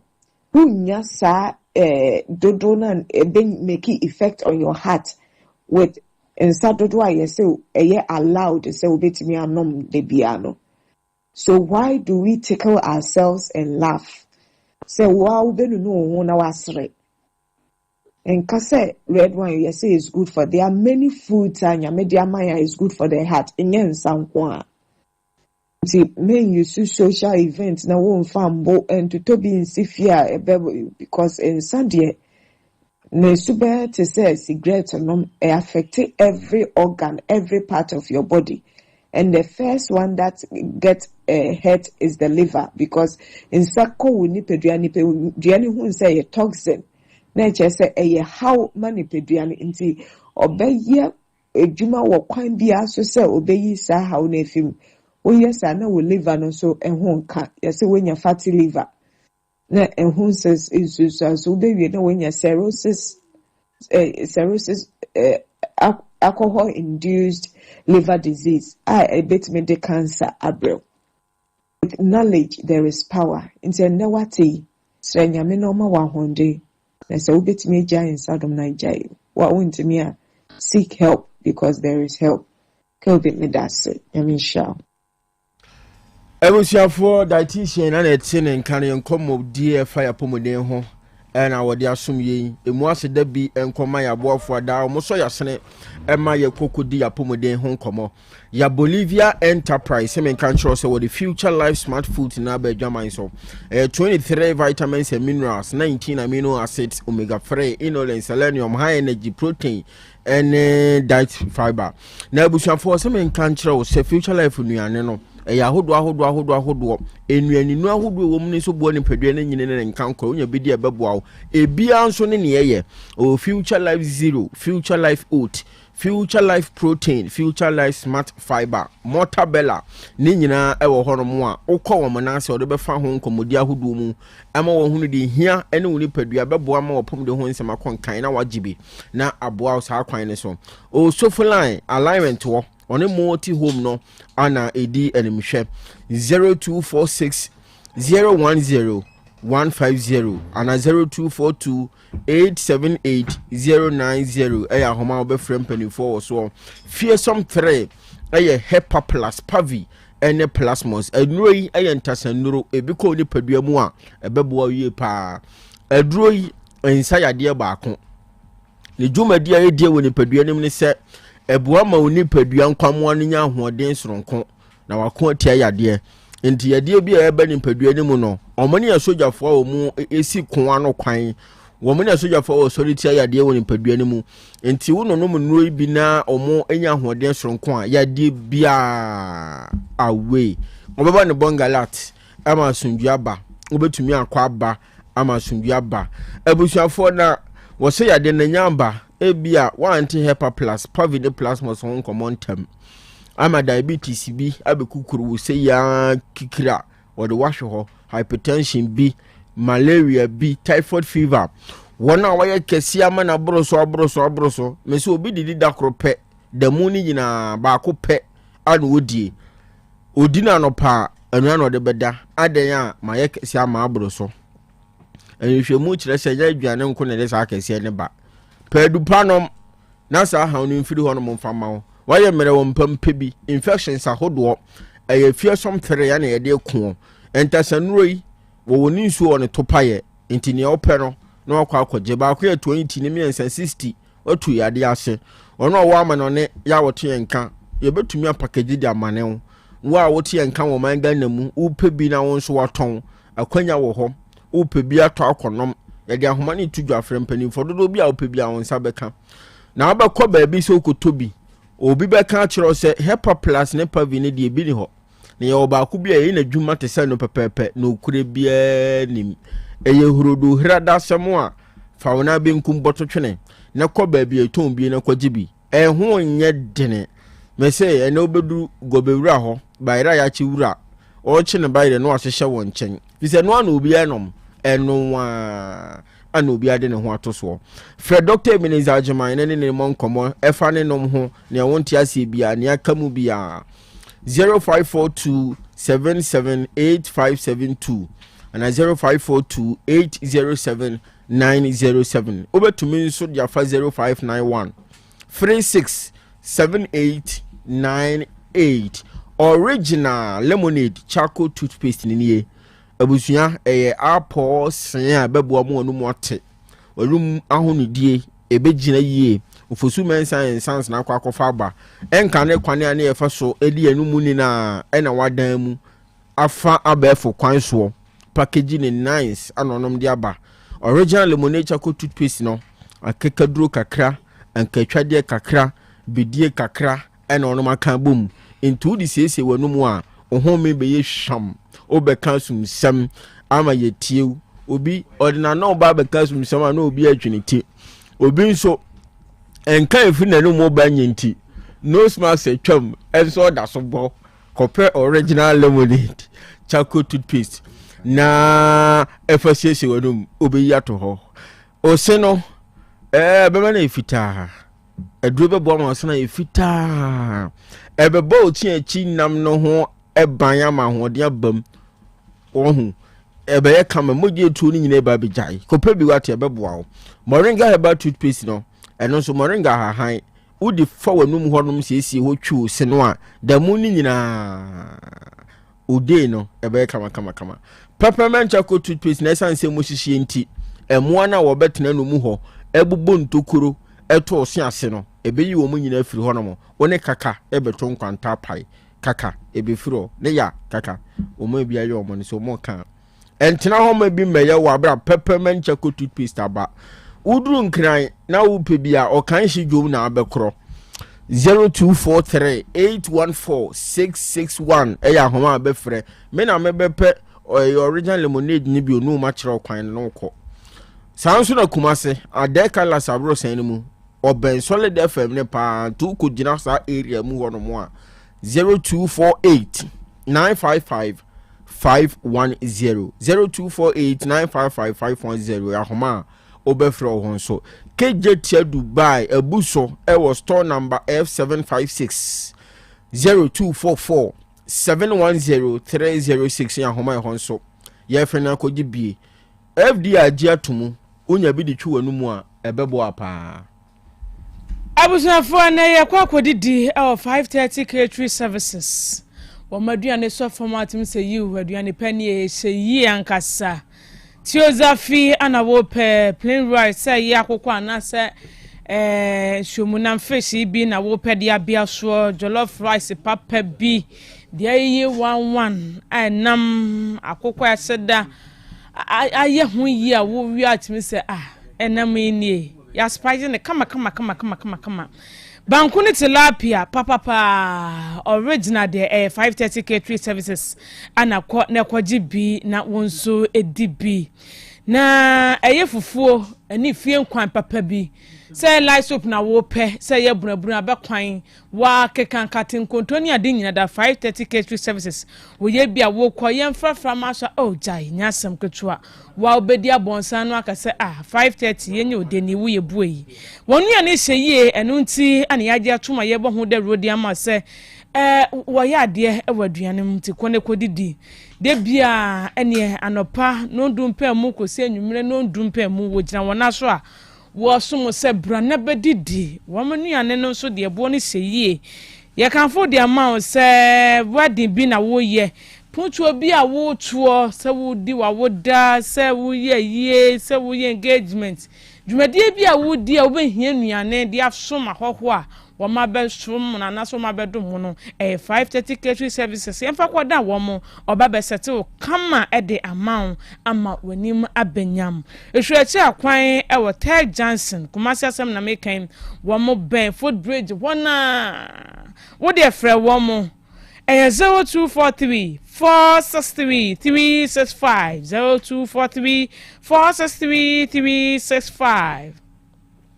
Clear Park natural mineral water eno ne ensu ene FDA ede won stop beti so eye ensu ne dɔso na wodwa so akini bie ne ho na so de eye papa ensu aseda de afamfidie ma so ne so krojin a wonim ko nipadua ne mu a emfa so bɔne bia mne wo eye Clear Park natural mineral water uba fidie mu anu abi ana ye bobɔ eno tie kanfo de ma se gibi wate sasa de nyarwa na to atese no emfa nsuo bia ko nipadua ne da bi eye Clear Park natural mineral water ani agya tumtim so pe bi wai ye oja agadi se dispensers ahodo offices ahodo nyina bi ewo ho bottle na wo pe sase wan so na wo pa ne nyina ye de aba edwa so say ye wedding ye bi birthday party bi shemu ahodo ni nyina Clear Park natural mineral water na ye kanfo de ma se fa serve wase na wabo say yes enye agro ana ye die no schools ahodo banks ahodo companies ahodo mompa Clear Park natural mineral water echi kwan na momfa emma madwuma yefo na fe nkwada wo mosuade no ebebu apa woni asabe waji bia wo ton Little Angels Ventures owodun kwawo woni Bamboo Sports no ana edie hwe kin Eben Ventures ewo manso data no Wooden Dudro Mafre Samash Royal Company Limited one of this sense pay abedwa so ewo 0244 041 913 and 0558 001 765 Hajia Mama asase so garden of Edino no wokwa enuaba hodo abuo nipadua ne nyina bi Hajia Mama akache anaye kwakwa kwogye no okwa se ne wasese nuaba no tin se mama edwen yapomude ho to si didi yie na enyini eche carrots we enye de fet egusu ni bia da bi pe so ko Hajia Mama ho sabia meka se obenya pe papa a ehye yie ebo no so da from cauliflower cherries asparagus ginger grapes lemon squash ni nyina bi ni nuaba hodo bebebe na tie kanfo de amount se emfafufo nkwanta yefunim penuaba no so ka ho na nuaba papa yaje atomu a wudi ebebo ni pedua siesie ni pedua no wonyem ohode no yie no Hajia Mama akache ana yekọ na yakọ akọje no woye delivery services nso enti emfa ne baby a wowo ofre Hajia Mama se wo de wa fa kanten ne hyehyɛ maximum obesese ne kama na wode abro tuhwe na che kwan ewo ahodro runabout wona udu wa sese ne kakraka bebrebe dodo bi a wo pen won sabeka Hajia Mama frɛ no anopai ewo 0244 774 115 and 0243 787 505 adwuma bi apayo ane Kofi Job Construction wose wo pe adwumayefo tipper truck drivers, grader operators, bulldozer operators, concrete mixing machine operators, and roller operators.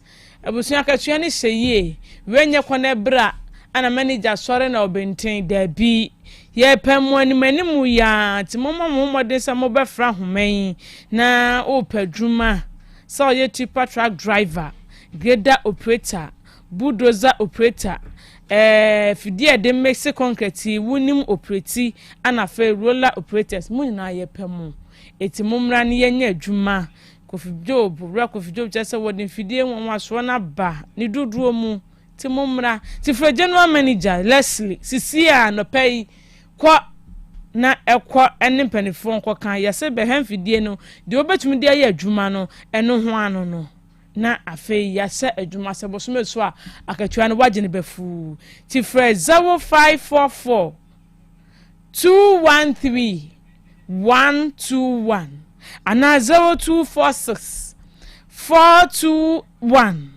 843 the chat on 0534 796 506 Fresisia na yema adwuma enye abusafo ne yentoa so na enkrato we efri senate empanimfo ho no mo aneba sɛdeɛ wɔn hyehyɛ yɛteɛ no wɔn a wɔka wɔn ho wɔn a wɔwɔ ahomegyebere mu senate tuo mo kabra no no ɛna wɔne wɔnom edi nkomo yi sɛdeɛ wɔn hyehyɛ yɛteɛ no wɔs obia wotumi krata yɛ agye ne tumu sampa oka wɔn ho na bosome so a ɛwɔ sɛ wotua wɔn ka na sɛ tumi krata na ɔde hyehyɛ aba sɛ bra no wɔ sɛ obia yɛ renewal na ɛkyerɛ sampa udi mu si etua oka wote ase enye obi na efa kwati kwan bi no ababagye sika na kwa kodie enti won hyehyɛ no bosome a yewu wo mu no bosome ne so a na ne wakwa akoye ori ni wa se ne ebe na wakatua no ebeba enti wa wote yen ka wonye ye dwumade fira so fori so bosome ni mu afiya mu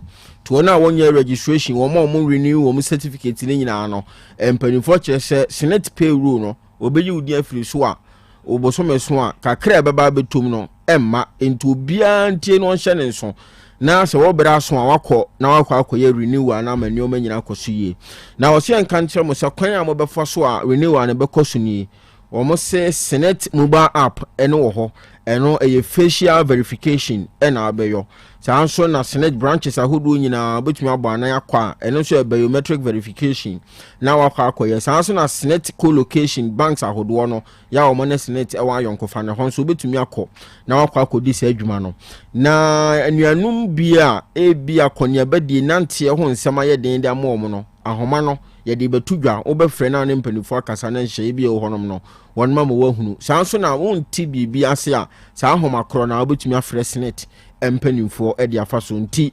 renewal no omose hwe na kokoyo anya sa usika no emma ahoma nini 0302 611 622 0302 611 622 Lightweight Company Limited one na dissolve toilet facility naba enye tetedie man hu semni bia biodigester biogas covert ene ahodo aka kanubi da bi wo mo de no eye dissolve system into pressure system no anodo ba be chef for the kuma bi ye hia cement ye nkotwa blocks ye nto iron rods ye kese kank tinkitin bi ade ba ni nyina wo yi na agi free hono mo na eni gisem ewo mu ni se wo ye bi ma wa eya afebo ebere bi nso e ma wo metwe ye ntwe nti kankan bi ade beba mpotam hono mo no eyi de free hono mo o hawa hodo mo benya wo free hono mo wa bra wo abefo anase enkane de no ebi wo free hono mo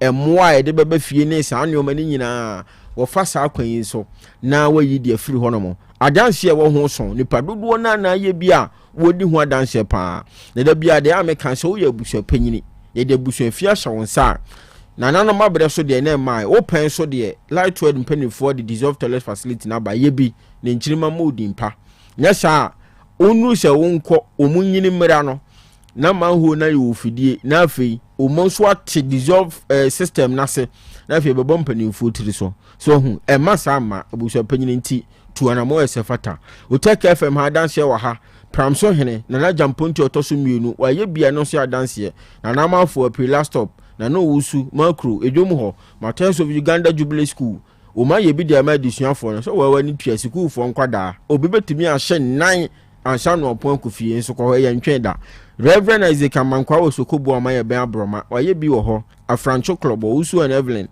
Samtak Farms, St. Gregory the Great Major Seminary, Omayebi, Nisak, Christ the Teacher College of Education, Oramonso Yebi Oho, Prempa Assembly Hall, Biaye Wedie, a dance no Mukas a pa, or the Redoma War, programs I hold you a course Yanchenda. As a that house, and now Ubunhunu Lightwood Company Limited, one at Kesban FM no, and a dear name show.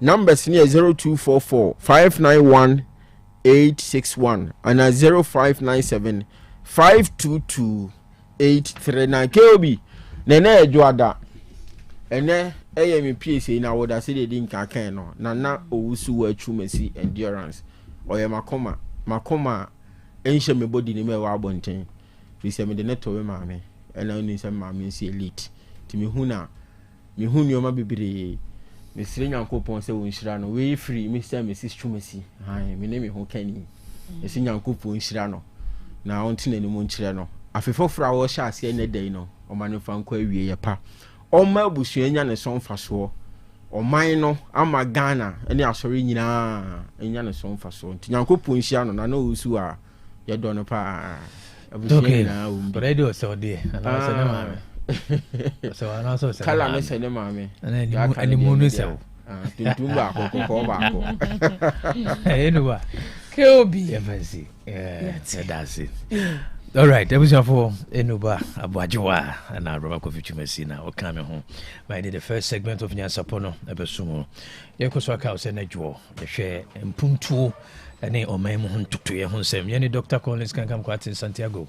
Dr. Stephen Techi ene yebesun kunye in discipline in institutions, you know.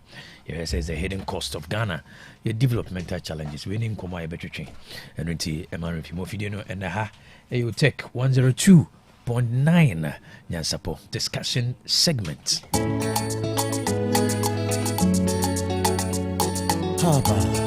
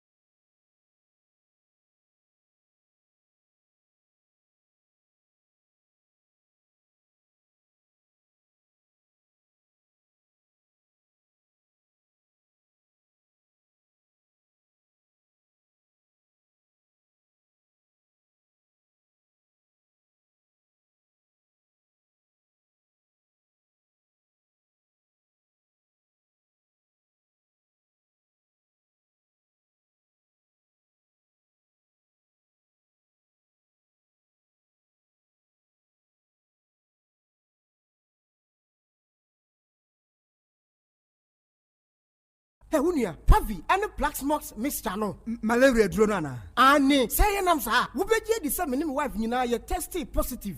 Ya no be no.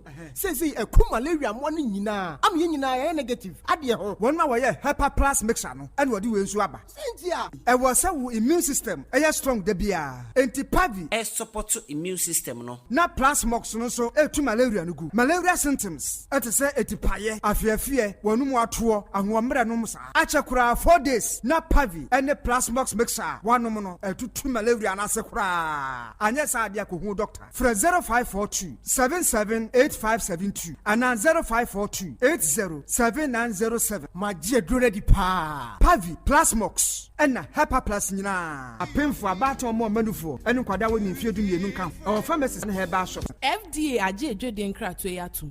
Ah, Mammy Money Juma. Udaya ye fe. Mira me da se. Na somewhere no nako. I know the anina home, mammy. I had Danya. Ya boss of Fefe Nina. Aya Donima C complex. I want to say. A toda. Enuya ya de boya dance one. A tahunu. Anasempo. Emuta kwakwa. Ebasa. Na dani yunu. Enti the DSL alloying steel trusses. And Nadia ye do go dance swaba. E dem bia utumi di goso. Elfo. And enyu natin. And this how the DSL alloying steel trusses. E go dance wia. Now the Donima NMK premium roofing sheets. And chancing a boswaka hon. Oh, natures a jumanes. Na NMK premium roofing sheets and chancing a Donima diabe. Yo mahudo. Yo NMK long span. Alloying. And the governance. IBR. And NMK nails. Emupia so unisika. Donima emotrian kakra. Wenum ye latest producer Donima diaba abeka dadane.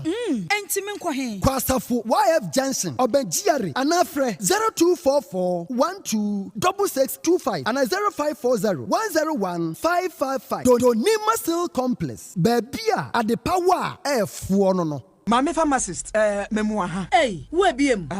Wunyangu ye. Betiase. Heba malaria duro lepequin no. Mame 10 cartons. Ni moja duro lepetone. And also mame 10 cartons. Na typhoid the duro entera 5 ready. Mame 20 cartons. Otec Papa, 102.9Fm. what's your typhoid ni malaria ni biem? Anase se otu nroton. Debi mhu atomi dada. Efri mra menum lepequin ene lepetone. Malaria na amama ye hojo. Menum no nyono. Wona mre joint pains, fever tipaye. Ene awo ni nyina akọ. We Mama sorry for malaria the time for the how mopa mo mese ko so adi lipiquin ani lipitone ho danse na malaria ha manfo dodo typhoid the draw entra 5 no so saa na manfo di ho danse o mese enye entra 5 a anka ekutwa menso no typhoid nti eya dokutafo a wasua heba wo KNUST na ye researches ronko adi nro yi abadwa so yanto ho nchia entra na wa wo hwe ebibidro pa ne packaging edi no kwa ne kumi lipiquin lipitone ani entra 5 yi e wo pharmacy ni heba shop bi Apemfo emma wo mo manufo ne nkwada wo ne fie dumire de wonka ho atufo fra 0244 827228 obi a me dwebe no ma kira me nanfo se be me wedding papa bi hweregi basai bi a wakoto tatnya buti I don't sweet as and then mama bans sometimes so amudie budia but we jam wo ka bia mama ana so be ka bia ma de wa fie kan de kru sawo wurin so de nya papo monko ejaba jewelry e hon wodi pure gold e ya gudie bia Ejaba jewelry. Ehode na mepe. All right, yebeko ejaba jewelry. Ejaba jewelry. Ehon na wo pe pure gold. Ya de aye wedding, any engagement rings, bracelets, anklets, waist chains. Asumade komade papa. Ne boda from a wubenya. Wo ye bi e wo Ghana no aye bi nsu amanone. Ene e kire hoy. Wo Ejaba House. Adum Kumasi, 22nd Street. Monfre 0277 10 44 88. Ene menhia wo Ejaba Family House. Menhia traffic light. Monfre 0277 40 44 88. Website www.ejabajewelry.com and email info@ejabajewelry.com. Ejaba Jewelry. A good dear papa fee no. Shania Disaheba capsules. Madam Sieni. Hey, and to walk watching your pan and what's the sad Disaheba? What do you say? Mendia, wouldn't be. And not dear. For once, my jewelry at Disaheba Messana, who come from Mammy. Oh, my number Tiwadansi. Miampa Caneno, Namis, Namitrina to Cheme, Nami Coco Yadia so teach me. May no Disaheba Messai, and the Maya free. adu sanno ide ye tore de woni na yenye ho achi ayesisi ye ne kwakwa duro kase me say akwanso kro ne adwuma di bebre 102.9 FM mixture enka mawu na onhwe odona me kra me se mebo apaso na nsai die ugina branne afa eya dusa heba capsules no se me gina ni hu sa me ye bema mu a agenie eya no krepa adu sanno obia tumi no bi adisa apemfo abatan ya wo nkwadanfo ene wona woni mfie dumie Kumasi atofo ne atofo kwadu Cyber Center ne clinic e was so me macro go filling station down mu ene so me Pentecost asol down afa enye na e wa heba shop ne pharmacy bia mu 0500 110 115 adusa heba ma dance enie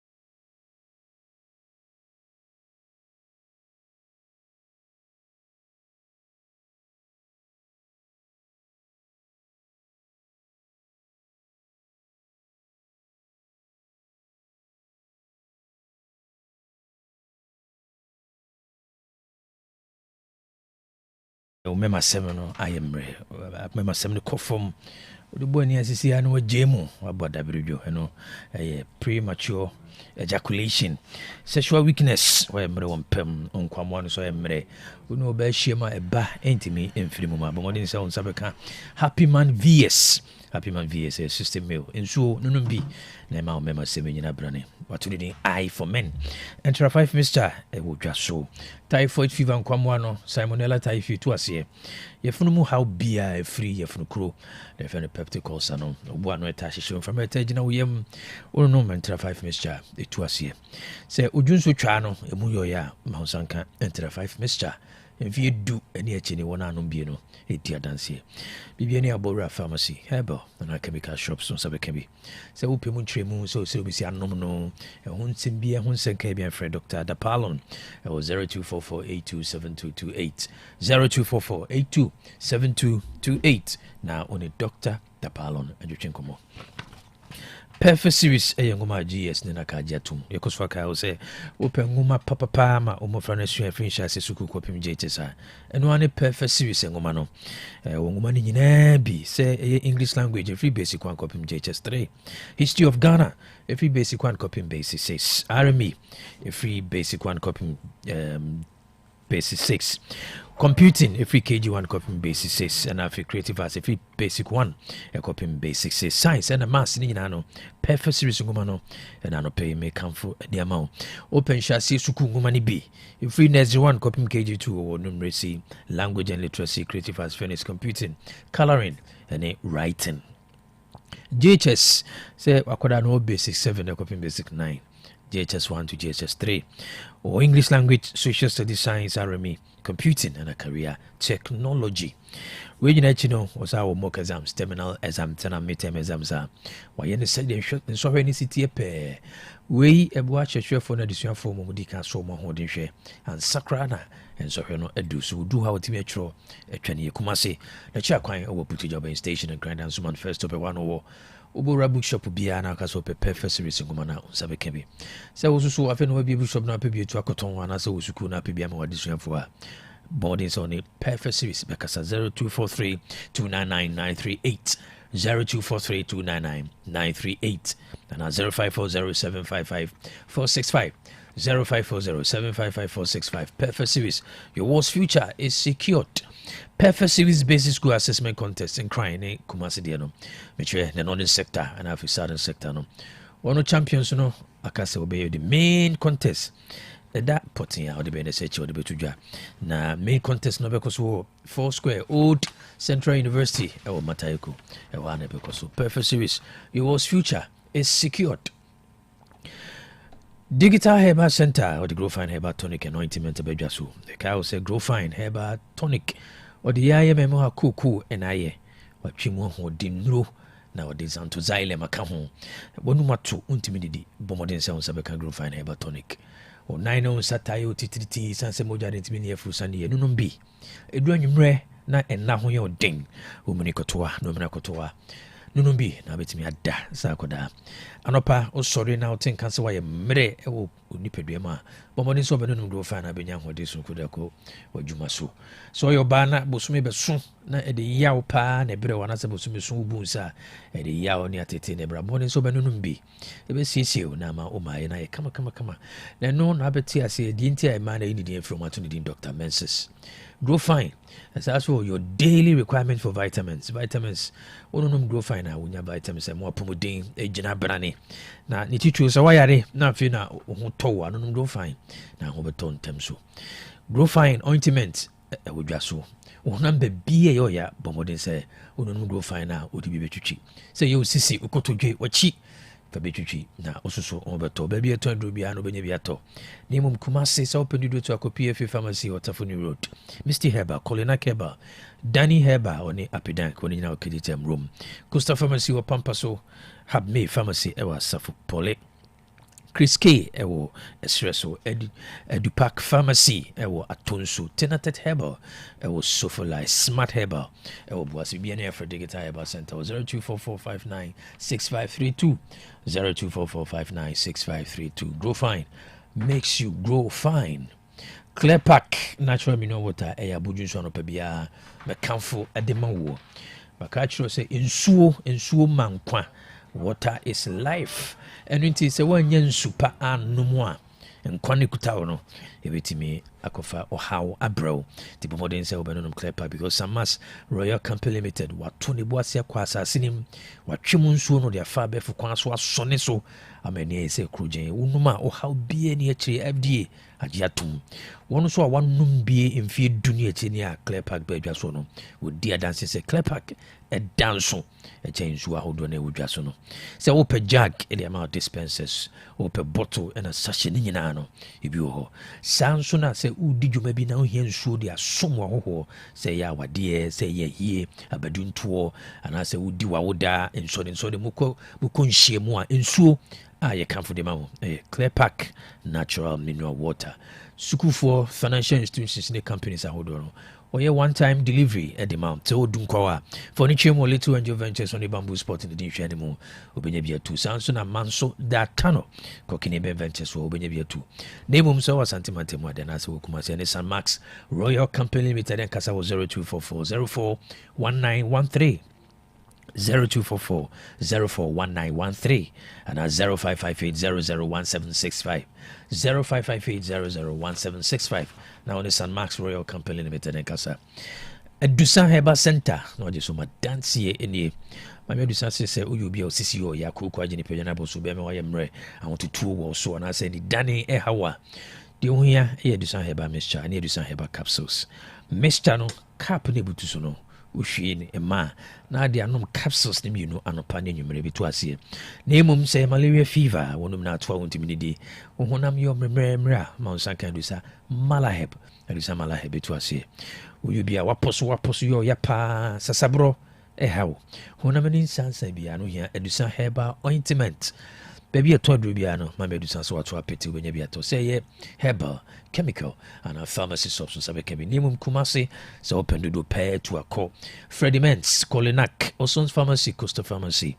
Danny Herbal and a PFA Pharmacy oh ubenya bia tu say ya die bi susu te so na sa ye crown na pese ma medusa jebre oni papa dusa nya daje hwewa furniture mo dusa Herbal Center and the clinic care Swami magazine macro overhead no going filling station ho no bora ho ma medusa na so ye ho ukoha omfidie kama obedi kan dia hwe ni pedua na kwa ne mu nyina ehunu ade pote a ehaw ansa ana nupa onyankrompon de ache woni papa dusa no de bia kan na also timenya oyaresa free my medusa 0500110115 0500110115 and 0557 009824 0557 009824 Obitumes offer 0557009825 0557 009825 na oni mamiedusa atwetwenkomo Abapa Mall Shopping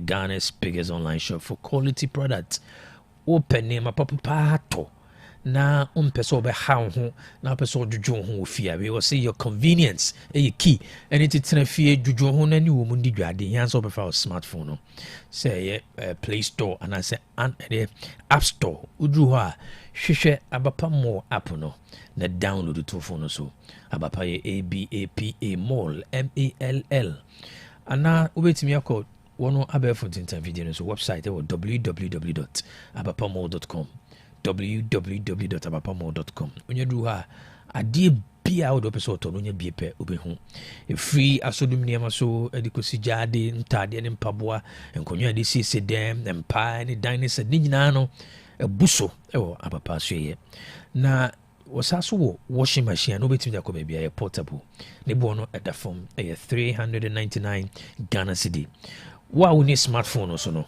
ɛsɛ yɛyɛ ampa wobɛtumi afrɛ 0593386133 0593386133 ana 0593391848 0593391848 wofrɛ a ade kora a wopɛ no wobɛtumi ne no akasa na wɔde ayɛ dɛ wɔde abrɛ wo nhyɛ no so na woyɛ obi so a wo sika no ɛnso na wopɛ sɛ wotwatwa no kakrakakra wɔma akwanya no no yɛ payment by installment ɔsi twitwa no kakrakakra ano boa a ɔde adekorɔ no bɛbrɛ wo baabi a wobɛtena ne abapa de dwa biara no ɔde adekorɔ no bɛbrɛ within 24 hours ɔnyɛ otaku anaasɛ sempoa ɛne te hyɛ no nso na woso so ɔbɛn wɔtafo no ne mfafrɛ mu ɔno wobɛtumi de w'ani abɔ anan wobɛtumi akɔ abapa wɔn aso yɛ ɔno showroom no ɛwɔ tafo 3 miles sakasaka park no ɛhɔ a no wɔ na hyɛ no nso sɛ wopɛ live band papapaa ɔno a so ane sade live Hepa Plus live band aba live band de do weekend sɛ woyɛ yie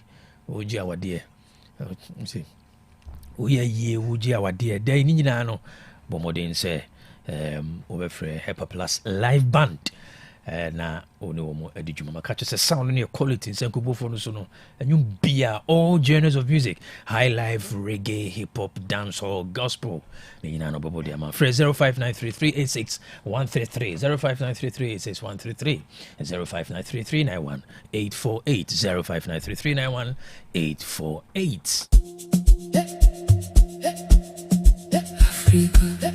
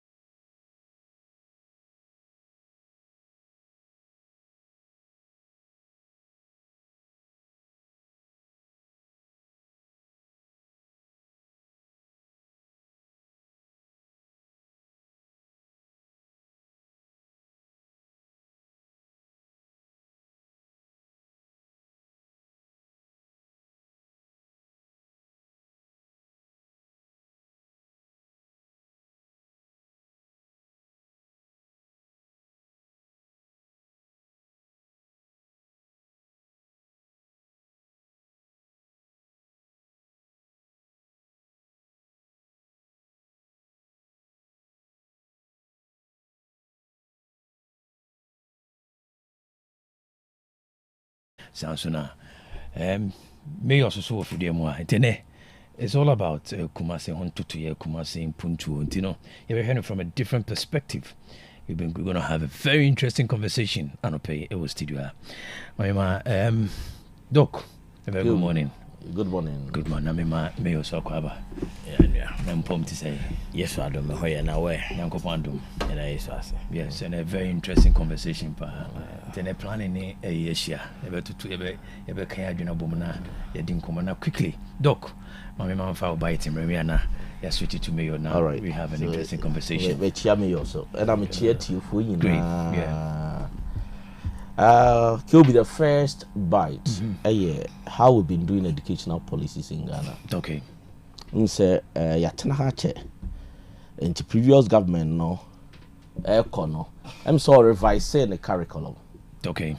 And this new government also say another revision here there. But Matanaka say so might be too important. May I have my reservation about since 1992 politics are here. Okay. And my position is clear.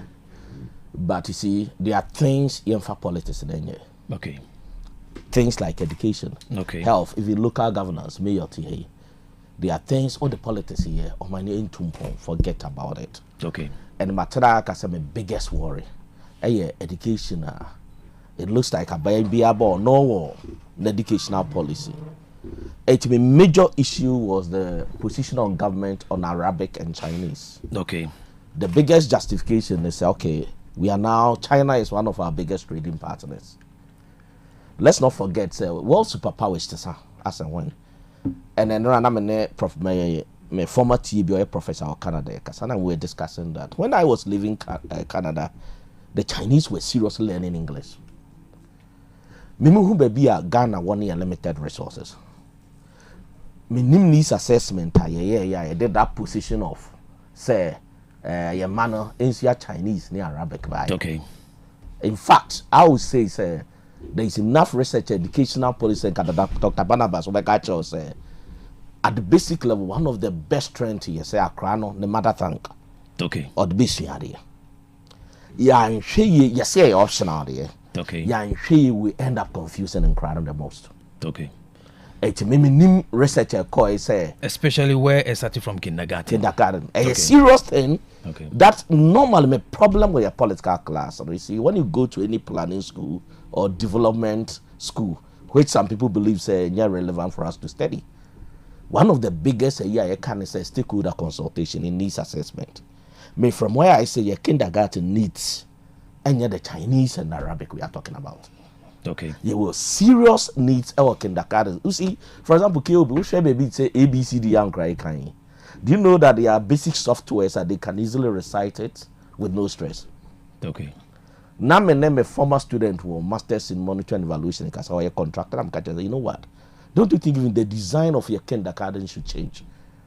Second, kindergarten Akrani ABCD is in the form of cartoon. Issues of enrollment, education is now fun. I think as a developing country, with limited resources, you have a lot of issues. It may make me worried, and I'm surprised people are justifying these things. But go and read the Burkina Faso's president's position, or a Muslim, on issue of Arabic in his educational system. It will baffle you. KOB, better than 2-4.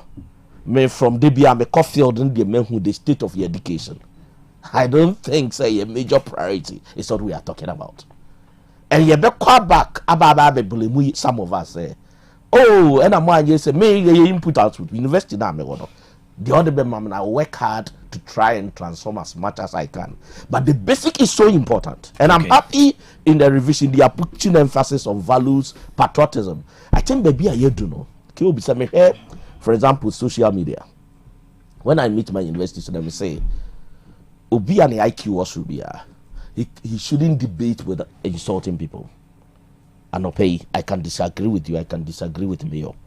But my biggest worry is social media. How they cannot argue without insulting people. Okay. It's showing a major deficiency in our development. Okay. Can be me two education minister for our affect that more.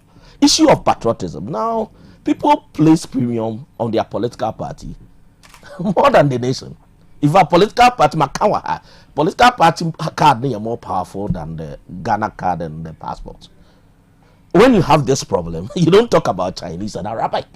Okay. And to me, when they say yes, I'm happy the education minister highlighted patriotism, but I'm just saying, we hear more. When you have majority of your young people going to school, they cannot argue on social media without using insulting words. And I was very uncomfortable. I was on an international website, and I said Nigeria for South Africa for. But one person made it. He said, when you do analysis, almost Ghana and EBA or comment to be a baby started with an insulting word. Okay. Then one asked, why is it like that? As a minor, these are some of the basic things we should be thinking about. I mean, taking it for granted. Okay. Kilby, there have been issues that your environmental problem. Kilby, environmental literacy is a big deal in Ghana. Okay. I call it eco-hypocrisy. When somebody understands the benefits of something, but will place value on it. I don't know. But the action you're against it, and that is Ghana's position on environment. Okay. You didn't say you here. You didn't say do here. But ya brabona yerbon. Kilby right city. I'm happy mayor is here. There's nothing that shows you place value on the environment. If you are KNUS, that is a KNUS to forge the environment there. Kilby, when you enter, you don't need them to tell you. Yeah. The environment in itself speaks for itself. So we run when you see we a garden city, depending the environment there. How they treat nature. Said the Subin River here in year or home. Said they are lost here. And Kilby, that is Ghana's biggest problem. Human behavior disposition. And Kilby, one of my juniors in planning school did a prediction. You see, in the year 2050, what will be our situation? Okay. Environment. Yes, you. Yes, I say. He now be the and so when you have this situation, the educational system by this time should be focusing on Saneman. Okay. It's your basic problems we are waste management. As we speak now, Otec will be to me to Boateng. As we speak now in Ghana. So I felt that these things are so important, and you see, Mayor will be crying very soon, lamenting. But Saneman one fan to Tinipa. I'm an environmentalist. Yeah. But see, Ghana ni yet to say onkipi in the bedroom and then the living room clean. By entertaining say unclippy society clean. It's yet to on kill to be too fear. Ubu your mama the it's our living room honor. But nobody has trained the person to take possession. Rather, me abro for tonight. Or more rather, you are someone keep your bonten clean. In fact, me 1 minute or more tonight. Me na me clean them because them on fan or bad bonten fan. Kilby, when you have these problems, I'm worried about where they discuss. I'm not saying these languages are not important, but trust me, language a gift. We can still build systems for those who have the gift to learn. Okay. And so me when I say there were a lot of issues that should be embedded from the basic school and be a development process, easier. Okay. If there is an emergency here, if any of us get a heart attack, basic things that we are supposed to do, the average Ghanaian does not know. Then me call Santase school be, and I was happy the school brought fire service for some church and crown. But I normally when we call environment I'm here, but later I'm going to say headmaster, Mr. I'm just Santase basic school, me born my basso. And I was telling the Lord, this is impressive. Say we invited fire service for number 10 crown of fire safety. I'm saying a prison as a fire service, and I loved it. Kill Bisana brought from the chairman. Police for fire service for they also your music the basic system deals with these basic things. That Kilby, oh yes, I know. Not on my need to Kilby, I don't know. Okay. What minimum research I've not come across that research now. Yeah, insist our basic issue is Chinese and Arabic. Yeah. But me position say and you be in China for good. Okay. And you Dr. Foucault or in the PhD or China, he survived. Without doing China at the business school. I'm not saying it's not important. Okay. But Kilby, we should look at certain things and deal with the basic issues first, and some of these things come up. But you can't spend this car. I go for Arabic teachers. It's money. Who are limited resources? Are these the things you focus on? This is the question. Kilby, good morning. Me cheer you for. Me cheer senior Santiago. All right. And then now when I'm in the so may you traffic be a me dim, no. Yeah, they say me you aba. Meaning say me you because you came me boss the yeah that's as the leader of our country me your minimum jurisdiction. But then welcome. I don't have any business in Aspa. No, we'll be discussing that mayor. But I don't have any business in Aspa. Wait the chance where yeah me also yeah. Okay, to be your team. Me demo and I realized that be there be. Yes. I was trapped so when I could school or claim in the car and say in fact me time here won't say oil every ASEAN so a good form. But then no wasn't called provided warning triangles.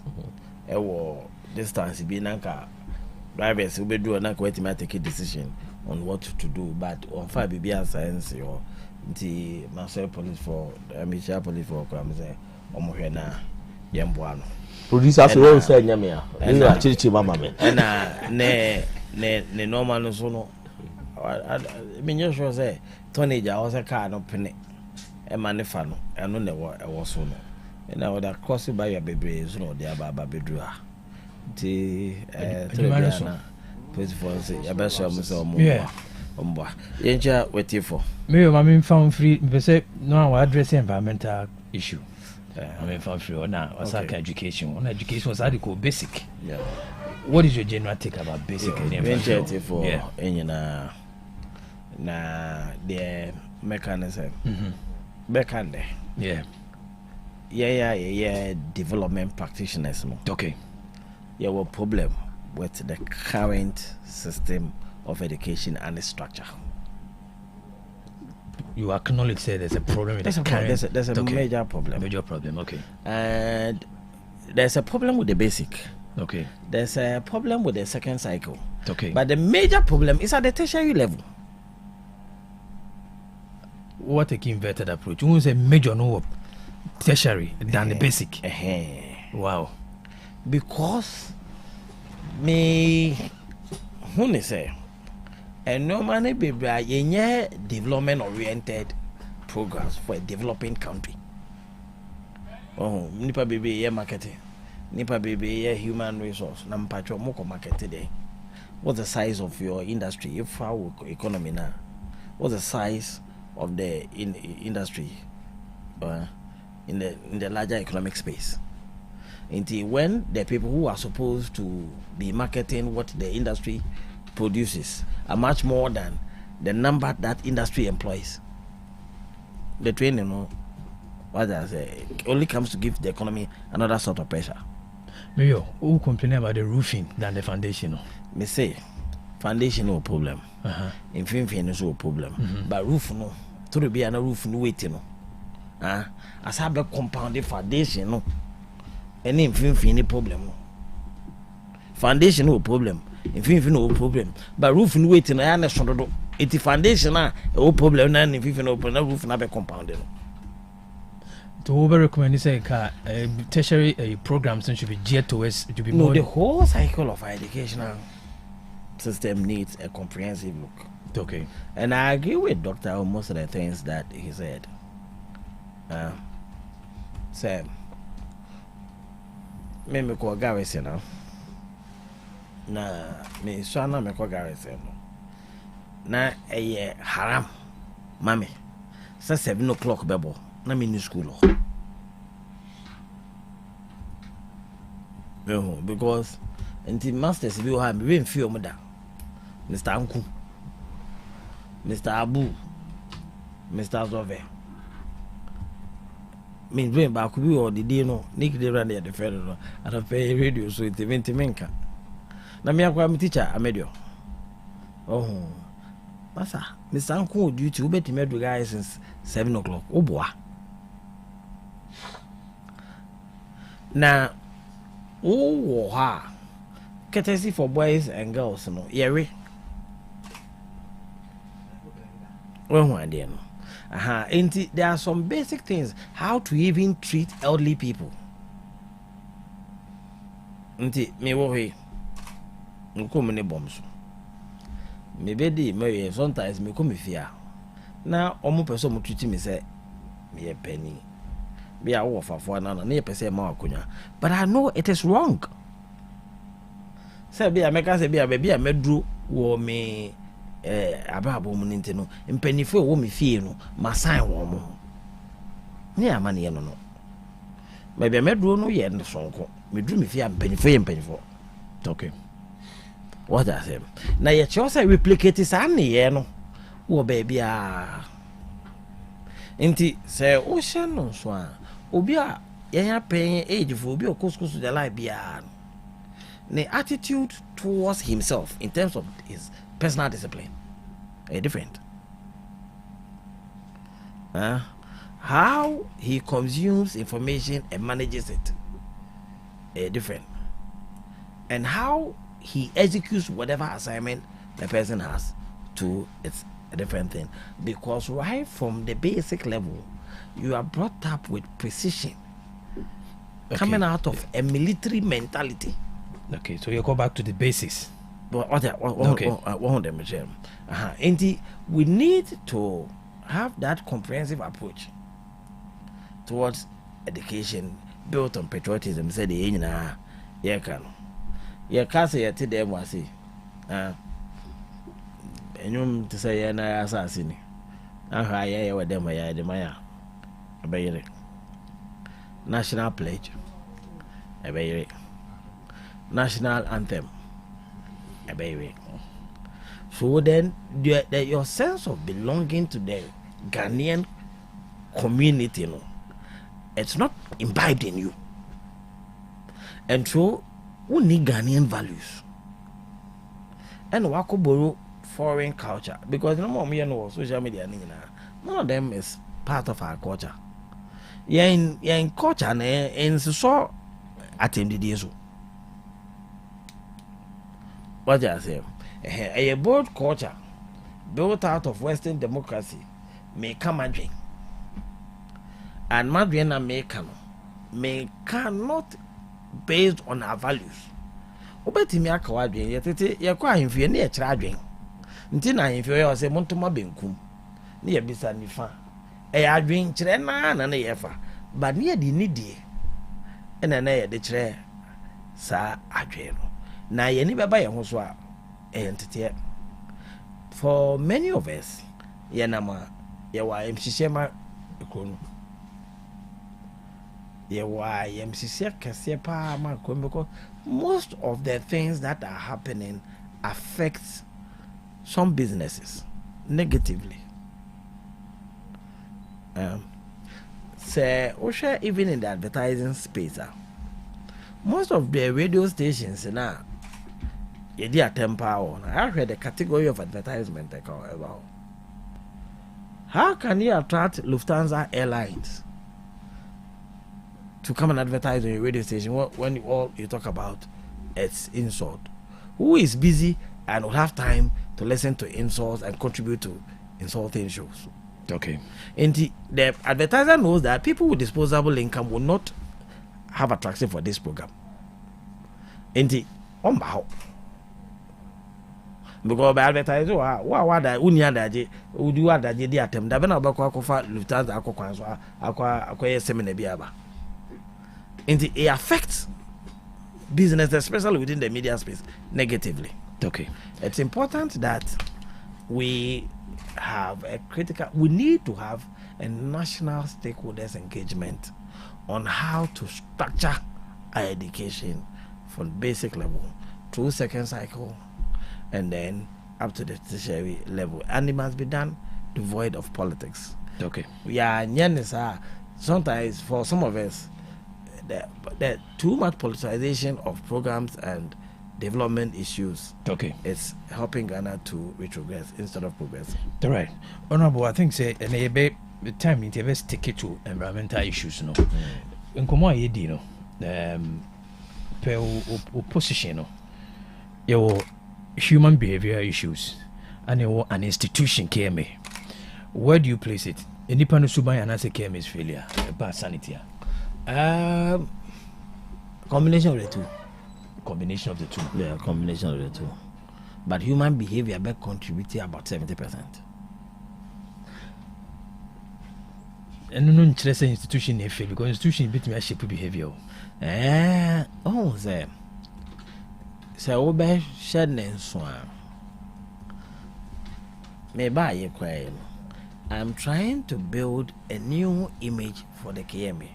Into one said, be quickly. No, my mom will release a statement. My mom will release a statement.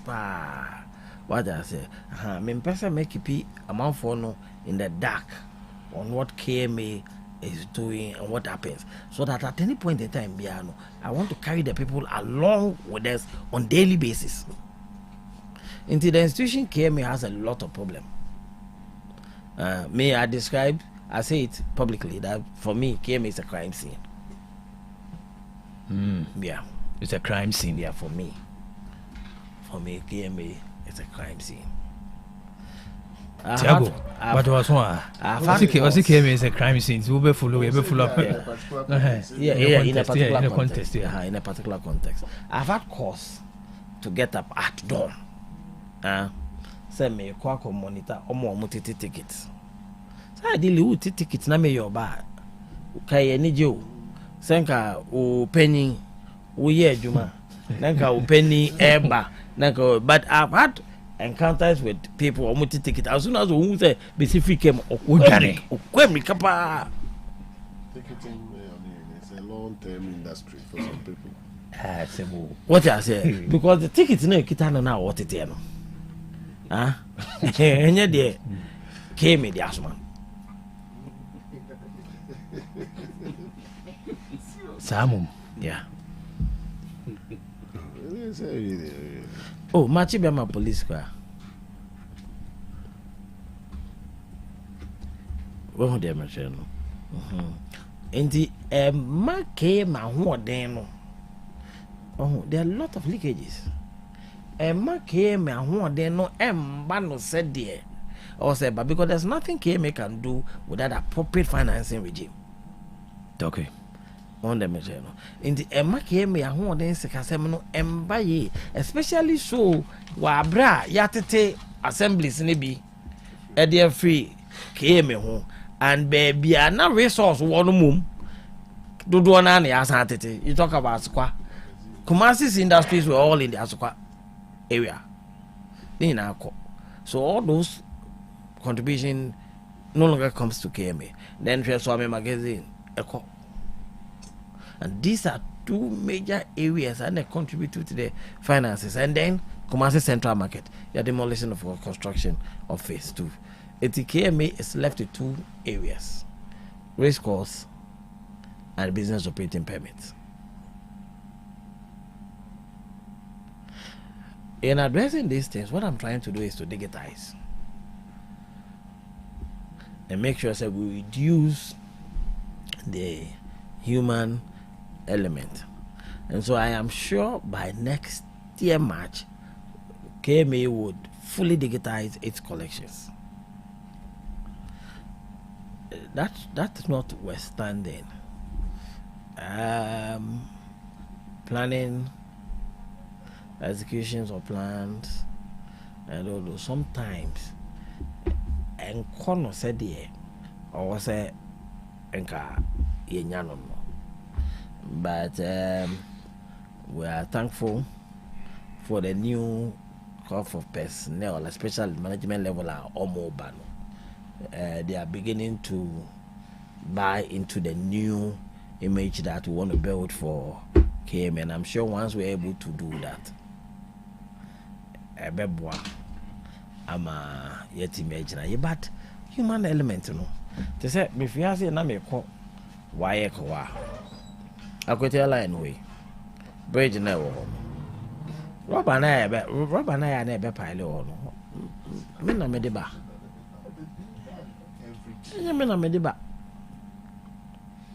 Last week, you cleared 12,000 cities, and these are some of the things when I talk about. Then my wife has told me not to be mentioning figures, and figures we my wife has told me not to be mentioning figures, and I've told her that I don't want to keep the people in the dark. as much as possible, they must know the value of everything that we do, so that obi ye bibia no wadwene won say eh ade a me kwa koye ese ya ebebo ye ka say.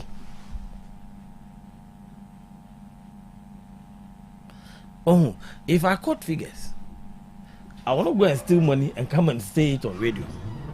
This what is my cap. Even when you have doubt about the figure, approach us and seek clarification. I'll show you something on street light here at the bar. Yeah, as a man. I'll show you a text message I have on my phone. And okay. So read from here. I say, hello, Mayor.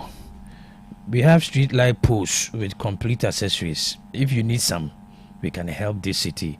It's free, but it's not solar, please.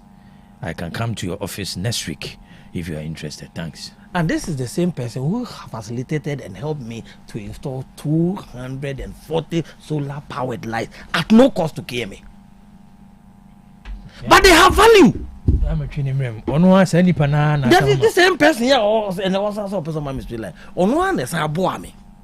Mommy installed 240 street lights for Kumasi. I came in here one time.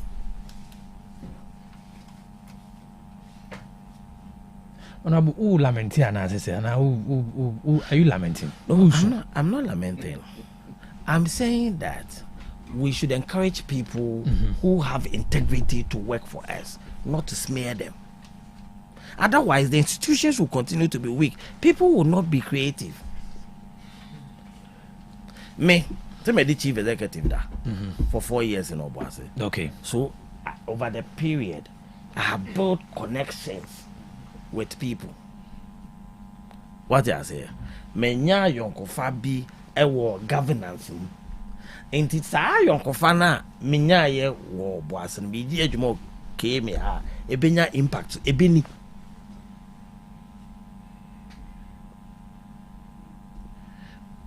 Sa onu anipa na o ma wonya solar free no ene de overhead o pes for the biba o peska there be on peska o say free on peska but there may part chen say po bia o value it is a me de besi na vandalize no na me ka to say ma baba ye kane na ma boka say ya.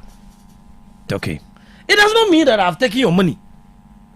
Okay. But if you don't know the value for adena me makonya ni free na say ya en how by sumba be how, and it will affect the environment. But what did I mean? Entina will go two figures, no. To say you quantity wahai, you quantity got a environment as a 12,000 cities. Okay. A needless expenditure.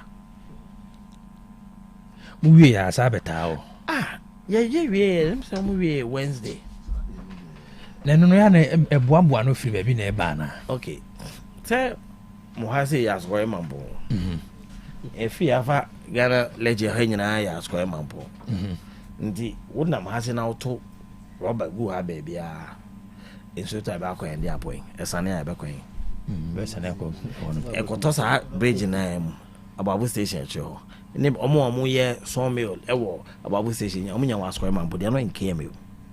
No more so normally sawdust na begu ade no tin so ta na piling in nara na baba begu, but where you see the end product of that damage to the environment on be complain KMA. Okay, on the machine baby abu sa damage na e koso was ko e mampon wa ha no KMA.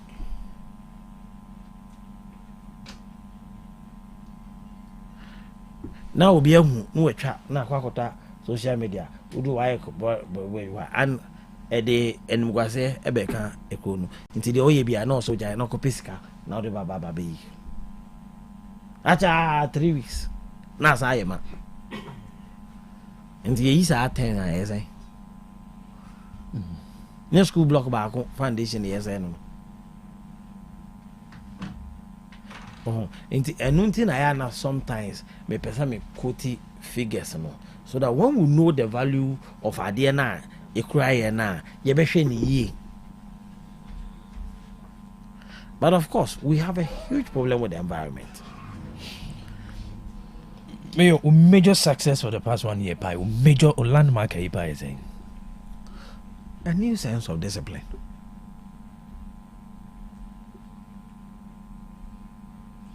A new sense of discipline. I'm sure if I tell you more anymore, when I say if this place was part of KMA, now make a choice say me say or her on yet, because everybody has come to accept the fact that make us say I deal with me nya asotwe say na me de be ma me.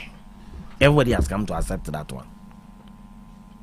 What I say, but we have to work to sustain it. And cement me anya hwe kra na within the jurisdiction of KMA metimi a new sense of discipline, but especially on how we manage the environment. But we'll do more than that. Me ba ye no say na ansa na me ba no na ye de baller egu otun for runabout no. I came to inherit it. Now your program be a see Horace D. Minim orientation I buy and trim at that time. Say yemfa dustbin cause see runabout fin. Ni yemfa ball and good. Minim baby so consideration e free. Inti you bedru KJT baby for empty runabout no. Near the dustbin e go. Near the ball I feel ababe go. Na children hospital right about it was the same.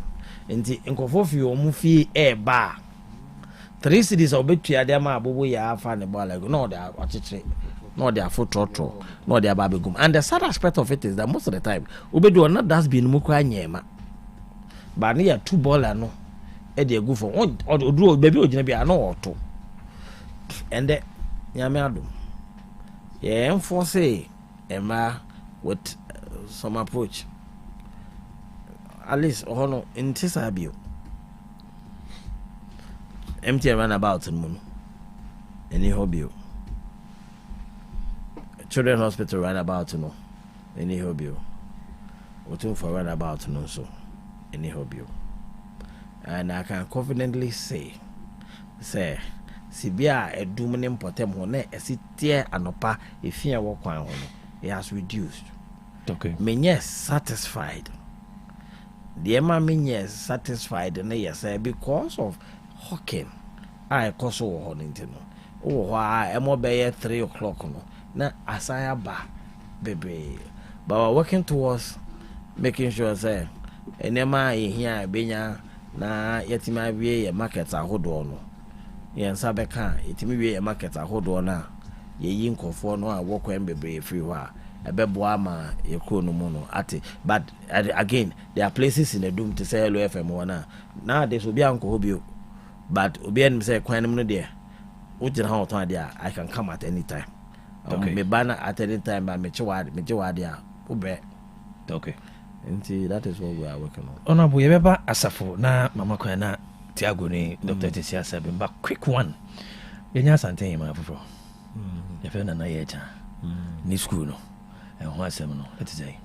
Yecha school war Bompata. I'm saying one sem by me. Sana me de kata. Yes, within Kratan is. Go me te so bitwa madapa, Dr. Baku bitwa madapa she me pay. I felt that the people should have sought clarification. Because the words now we usually my men and mama and I will say I felt very uncomfortable with those words. Okay. I inherited it, and I've shown you the document. Yeah, but there may be in hard and way and 1 5 born in a year. Yeah, war. May happy say doctor is a development. Do we did not supposed like in another from the other government? Yeah, from the other government. From that, okay. There were a lot of discussions to have in Kumasi. Okay. Currently, as in boys' school, student population. And do 50.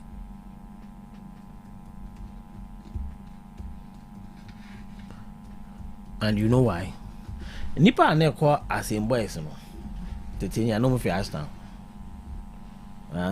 Ashtown, Asafo, Abutia, Amokum, and esa miae no na neba. And there obi no be man neba efi Ashtown. E dey call asim bio because schools be wo yempotema. Sentence no me no kwa nyema nto bia no obema ne ba afa form so onko asim asafo mpotem ho nyina dan na wona na ya titi ba bia me na na kona boy na ne vie wo ko poli ho ni nyina adani commercial places, hostels and shops. Enti nipa dodo a na wo ho a nka wo mbewo na wo de ma akọ asim from the surrounding areas no omo akọ tena tech aprade kote dedu akọ and all those areas enti omo so mfa omo ma emba ho based on engagement, based on conversations I'm here and the grounds work I'm here. Okay. Me, I have met all the basic school head teachers in one hall. Okay. I've met all of them. Because I looked at the enrollment figures. And now here party now. Baby to say after 4 I think back I'm from. After Tapana Oshim. Yeah, Oshim school. Population is high. They are buying school. Yeah. Because new settlements I call. But my MA population they do 30. These are figures, facts on the ground based on research. Yeah. Okay. Based on information available to me. Okay. What I say? Who call my MA school now? Let me not talk about that. I mean, can't now. Minka asim hodia now. Into what we have to, and asim hono, there are a lot of schools too. There are a lot of about by 5 different schools now. Apart from asim boys, no, about asim compound no more. People need to how to educate. Into need enrollment no. Ketwa. As I said, the community has become a commercial area. What do? You must put it to some use that will give us some value. And see, what me my parents say, what I've decided to do with a cluster of schools in the same. Once population who basic schools no air form no, the population on the university campus KSU air cost. So what I've gone to the assembly to do is that me person me day as same cluster of schools in Edema KSU. One clap. Tiago Bonsem. Now KSU no for historical purposes. As same school next you no one go via na go President Kufuor ko ho. Two for ko. And that history cannot be wiped. And in them, university and converting into a model school. University practice school, yeah. Very good. University converted as a model boys school into a model school. Young sisa architecture no. Young juma na looking strong. Na ni design na what it dey na you wanna invest in money. Say invest in the first side hona kofa success university choko kan Dr. Chi hona invest in the back you become a bigger community in the one makra bet ba school no amana again say invest in the babe model school na ya attractive there are people on the mobile school APS amukumoa because of standards and quality na war APS hono invest in the year just as minimum obitimi chain war tafunja eso ne bako invest by me Otec or the language and baby added ne bako kosi there are people when it becomes a modern school they will come narrow it down to Yecha, and this is why I think my predecessor Sadian. The whole of Bompata has become a commercial area. Say, okay, census waha. Oba who say omo amotiwa will constitute less than 30% of a population. Oma a commercial area to the extent say cathedral no gate na no kwa there's trading activity going on. And the whole school is being surrounded by commercial market activity. And it's been there for decades. In fact, Madam for Abito, ni papa ni adi af, Mr. Adia pharmacy. Yeah, ko guys, you know, ni twa kwan for train as in. Ebe train Abito ni papa be pon 5 o'clock. Na ye dey 5:04 light green. And you for the akobom. And I've known that area to be a commercial area for so many years. I am thinking, say, my predecessor or share school no population and or hear the environment no and or dreaming say, okay, let me protect the school and make sure that market activity now air cost one so mean the stable, but they will do it in a structured environment. Into Mimpe block mom so that I can take them away from the street and manage the environment, manage the school, and let the trading activity go on. The mistake, the approach of the contractor. Say, yeah, there I didn't man. And no, me no. Ozanko abra school new. Na oye na dwuma no so abekwa hinder school no assassin no negatively, but from what I have seen as we call school na assassin mododo and I was saying what I've decided to do is to stop it and engage him. Maybe say no swear to cry last week me onya information said waba but now me wo Accra will engage him. What I say, I've gone there physically to see the place. I think he can do the project hinder school no growth any development impact on school as in so negatively. What I say, okay, na ama omo amudidwa hono so no aye safe, but enyeme na me betoi. Okay, but going forward, no, because of the Anahima factor, no, I was a fadin, you know.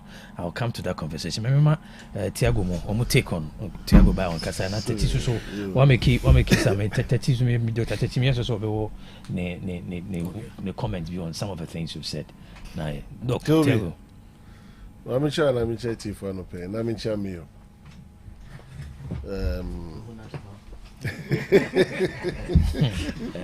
No message from say my Ika voice no.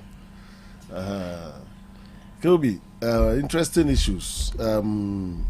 Media my main free has the justification by mayor on the schools no I disagree. Okay. Justification no I disagree. Na mebaho. A minute on the curriculum and grand curriculum. Kobe. Yes, my French. No, almost a French train was here. Okay. I'm missing the time of my whiskey in a cascas and I didn't know.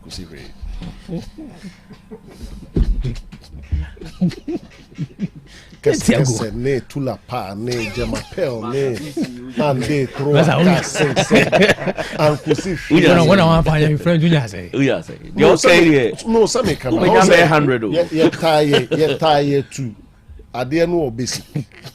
Any they call ya be more no JSS, be more no SS. If you know more Muslim French crowd will invest in the crowd, you see a situation that is okay. Yeah, call tech for from.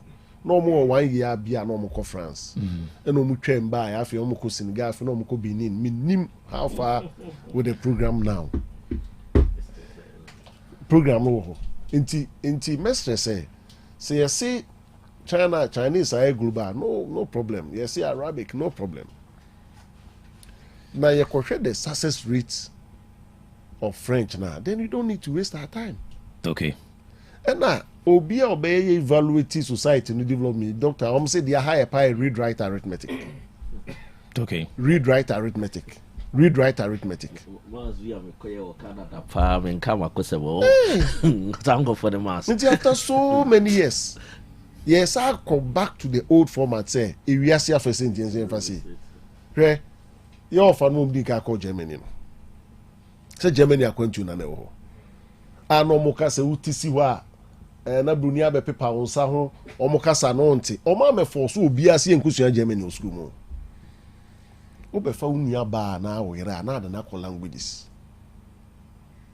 no akosua Germany no akosua Spanish dog nya sa anom di tukwan enu ti see ehun so opportunity bi o ba bia ye hu se ma me mo kɔ Dubai o mo kɔ Arab countries o mo di dwa edwadie na ekoso na ade a it is not by starting at the no kindergarten baby enye for people who opportunity in the Arab world and the Chinese no they have started taking classes in those languages.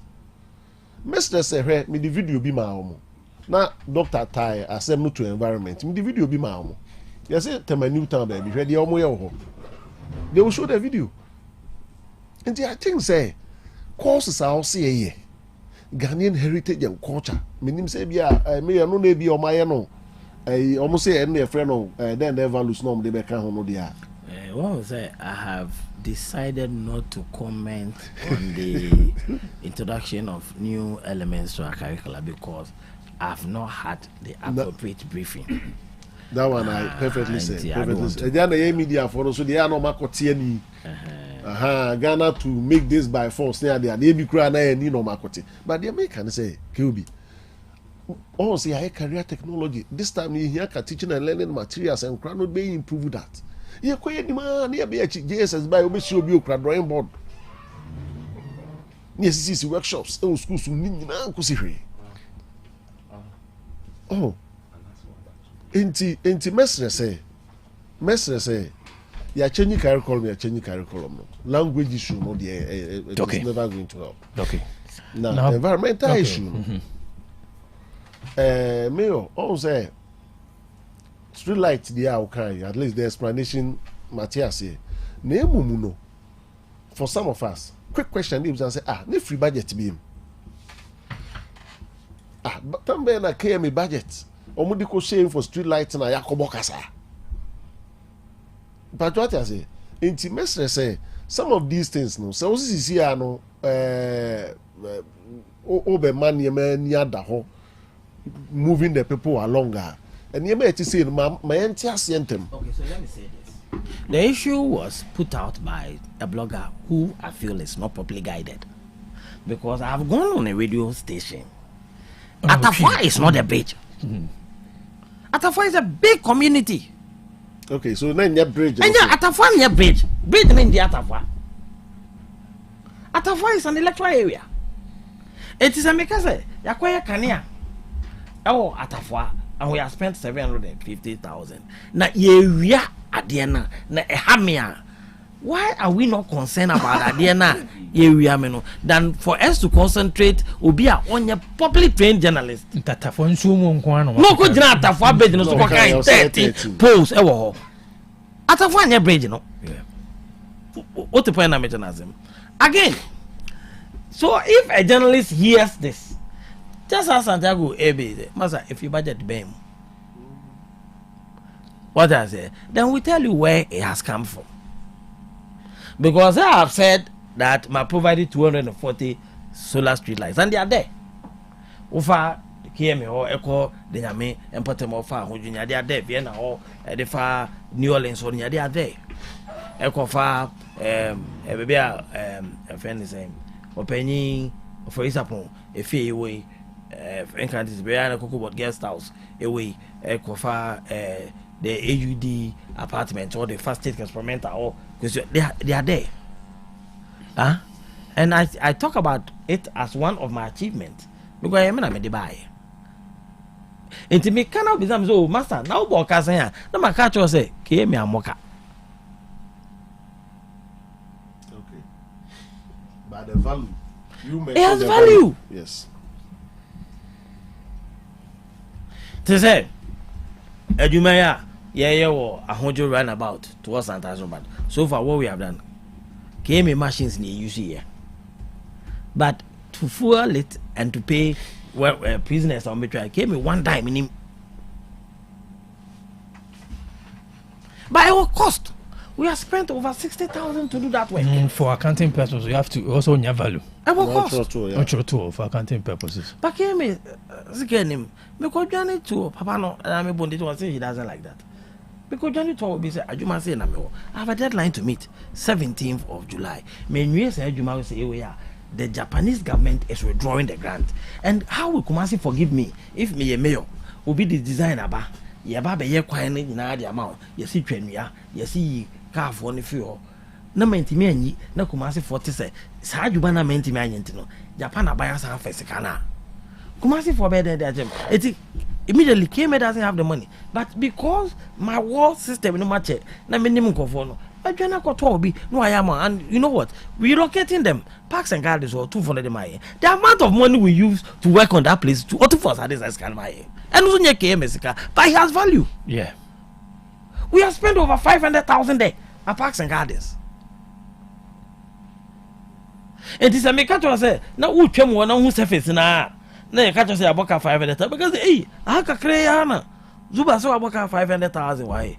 Akwako fasika na kwakodi. Uko jinamu now head the debt baby asasana no wo any feeling na yede aye. Now could be some feeling back with tipa tracks or now you imagine the number of trips I be ko ha. And I won't say, a Jumana, yaye, ewo the value. So, if I'm being transparent, ask questions. Okay. Because what it does is that if somebody is trying to be transparent, now the person is made to look like a thief. Others will require. And when people are not transparent with governance, that is when corruption blossoms. Okay. School no dey no na. Me candid opinion on how say. Say yes, school no market abeto school no dey. Me give this any justification enough. Where oko Rwanda. Abaya no share that day. And yemagu akwem say obe improve public basic schools. We improve public basic schools no. Ama private schools thing now run it down. And you be asking because public basic schools no are well improved. Okay. And education for no be catch say Otec akra o here more space o here we o here nua ne ade. School say sisi nyina sa na neti. They say they na me o kaso no ko garrison no. Yeah, from me Fantinu town me just across the streets of Asim. On 7 in nua the school was so nice. It's mayor, yet you say, Mama me enfa a Huabe Drew marketplace and justification. Let's continue to keep it as a school. Where Okoswamia or the whole out of way there. Young Kosha baby as one la school no. Nian Kosha baby a yama fitter for a day welding machine. I be good headmaster officer chi. Nian Kosha credua headmaster poa, credua that headmaster dame. What you make in the school more? Na me your dear yan say. Inti the owa swami sisi na o man dey swami. Mo go fu bi amoka, mo say chicken and egg. The hen about face situation. Yeah, the na kwako to a similar situation mo. O to swami for no one o tran ka say yentu o mo is a mouth. Okay. No, my baby am you. O tran ka say yentu swami for no. E da form. But we go to o mo ho no. And that form it is a upper school year. What you have to do is that provide a fencing for the school so that enquire the activity now and create a buffer so that noise no embaho. The only way I'll bet my head is to engage on almost okay me mama kwai munchi this meter store that one say any panel no. Otherwise, you continue to have the situation as it is. I'm giving an example. To say, a few state boys. Junction.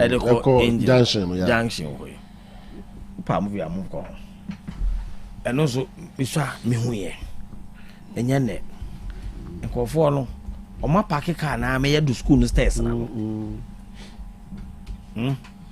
Because you are more first, say, almost say, Ugo Majuma, and I'll show you letters. Almost you'd be quiet, you'd be comments here, but be far. I wonder about credit or sit time out time.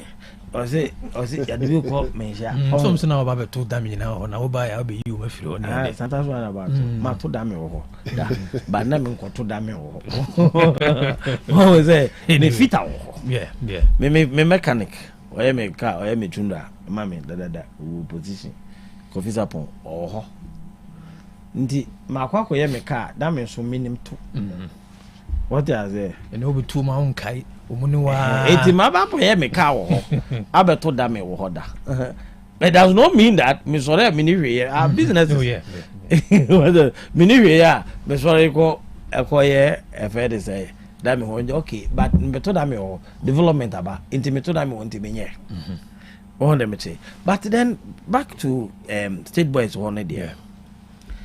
The first time I met them I engaged them and said okay Papa kika na kwa kudro a creative problem at school mo betimi asi structure wa ha tente my glass when you it beautifies the city mo dem cars na go school for nkwa ehunu car no park ni na eda ho na enkwara no so enya kwan ensure mo ade. If we don't do this, what can we do to prevent the school in our present situation from sa activity? Because kofa car Benz papa fe na ba be sisters ano na akwara no te dem na ni bo Benz no so a no wasa ko hu social media e ko for flante Benz na o te dem obi sua de me you see KOB ade na a management problem, governance structure.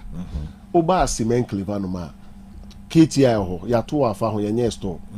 Kumasi Anglican Secondary School ya to afa ho yenye store.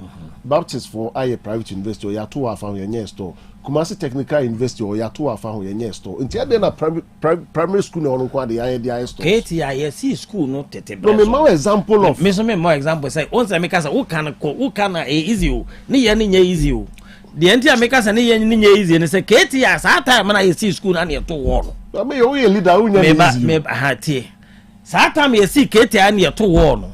Baptist ebe ye invest na one wo hoda da sa na invest neighbor. Asem ne ye de asem ne age hu dada o. Asem ne ye hu na ye meba asem ne ye nye hu. No there was a metal slabs. Me was no because ho ne ye hu me. Santiago. Metal slabs na no mo de age school. Me na na ni penny kwesi atwere ne wo fa na asem ngene. Me na na ni penny kwesi atwere ne wo fa na. No metal slabs are gate down. Me kiro se me na na ni penny kwesi atwere.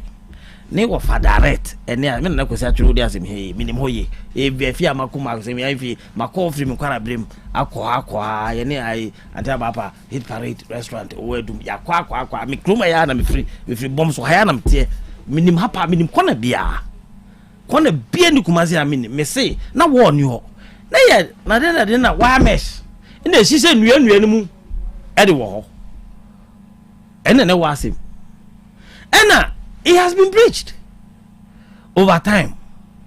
Sesia me ka say so amela no woni ni what said the okay ti I ho no. E fit afo na wo ho. So you ka so ko tu o mu sesia ya to deploy you have to deploy more than 200 soldiers and then you ka so yi soldier for apart from machinery out the back ho.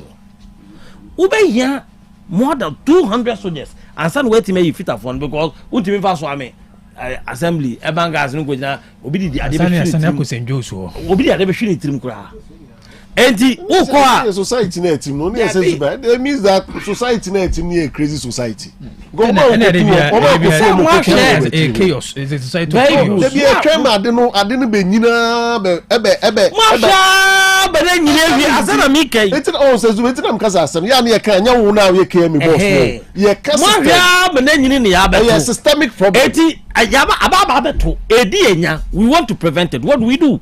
We sack them is not easy because me say to deploy 200 military men to Swami Anope, it will cost you for each person not less than 100 cities. Or your office I want to be 100 cities in Manu. When you deploy military and police to do this exercise, you pay them all. You pay them allowances. I feel not so sure almost a juma no so seniors and get very good. And son omu here dede. Yes, baby too. And when you need to go, all those people, then they'll ask you, what they are paying? Kumasi space you have the magazine for Mekobio. You have to do a balancing act. Okay. What I say, because until you do that balancing act, but you can prevent the activities from having a direct impact on the school. Okay. All right. School need me about. Baby, I market center no. And the KME. Okay. But I do baby to say Kokobin. Example, Honya Odia. We do baby to say Kokobin school near sisters. We do baby to say tapas. And so you just say into my suspicion say. More to do with something else than a commercial area. Okay. Into sisters. No, Mammy, sorry. There's one thing. So there's one thing. So I'm about to my heritage. And the Nyame MA school. It sits in a very affluent area. My mama Simon, Monkohe population. The Nyame MA. Mozambique. The Nyame MA school is in a very important. It sits in a very affluent area. But that one is governance structure, governance problem. Indeed, what my predecessor decided to do was that we have Rage, we have Crescent, we have Ave Maria, we have schools now around facilities now one. And your facilities be war the Nyame basic school ha. In the say school no beti me attracting for her. We need to provide the same facilities. But then and one best when this and they are common fund but say the maybe be Fantastic School you see that come pa high be ma go for my Arabia school be work go from Oko about so I so you see for the you see for mom Oko baby gas and explode na. Okay. You see for new from scratch new school kwa. O my best na embanesa. Enti o resources are odeba and commercial pressure or waste management and sika any available. How do you improve on the facility? So he engaged a private person. Mpacho build a model school for me. Build a model school for me. My facilities in the world region in be a model school no more. So that the Nyame can attract and call for a Wahamaba. But I have a big land. So take some of the land. I disagree. All right, Dr. Tachi. I disagree. Kobe, my name. Because you're like public sector marketing, that's what I'm. So, as an obekono, yanka me also can say marketing. Say me a marketing person. What do you mean? A marketing. He's a marketer. Kobe, I think first of all, mayor philosophical view, and yeah, planning research, and your professors say exactly mayor view, no. But if I made Dr. Tetia normally disagree with maybe my senior colleagues what may your view no. So may your view in philosophy in planning and you're wrong. So for example you have a problem and you think say complex, so let's accommodate it. Me believe we say Ghana stage of development say kill be a chief way to makase your democracy now you're practicing no. In itself conflict with planning. And you find your friend is a CBD. A CBD is not supposed to be purely commercial.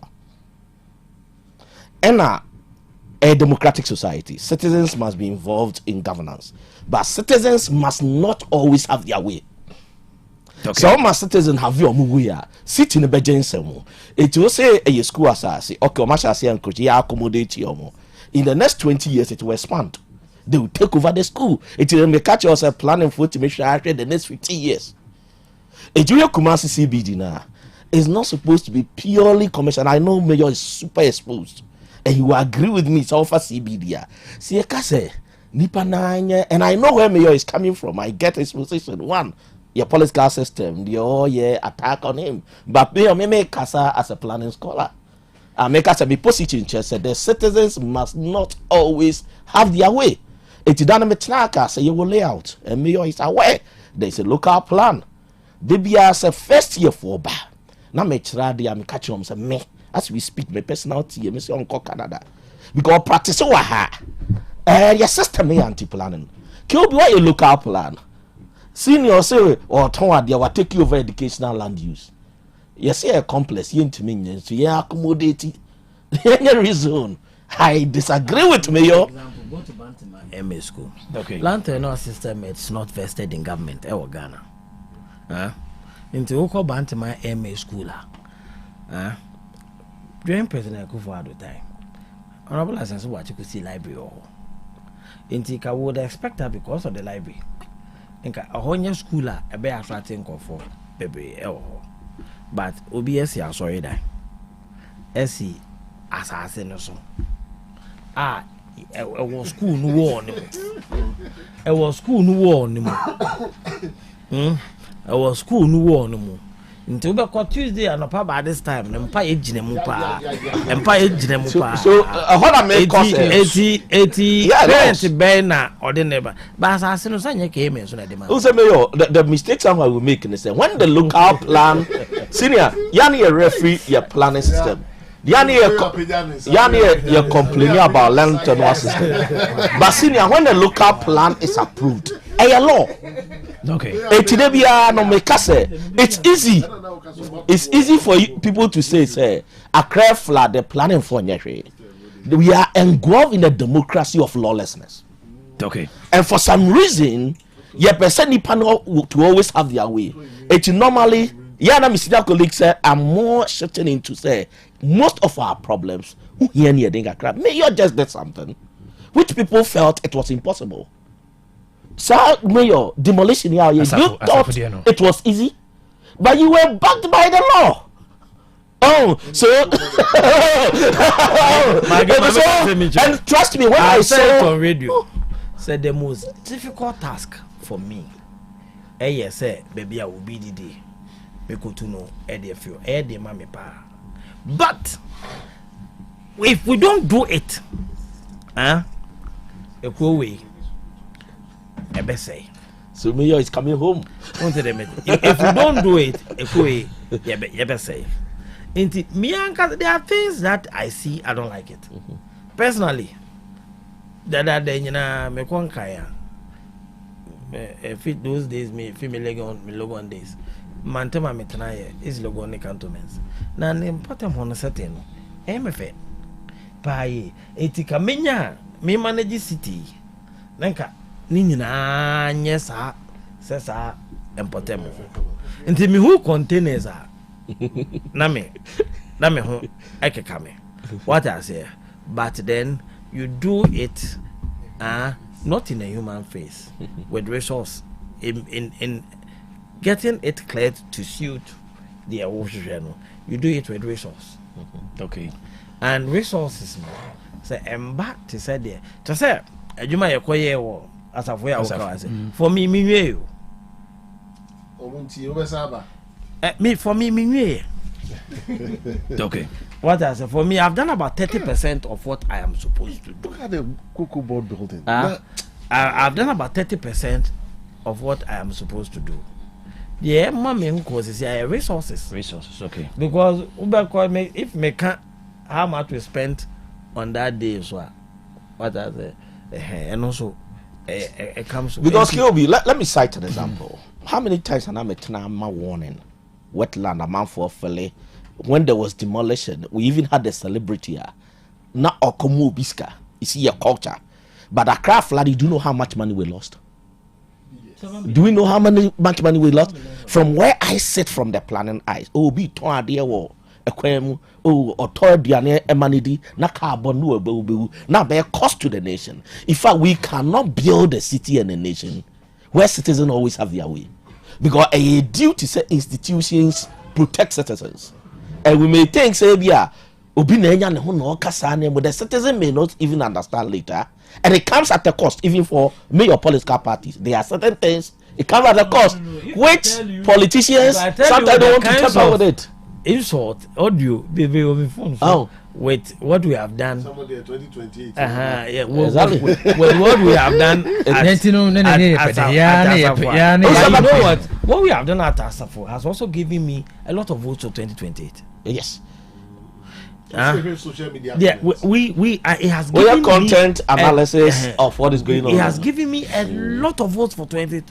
28. I agree with you on most of the things. I like how you qualify it. Say they cannot be right all the time. The citizens cannot have their way. Dr. Daniel Bookman. Oh, book money grounds. You cannot govern a state without having a book approach. Okay. What I say. But then, performer. Backgrounds. They say what I was taught at Legon in public finance. Different from what I am practicing in public finance. But you see, a one better say in planning. You see, Kilby in planning. So I've heard planning practitioners who say, but in plan, don't forget, I learned both in Canada and worked in Canada and Ghana. Senior in planning, whatever you are taught, mix here. Our homes is also. So if we say don't build, problem. If you say don't, I will call invest to Abuchi. I'm trying Abuchi. Koja makanko for there. I will Ghana problem. So if we say don't build 100 feet, now build their homes is as one year. If you say to school assembly, and your school infrastructure, the children needs to be protected. And I said yes here bomb home. If Abia mayor cry a will issue, then we call Nabia support. And I like how he's approaching because mature I say to manage the city Unyeska. See Ghana, I don't say BBI free. And you see, not that some of us came from rich home. They be a Mikasa, maybe Paya Otechi, not a technician or tech. Near a family of 9. Senior enemy pa. So when you make certain statements, I'm not focused but if you look at governance, you cannot build a nation where citizens believe BBI free. Yeah. In a city setting, waste management cost money. Very expensive. Transport cost money. Even this year, before October, fixing stakeholder engagement, KMA is going to begin to engage people. Say, right now, property rate I will be trying for 2027. Yeah, a new element. Bishima will be triable like a by force. Very good. Near Babefa. We the mayor. No, sorry, the mayor pick free platform with so. No. I get ready about platform with so. We are coming. I had an engagement with officials of the World Bank. Okay. And it was one of the pickup points in that engagement with officials of the World Bank. One of them was using Nikro as an example on how they paid for waste collection without noticing. Okay. What I say. And what we intend to do is that even this year, in the next 2 months, I'm going to create a special unit. As our unit no best start here distributing dustbins. Well, communities now a bad pilot. They are dedicating one compactor for that community. Okay. What I say. Now, they are share how effective the collection would be. Now you say it's feasible. We then write to the mother ministry to give us leave to go for a loan to get much more compactors. What I say? To get much more compactors. Once we have much more compactors, now you will Kumasi if Fibia or dustbin near Coco Finance will try the property rate. Now who say we try ball a cano near Baba Bessisa ball annually. Yeah, property rate that will be extremely because for the whole year, now most of the person pays the whole year. But you calculate say a month or so 50 cities in a maya. It just in a year 600.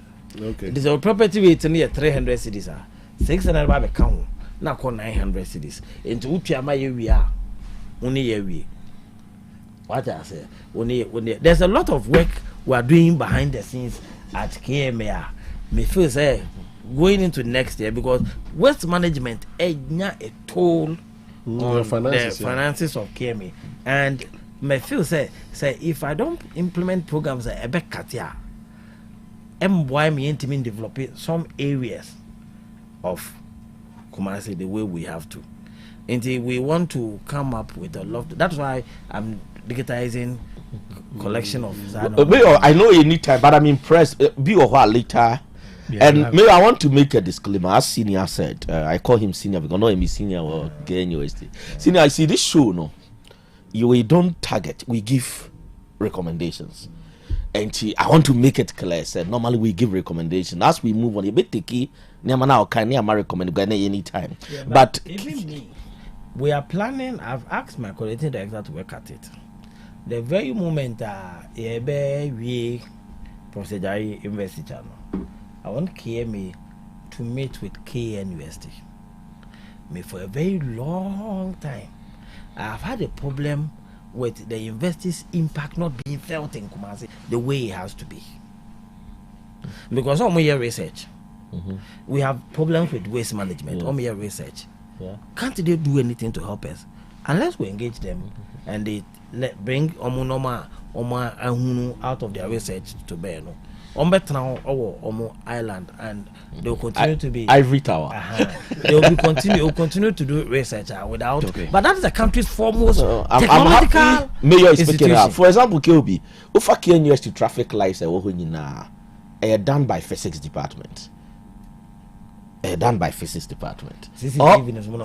Mostly it's research, but you are parts where it was imported. Mayor, there are a lot of things. In fact, the ID card voting system, internal, but see other maker political system, mayor is beyond. It's not about you. System na nkasano. But you made them. Mayor highlight enrollment figures. The caution with enrollment figures with public school is generally there are fundamental problems for public school. See a country you move to send a markup public school at the basic level.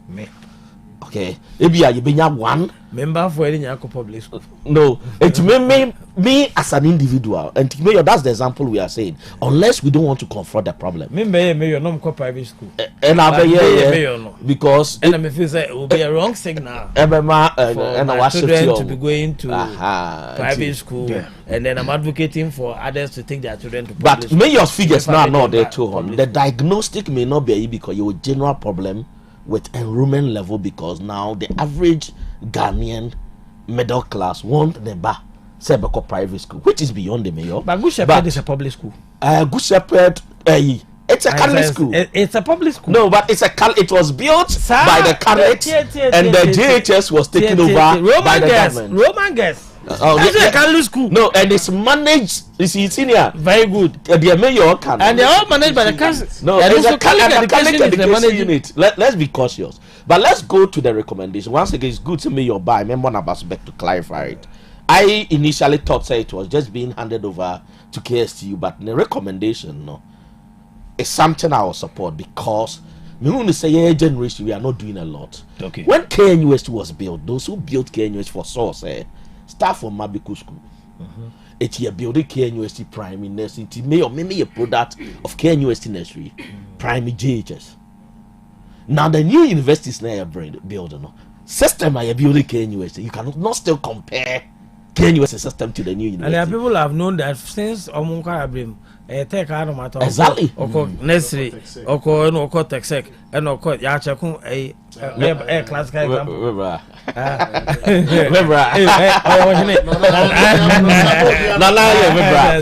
It could be the American say it's a good thing that if mayor then KSTU should be mandated to really invest in that basic, to give a model of KNUST JHS. Mayor, what do you say? Say I won't say attendance will remain the same. Okay. Because senior ever KSTU or the neighbor. That's what I'm saying. And I will go for senior, exactly. And I think now there should be a plan for the redevelopment as part of the condition to transform the land. And I think the university is more than capable of doing it. My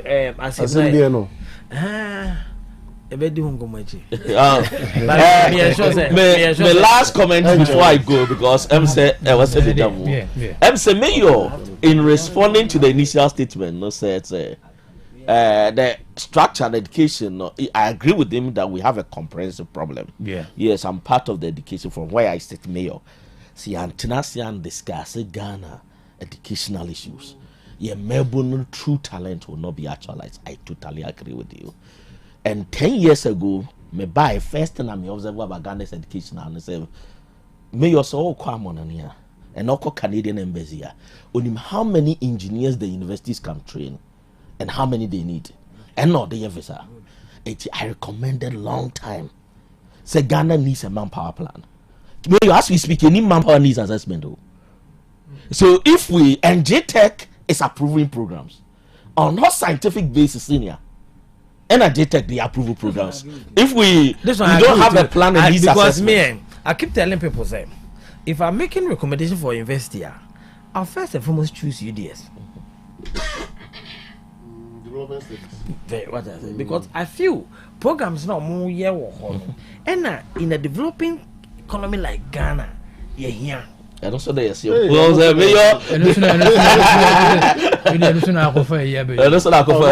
former education minister commentary noting. Also I'm not saying you're relevant. What is relevant and what is not relevant to them? Opinions will always differ. But you see, when I'm disagreeing with former education minister, when it comes to serious thing like education, it's not about opinion, it's about the facts. Okay. It's research Ben here who's a Ghanaian engineer to do the same. He has said it cause me why yes un here. Sir, on only the na kwese mu de ni bono so tena America. No, and yes America for discuss it. It's where I agree with me on see here comprehensive view. But shifting the view on university, for example, I don't determine how many planning students I'm taking. But you hear a holistic manpower plan. Okay. Middle level manpower now. Because until we're able to do what you are saying, sometimes you give legal powers to institutions like KMA to act in what we call public interest. And laws in your constant. It's KMA go on say be the whole KMA and you need public interest. And now who say yes you are the more. That is why last week Omuko Bantam, Omuko Samai. No, my brother.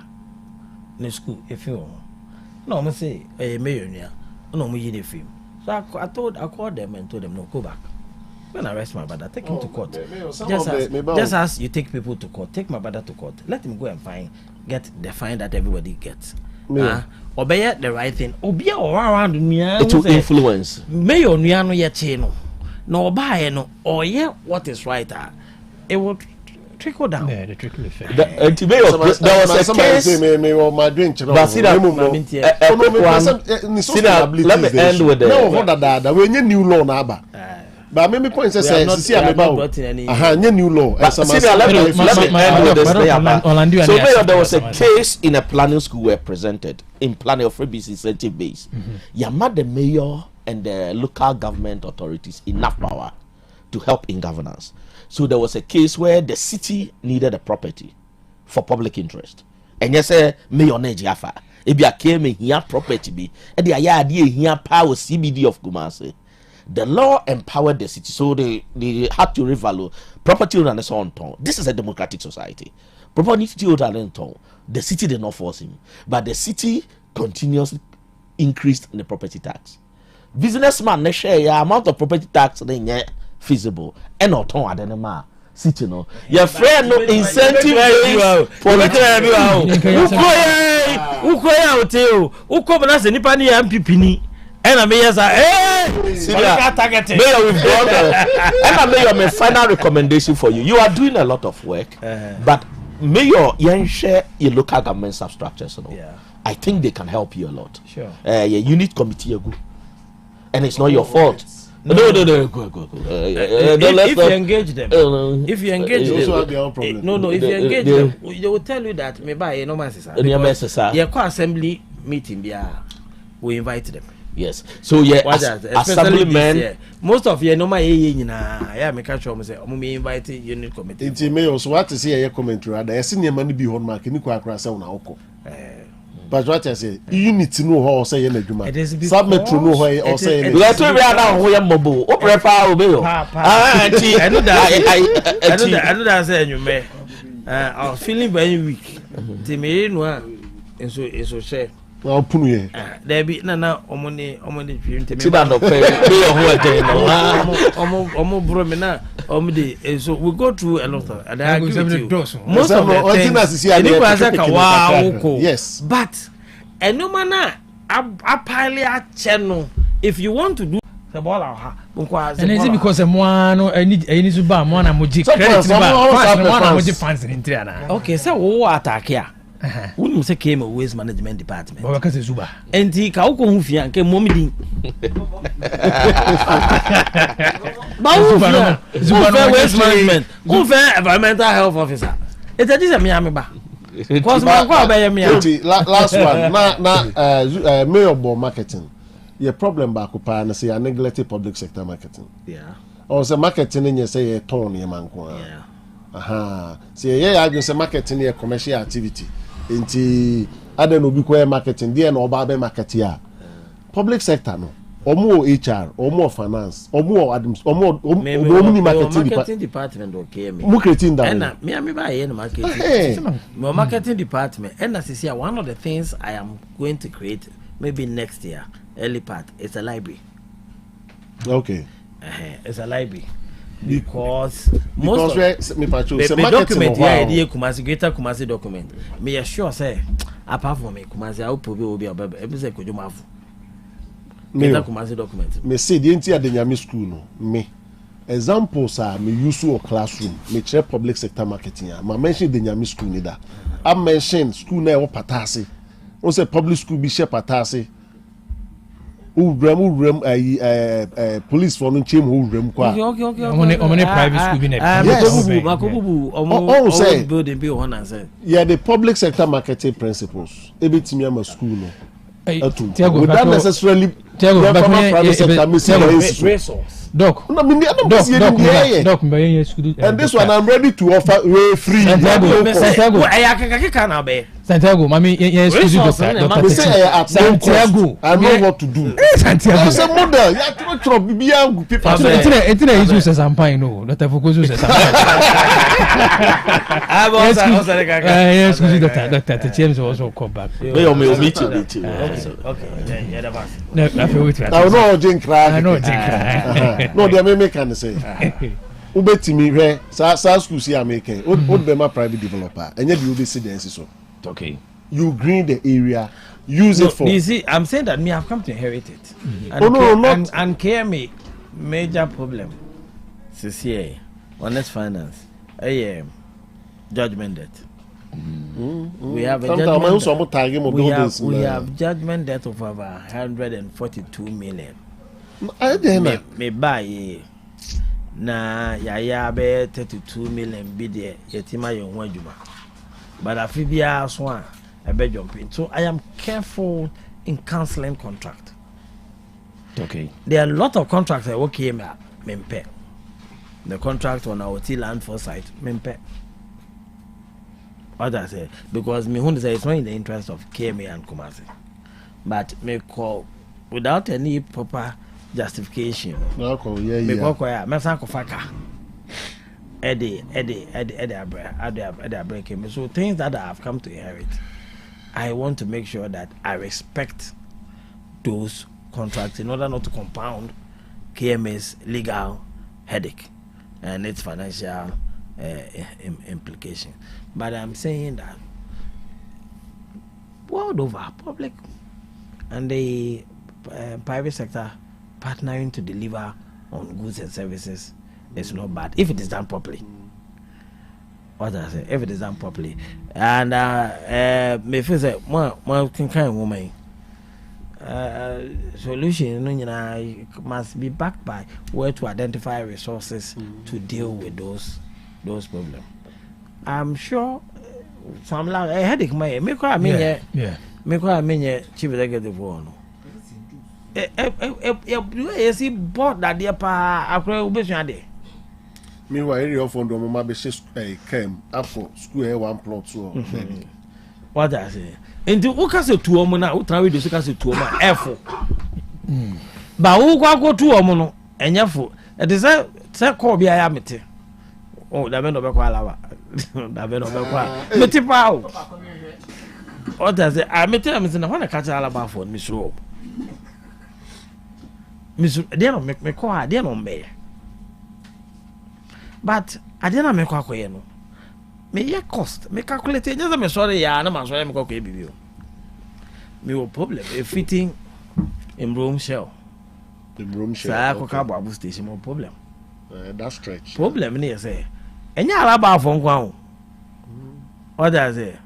Enya alaba afọ nkwa. Sa stretch enya alaba afọ nkwa. Omo ton drinks e okwa. Omo kan esi kwa na fast town super service or electrical house enim ho. Sa Sa kofa pejefie ho e kofa alaba. Omo nyina esi kwa. Enti se eba se me kwa ko clear omo a. Nya me heavy duty towing cars. Kesia sa no the yellow ene ho ena Ghana Armed Forces there. Obi no ho de be chebe. Metiaka. Na me koye ne na wiem koyi cars ne na wia. Ade che osem san de ba. Because me koyom wia ade che car for ba be gina ba be drinks. It is a Mr. Tisa me attack sa koye na. O se me gina be 6 months and sana ba be quarter. It me a calculation of how much it is to sustain the thing for 6 months. Okay. I had the no financial demands so one year can say. Inti me calculation I had the financial demands so to say Friday we stadium or make clear. Stay. Oh, stadium side. All around the sports stadium. Wall Street Dakar. All around the sports stadium. I don't know, me the bulldozer could do one day maybe. Almost speaking, they say movie stores are fast stadium. No? I don't have control of the National Sports Council. Okay. We need to meet. Just say we meet we for. I've gone to Accra to meet them. Okay. Now railway station. Railway station. Honorable, I tell you, some the doors. Almost can't plan for the railway. So I've told them that okay, when person confirm my clear on person back. So put it to a use immediately. Now make sure say. I didn't know about Ben. Hinder. Say, Ochinabi, you can say railway. I don't like permanent structures there. Okay. But we manage the city. So I told the railway, say, maybe I'm clear on no. Maybe I'm a man confused and I don't want to see any block there. Okay. One day, you say railway no dash besaba. I am more than convinced. Say the expressway na you just 40. Okay, for rail line. On both sides for rail line. To the very moment it gets to Kumasi. I am aware of engagement with private sector players in the railway sector. On Beba Kumasi. Kwaku can be doing. Oh, okay. All those places now you're clear on.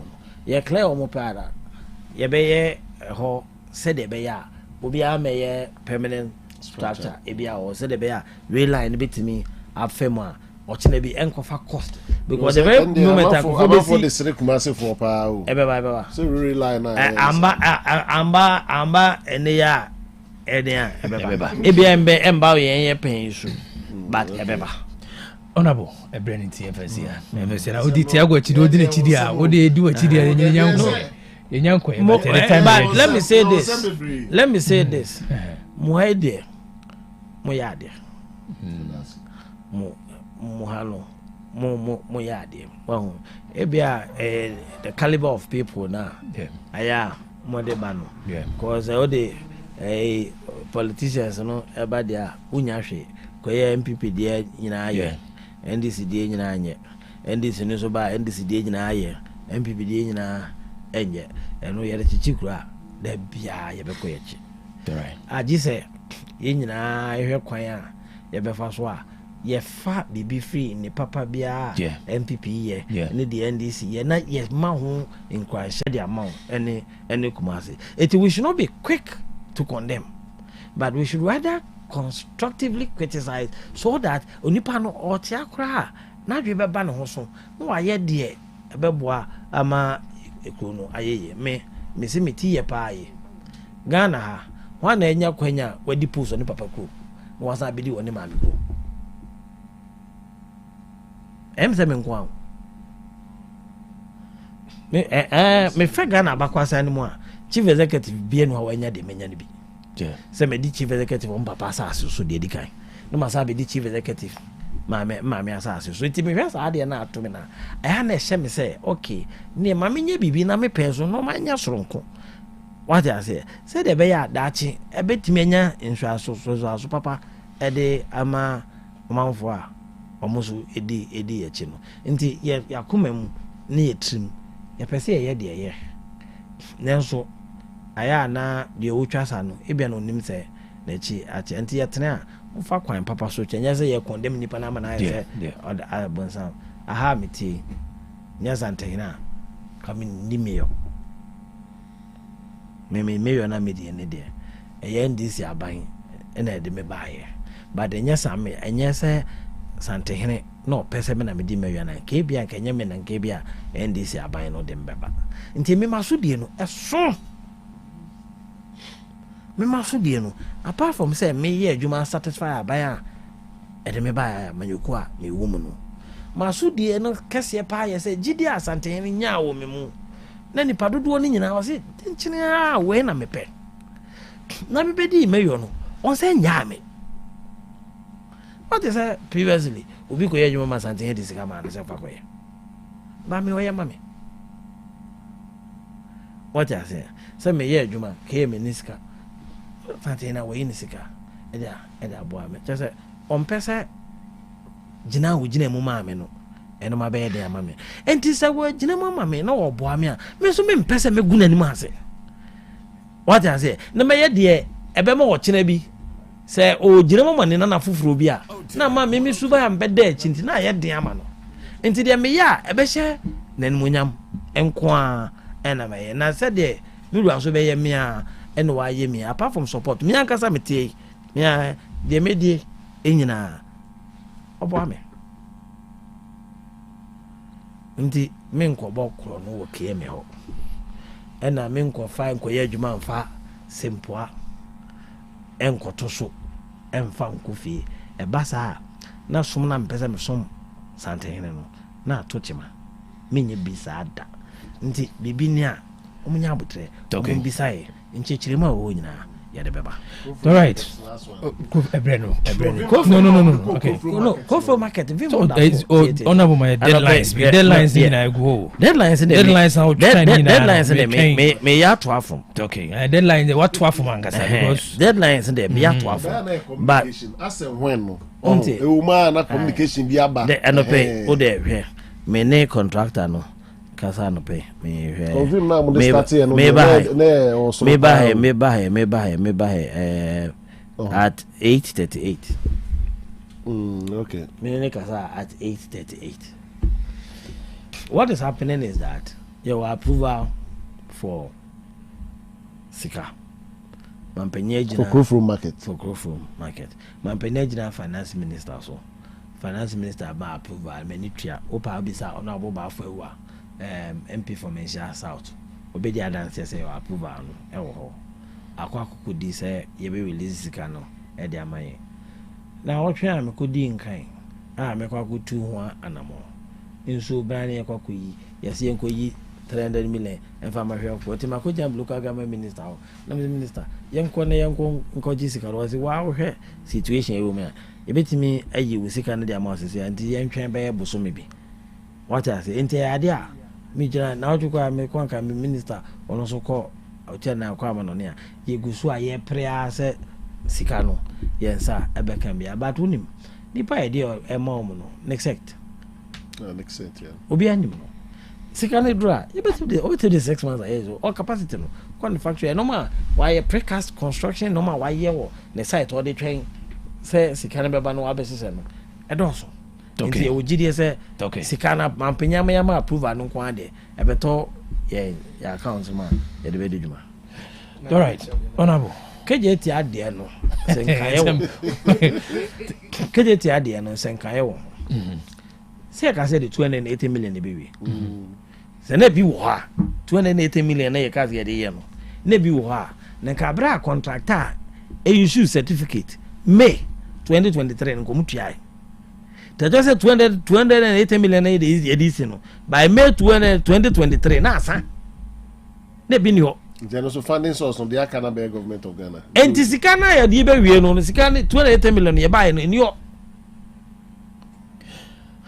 enunti na finance minister ma auditors e ba be hwe say dey nkwa na ye ya 283 million no echo and almost sign a contract no how kakra bi sa wo almost a contract no koye ne say ekoba say omo nya adwuma ya accounting for fend suspension ya bon ka say suspension no ka na da ho ya ba be 66 million euro suspension account no contract no suspension the contract and no kwa ho ka 66 million euro enti eno so agisi ya pesa isi kana de ma wo mo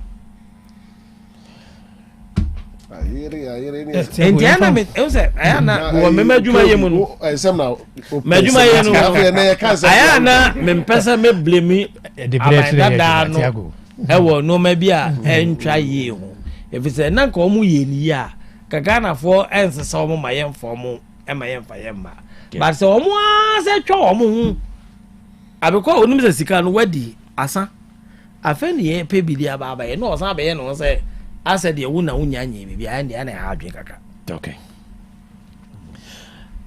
honorable ye fancy Mr. Medama Tiago apomode mapade eno ane hepa plus mixture Pavi plus mox hepa plus mixture etutu malaria na sekura Sweet darling, my beautiful baby. Hepa plus mixture ye busie ya no mama hoden aba. Buso me pini menti ase me do. Tie hepa plus mixture enya adwuma ebeye wo nipadua no mu no. Afie kura na ebeye wo nwanwa mo. Eduro ye ma general well being. Ebusua pomudin wo hia me yie esne bibia. Entimi manom pafia ha. She, oye, Hepa plus husband. 102.9 FM. Ye de wa Hepa plus husband. And there also we Hepa plus wife. Na abwa no. Hepa plus mixer. Ma je drone di pa. Pavi plus mox. Ena Hepa plus nyina. Apemfo abato mo manufo. Enu kwada wo ni mfie du mienu nka ho. Our pharmacist na Hepa shop. Etufo mfre 0542 778 572 ana 0549 297-463. Hepa plus mixer. Mapobudra mapa. FDRG ejwede nkrato ya. Na nsei mi amedi ho dance ye pa se made hu na kofam. Ade ban mi o ewa chiro mi hu ni ye papa. Asa de ebo asi mani so. Mani ne so ye wisi. Eso ye mikusu. Mani prunsuo efemfeme ewowo me. Ensem sei na wo kade a. Ehia pa se Dr. Reni be show. Bra by Grace Eye Clinic. Ma ye mfa fidie nhwe wani no so. Enkosi wani na chi. Nye hwese de nyoma sitie. By Grace Hospital esanso obia ye hwe asomo ehwinimu ene eminimu metre ENT clinic etimu amota kwan mu minimu ana wasum tai kekau ne sentu de nyoma hodo awrewra wasum setakra yi wasum penti hairpins matches ene nyoma hodo awrewra wasum no Mr. Jai nebra ma ENT for ehwe wasum ne famawo da ben na hunu dentist emo hwe wanum ma wo wo kaso obi ho no kokọ na chi bra me nye scaling and polishing wanum nye hwam kama wo se na so abua bra me hwe ye de bi besi so ma ye fe anampo etu a yebesi foforo de amawo kaka bi jejo wo se yetu a yebetu enwema amaka nyina opesi yebefie behwe a yebeba life smart food aduane mu me pochinyifo Thomas bi se o magima aduane bi nkosonhwe setimi sanyare wa be se wo hane akire asikyire yade mojabroso kokram ahotutuo o de epua be ma ne hunsu agene no aye mre wo mpam de ne nase atata stroke ena de na pos aye mre future life smart food bebo afei de aye abusuan nchemfa Bella sogum wom enti regulate sugar level no san ye adwuma kwa nkasa enimu sana diabetic theory no so boa woni a enya esikyire yade sickle cell typhoid asthma branche ne maba wa kwa gym mompe high protein no binto oba bia opese ne yefunu ye flat no wohia smart fiber any zero smart food a future life smart food di abane ya Bolivia enterprise na kofa nuani ye ba omayimu encrine woni Ghana Telecom University no ye opposite Kumase wo ben sofoline alignment ena tema ubenya biato Evergreen Supermarket fre 0246 010150 0242 878090 Future Life Smart Food about that chehuban mekai panse me nana so sori anopa na wodi bidie atobodi tire so na wodi atwitwe ne se de bia na ne se ye fita enke bie ni nanum nyame adubunti ofoso mensa ensans akofa Omen's original lemonade charcoal toothpaste ediaba ye de bidie akakaduro eni anka atwade na aka bomu ayede aye Omen's original lemonade charcoal toothpaste yasa de moringa ahahan no aye original herbal moringa toothpaste aye purely herbal se wodi emu bie twitwe wosia ema wosi ye fita eye nkaboni bie firi wonum na ema wosi nya hoden wedi die ebusuan chemfa. Se wo pe Omes original lemonade, charcoal toothpaste, and now original herbal moringa toothpaste dia. Enkran Okanshi fre 024-634-4818. Kumasi ye was solid FM edanda danimu. Yene ade katlas dino ena eshenimu. Ehonso fre 024-381-4661 and 024-471-8672. Omes original lemonade charcoal toothpaste and the original moringa herbal toothpaste. Dear we see here no. FDA ajie dwedi enkratuo yatum. Kobi machi ano take my phone tif nyamoni da buy new site. Wafa kwenya iso ada Otec management and staff. Munyina se free daleta subis obia yet siemo high popular ya samsa toya musa betayechi the mechanism yakupon o nshira Otec FM na me voice note for amenemo ya nante resante besisa abri aya kan ye ho abom hye Otec ase bibi to obia ye kan bom koye ma na ye fe enwa Monique bisi Nyankopon o nhyira mo ba peta mo nua ba echi ma bibia ye kama bibia wi asomdwem Nyankopon ti wie mu maye bibia efefefe Nyankopon o nhyira mo na tiefo efri tichiri benche be boa me nyina me fa Otec afidikese so adamu nyina mase anopai me kase Nyankopon o nhyira mo. All right, Tabuzia ene ejuo yesaka ifo a boy fan heba center ifo akwaba mejoso ene fate a boy raw brenum kakra no problem fine heba center ifo a boy yeni komo ifo yo director medawasi no mesada yetf no so ase no ye niano mo ya dofo no mo ya papa no mo omo asabi omo tibia eye demu no Nyankopo adaroma no ma start enya fine product omo usua omo eda Nyankopo asi me pacho bebre wo ho no ma frame me a omo say director Nyankopo nhrao director no na kasabi one bedu ayenim hawa eti mena me poponcho tutu ye no bema mambako o si director menim dasi sabi mi prostate bet me reduce mama son check kama because a yaw na bebre se a o kom o si me kom no enye smart no masi Osi ostati prostate drobin nom. Ade ba kona se. Onu prostate onum na sa. No antu mereka akotofo for pen. No pains na sorry. But wo dia manum 3 bottles ne.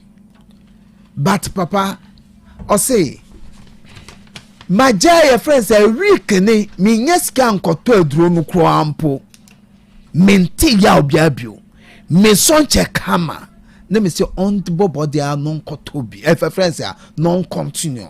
Minia bebe ho ye yaria omusi enyini.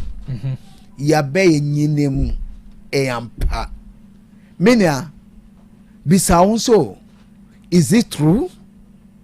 Enyini nti o jai unso wewu. Minia what to me call hospital no hwe owu ya. What fear friends are would life best me akwenim amaw. But won to me share wuye. No the life ne bo chacha. E be short we nim. Many anoma dofnum. Doctors my advice all the time see. You from 30 go impe. Yem pe do a bit me reduce your prostate. Because jenya ye di ne. Enyama ye di gu nkwemo ne. Ni di sabi minia embwae ubekwa sabi obema wo eja wo sese a enye ma o se wo sa di de a friends ya moja ndam ubedi a dry ti said yo ye nananom mo ye no first fridge ni ho manen dry ni nso free mu minia na wo anwana de dem free mu before but minia why yen sa no di yare na de bra wo obepo anajo ukodu fia afi na ukodi fufuo aduane no be de adigest wo mu bisa wo minia na wonso ne sitre bebre miro say miro a good my but to sugar wo mu but ye say we said the sugar egu mu mo ansa na be friends ya stop drink ya ye num ye do ani didi aminia ebeye yeso every end of the month bia nyedu ebe cleanse wo system no ayi fi bia wo system na pie but won't me yen sa it is a car bia wo use no can enya overheating udi call hospital sorry udi call a friend mechanical no say a tank na the radiator na aye fi bisa ho se fi no free yaso ye no nsuo no gu emu hwenya ma ye di gu emu mena eba no sa ye de no echoki veins no edun susu so boni ebreye mena me pocho ye wi prostate side no ebi o wa prostate won mo onim so prostate won ni onaktika kra no asonche want to know asonche otumi edu anajo otumi sorry be self reference 4 times 8 times but nipa dasani 24 hours esi usonche 8 times but 8 times no 24 hours won to me so usonche bro 8 times a won so bibi here there etuchima o esi onye sorry no pedro men massive prostate cancer beku obi de o wa na nye prostate na ye infection to me ma nipa bubu infection ma no me pocho nsuo bim to me pie free ho ti say milk e basa na start na ebon ebi o wa sabi ukunu bewa oyi no ho pie sabi o ne ho ti say gari a o ma ye de omudi nsuo so kesa waye misrao one sorry entem infection se fashion metumi ama sabio gwa wude no untume wo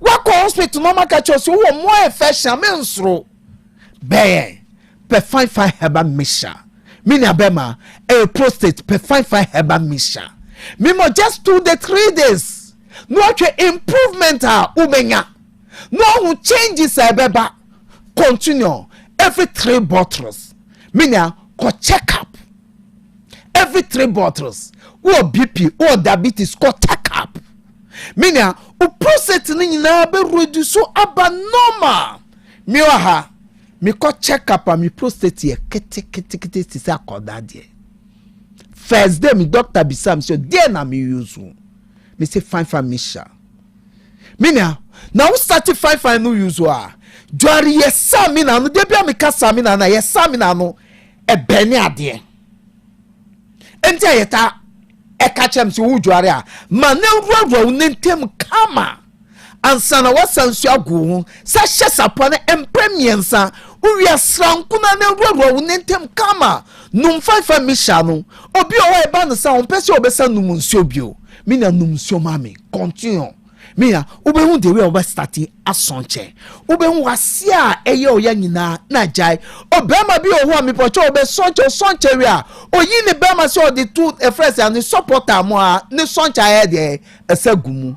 Within 3 to 4 days ne wo bon sonche. Mia mesrawa prostate na sign. Uhu sanya manyama nyina sorry entem 70% ne kwa na te free mu every blessed day. Mempesi sade no beto minia try fine no atwe de eti ye ka efia dia na efi abrotu veins mu dia na de ba minia first or the diabetes ba or the friends high pressure ba the same thing so me pocho say fin so eba no sa no yari bia be ro mu bia because wo immune system no ahon the papa ni mu nte no yari bia be ro mu bia no aye de wanya ho kwan unanti kakra no ani so abrobrim unanti as me pacho sabio kakra no uhume no entumi jina so utina se obesori ano na nyina sisi so mepocho pe fine heba misha ebe reduce ubipi ebe ma ubipi aba normal and then 3 days me check me BP no me down 121 last me kasi always me BP or 121 minya ascent to a phrase 3 months ago me BP raise ya ko 150 no muko me hwe so no me hwe how was going kwa no ma sorry or ye phrase ye product ye product bia blood clot bi o hunya sent no clot o system no mu ebe nani sa clot ni na afrimu no veins no mada ho no moja netumi adefusan ye na ebushu mi system no so no mi system na ho the papa ba mu ye duro nyanyo no enti awonu mu a wo mi system no bushu a ade friend malaria never o da ye duro so malaria betio dabi eye duro a ebo amansan ye wo maybe wo tika mu a wo temenka from your 0242 80 47 91 0242 80 47 91 0242 80 47 91 mina me pocho misrawa amafo did that se fadro no wal ankasa Mr. Frank last me kana sem wa ha say o si ni BP call 170 160 sorry but obisa me so director be ani BP adu no onjai abrofodro na wo num media no so o start ye duro num wo num abrofodro a wo njai enye ye na ebe catch us jai o doka na ebe catch us jai enti wo num ye duro abrofodro na 1.5 hours answer na one num ye there me watch every 3 bottles check it 3 bottles check it diabetes the same thing. Tell me some questions so identity obese also BP na perform from 160 to 140. No me say on continue. O ko check up no doctor nkasa so o yi na friwe mu a. Any down so sister alaba. O see ni diabetes about 6 point something. 6 point something no o so obese doctor nkasa nka kire no so ni if diabetes e duro na order so no onye there. Onjai no me see sa pepepe anti alaba baby or team in kasesia me na me bocho try a product no hwe hawa german sign ebo amanfo about say skin ya de bia me na me bocho won hwe ohun ya betumi agu animu ase obepa nipa wan no odot sabio sent bi ohun oyi wata de to wa sent ewo mu what to do use do debi wo no won takikao what to do use do ko hospital ma cho wi dia debi me mo just 3 days ya won kika me mo 2 days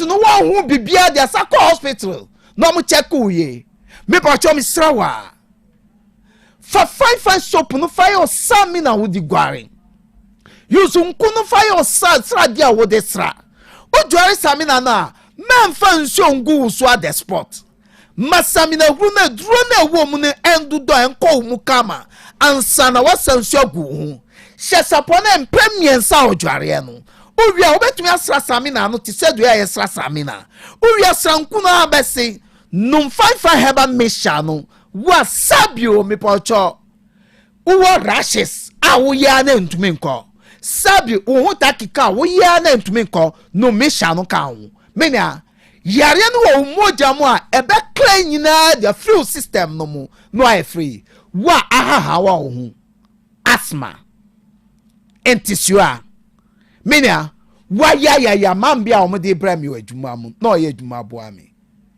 sabi o de o mo de ne brami a me hwedi but nyankopo adaroma edrei etunis asthma na ewo ni mu a dia free ho papa bi nso me farm omodi ne bra me farm me hwe ya me say papa o me wuda farm we mi wura mu na mi yi 5 mi shama no me pocho papa ne didi a odidi ti se sabio okra ha wa okra ne duane odi kakra no ajai but 5 heba mi shanti papa onu neta pre duane wo farm ho cha obia try a product no ahwe de bia da unum a wo ahonde bi so mo num ye product nya no nka kiro de bia mo ahonde na the same thing so odidi kama minia obese mi no nkasa from your 0242 0242 80 47 91 0242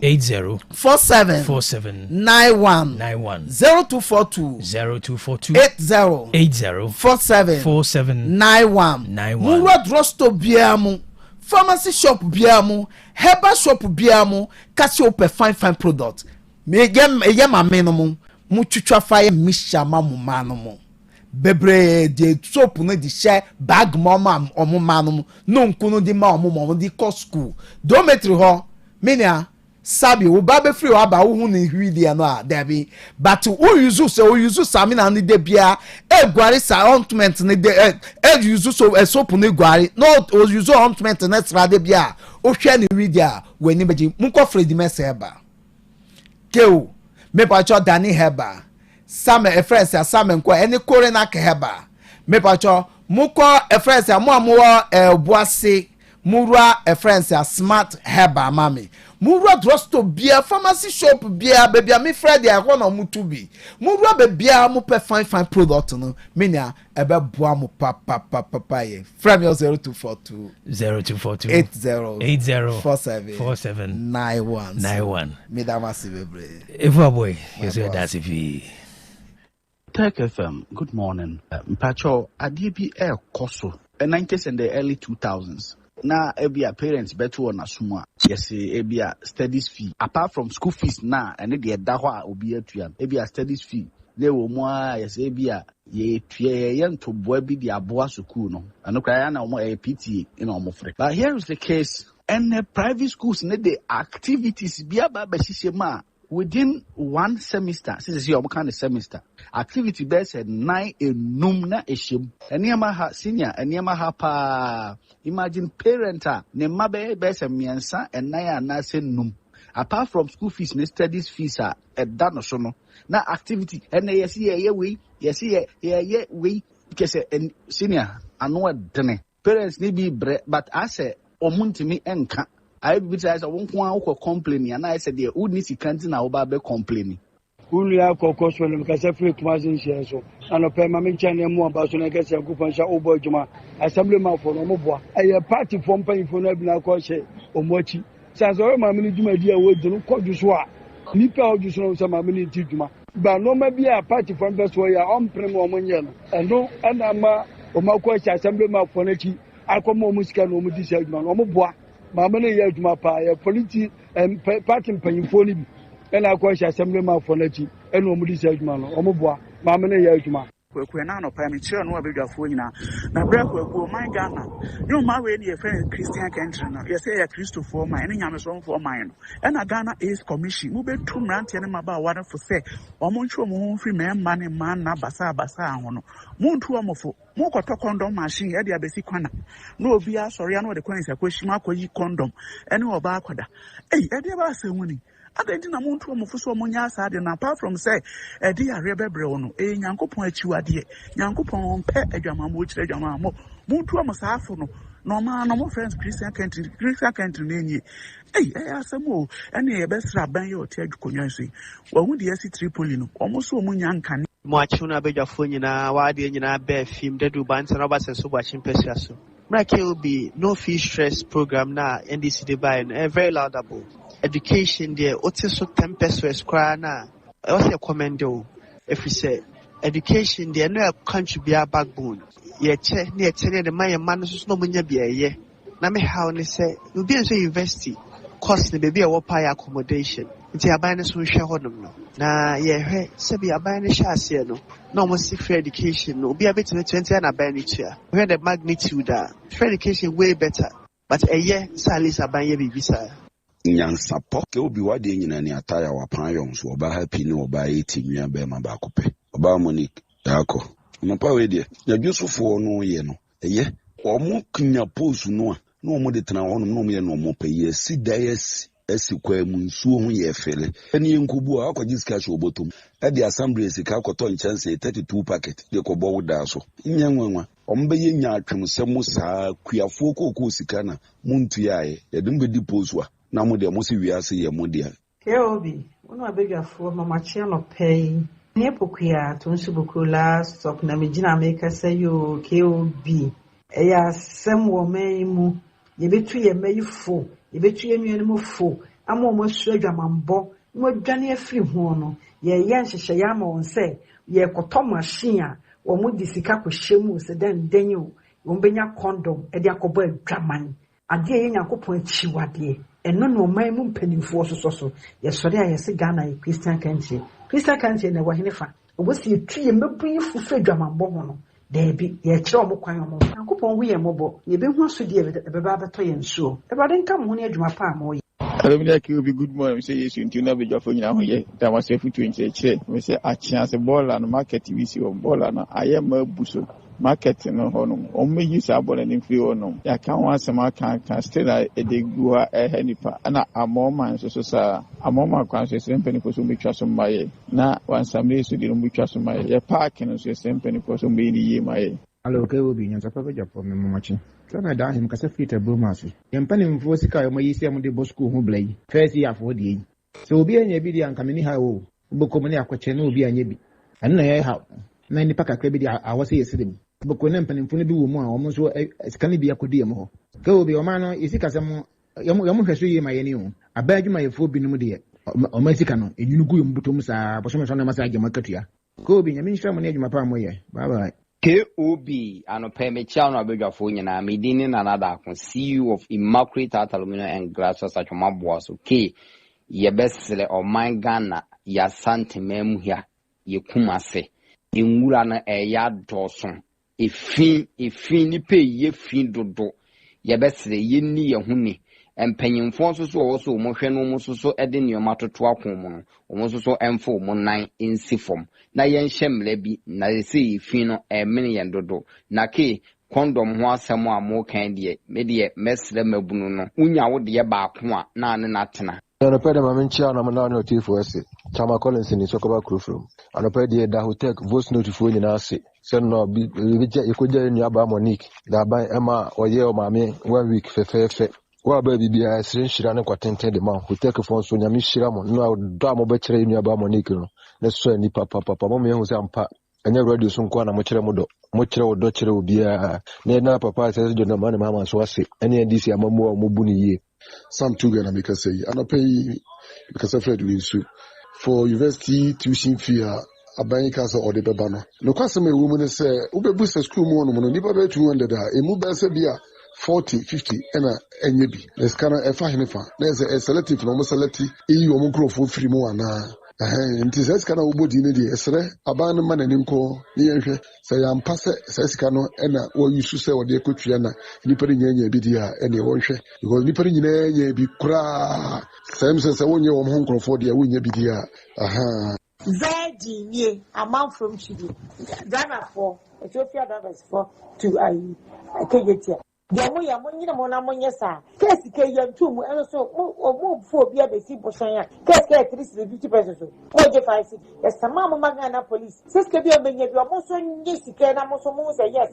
e mo da na say mo nye de na condom so mo de ba fe de nyame asepa for your general will be go for a plus mama v amount from video Onmunyamfo chamana na kwes ba chaman kenie bidi madu kumase santase enura Otec FF mpanyimfo Otec voice note fo ene ejamfo mbe jam abra menua ba Monique no oye o mame 1 week e woda ban new site ni nyina awurade Nyankopɔn hye obi bia no won hye obi bia do hweye anamu enura idwumadie na ekɔ no na efe keke na nanom ahemfo omamu ho mpanyimfo Otec FM atiefo ene Otec mpanyimfo de amu ye ni nyina na efe na ye ni so enti otumfo Nyankopɔn hyira mo e wa de fefe ano a mo be ye boa me nua ba Monique e wo ma me 1 week ase Otec FM eni na tiefo de yetimi ya de ma ne ye fe ano a na mani agye keke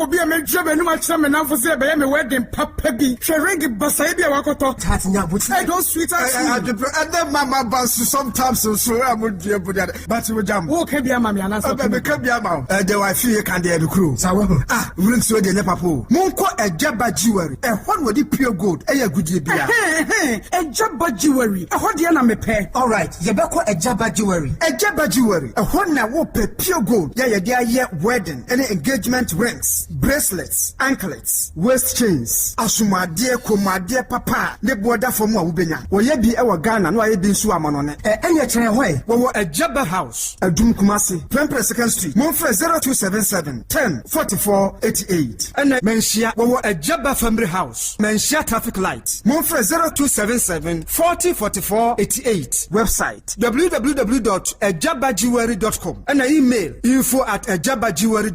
Ejaba Jewelry. A good dear papa fear no. So I emphasize that we might fear something Hyper Plus Puffy Plasmos. Nadaroma na yeboaboa mo voice note no ne nyina no na ye de mighty for so hunu madwentre.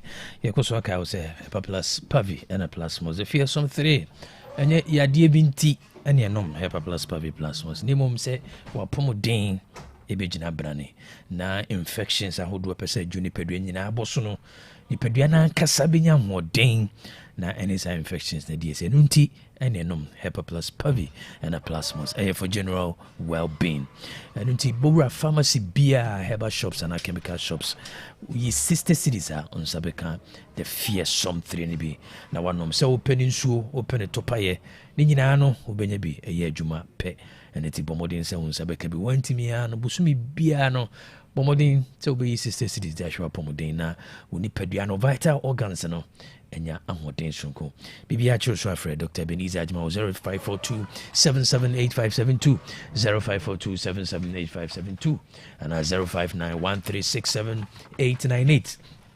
0591367898 0591367898 so wa monone na uhia bia bomodin se obefre 0542807907 0542807907 Kaise apomode mapade eno ane Hyper Plus Puffy and a Plasmos.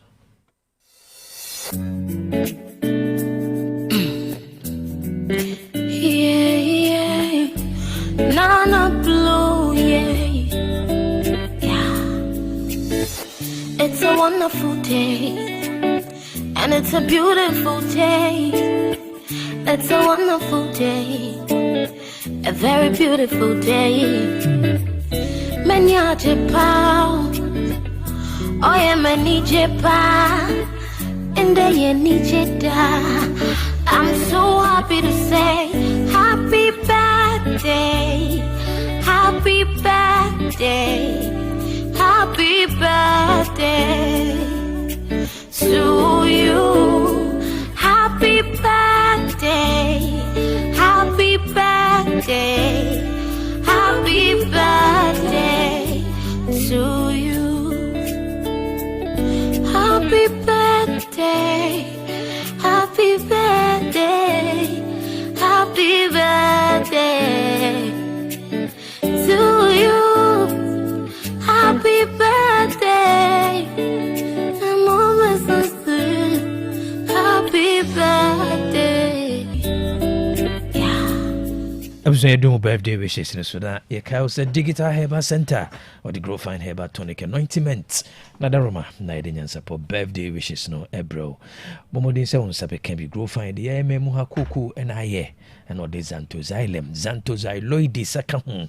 Wonumatu untimididi nunumbi unano sayotiti bomodin son sabeka grow fine herbal tonic enumre na se untiminda nunum grow fine na obeda tisabo fra no power sorry na ti widim so yemre bomodin se wodi obenunum grow fine na obenya hoden sonko de akojuma so uyo ba bosombe so oyem hyehyew esanse ubunsa e de yawo ene brew anase wo susu wodi umunsa kra na wodi no e baso e bama no bro so nunum grow fine herbal tonic ebesiesie o ama uma asɛm no ayɛ kama bosome nso abubu nsa wo how bia mmatchre na no na wobɛte ase adi nti a wɔn adi kan no bia na to ne di Dr. Menses hyɛ ne nso grow fine ɛsa wo so supply wo daily vitamin requirement ono no ma ɛboa apɔmuden ɛma ne gyina abra ne titiri sɛ wayɛ ade na afei na wotɔ a ono no grow fine a wo ho ɛbɛtɔ ntɛm so grow fine ointment so wodwa so wo ho namba bia ɛyɛ ɔyɛ fa bi sɛ yɛ osisi kotodwe wakyi fa bi twitwi so Bora Pharmacy and Herbal Shops bi ansa bɛkɛ minimum so open the door to Kumasi PFA Pharmacy or Tafoni Road also per 1,000 cartons gonna be smart herbal Boise. And have a Misty Herbal, Colinac, Danny Herbal, Apidank, one in our KJTM Rom Christopher Pharmacy, Pampaso, have made pharmacy was for Poly Chris K. was Resso, Dupac Watunso, Tenatet, also for line BBN Afre, Digital Herbal Center was 0244596532, 0244596532. Grow fine, makes you grow fine. Happy birthday, happy birthday. Happy birthday to Madam Esther Jima or Tonsubukru. May God bless your new age. We, if the entire family, one also my would have passed from Kong. Happy birthday, happy birthday. Happy birthday to my little sister Fati, aka Mommy. We a student nurse or Sefi Asafu, and Yama would have passed that would have munshira and the moon panina at the mount. Happy birthday to Mrs. Gladys Safodu and wedding friendship Dusia. We a free one because I Elder Padmo Safodu and I feel Inspector Christiana from Pong. When you busy also more with a pass the young crumpon, a pomodane and in quatinting shronkon at the mount. Happy birthday to Lawrence Atasewa. Lawrence Atasewa. We everyone has our sisters Vivian also more with a pa. O sera wo de munhyira ene emu ene panyina de ma wo se ne onyankrompon onkoswa emo ho ban. Happy birthday to Mrs. Mercy Amwonyi Harrison Wodompase. I say God bless you. We if you honorable Mark Amumensa 8 to the KM Memorial also ma would pass from Kon. Happy birthday, happy birthday. Happy birthday to Lucas. Way every Mami Joe. Was it the good Lord should give you wisdom and understanding and more money. Happy birthday. Happy birthday to Charity Edu, a member of Ampabami Methodist Choir Guild and Addis Gate and singing band. Way every Kojumo. Onone asafutuni nyina wo so mo da pass ronkun. Many ajepa. Oye many jepa. Happy glorious birthday to my little sister, Lady Engineer Miriam Ama Benyua Montfort, Monty Prestige Engineering and Consultancy Limited, Kumasi. Where if Jonas on your Bushani Monty family no so more that pass from Kun, Senyankopon Bambo, and a Awudemu Enshira Edimau. Happy birthday. Happy birthday to Precious Kuma, Germany. We if Elizabeth Ofuriajiman was home or the pa or Senyankopon so can home or by baby obia na pasano in Cromo. To you. Happy birthday to Beatrice Abena Blessing. We every Amos Yabua also more the passion con Senyankopon Shirani Bambo and in Peja at the mount. Happy birthday to Erica. May the good Lord continue to bless you and may your heart desires come true. We if we are yummy. Oh, na eba. A very beautiful day. Happy birthday to Letitia Champon, aka Yesikapa, was in more grace and favor. Mido. This birthday wishes is from your sister Priscilla of the Otec School of Journalism and Communication Studies. Happy birthday. Happy birthday to Mr. George Entry-Busiakon with Mrs. Rita Entry. Also, more the pastor in Yankorpon Shira, the Bambo, so Uncle Son to Anamon Fancy, a bra Udi Wauday. To you. Happy birthday to Sandra, aka Ketri. We are Jumawan Kasi Government Hospital. We, if your body a chairman, also more the pa, said I would demonstrate any emune penina at the mouth. So Yankopon. on wow no koso ampeja o mfiri adumu enko adumu. Happy birthday to Mrs. Esther Esiedu, NDC branch executive of Tunsuku. Wait, every Benjamin also has a Big Ben as a Asukwa Municipal Assembly also Maudapa Shronkon. Beautiful day. Happy birthday to Honorable Nana Ej Bafowa Esquire, MP for Menchia South. If you Wycliffe as well as Asukwa MPP also Maudapa Serena Kruponshira so until an intro on Pejam Free Adumu and go Adumu Honorable. Happy birthday to Mr. Silas Mensa aka Kwame Nyame o Sepasi. If you near Kobana Rekon Silver FM on Oyere New Manina so Maudapa Sunkon or Srawude Munshira and Emunipa Edemau. Happy birthday. Happy birthday to the CEO of ENG, Elite Oshes, and Ave Ellie's Cleaning Services. And Yamwa would pass the Yankopon Sonkan until an intro, non fa I would demonstrate and domo. To you. Happy glorious birthday to Efia Cavani or Tepa. If you are Dofonina or so more dapa, said I would demonstrate the Maone, Unyankrompon Coswantin and intro. It's a wonderful day, and it's a beautiful. Happy birthday to Alice Frimpong or F-Line. If we know Nana Poku Isaac or so more that past in Yamis on count or more buying no Coswantin and Infantil Browdy our day. Very special birthday wishes to Godfred Apia, if you Mammy Linda. On your papa, good wife, on your house or more dapa, and your bush in our Sonia Copon can haunt in them troll, no Coswan Pejao, free adumo and quadumo. Happy birthday to Florence Abenase Wakuto Ame. A free o papa Rubin Ami, also more dapa, Srenya Copon Shira and the Bambo and in Peja Edemau. Happy birthday to my best friend Joyce. A free our beauty also more that pass in Yakupo Bambo and in Peja Edemau. To you, happy birthday. Happy belated birthday to Madame Lydia Osafo Amuabeng, we a dedicated teacher. We will show MA Basic Primary A. If your loving husband, Mr. Francis Ajay, to for a Prade Electoral Area Chairman, MPP for Rukrum constituency was Oma Odapa Shronko. A very beautiful day.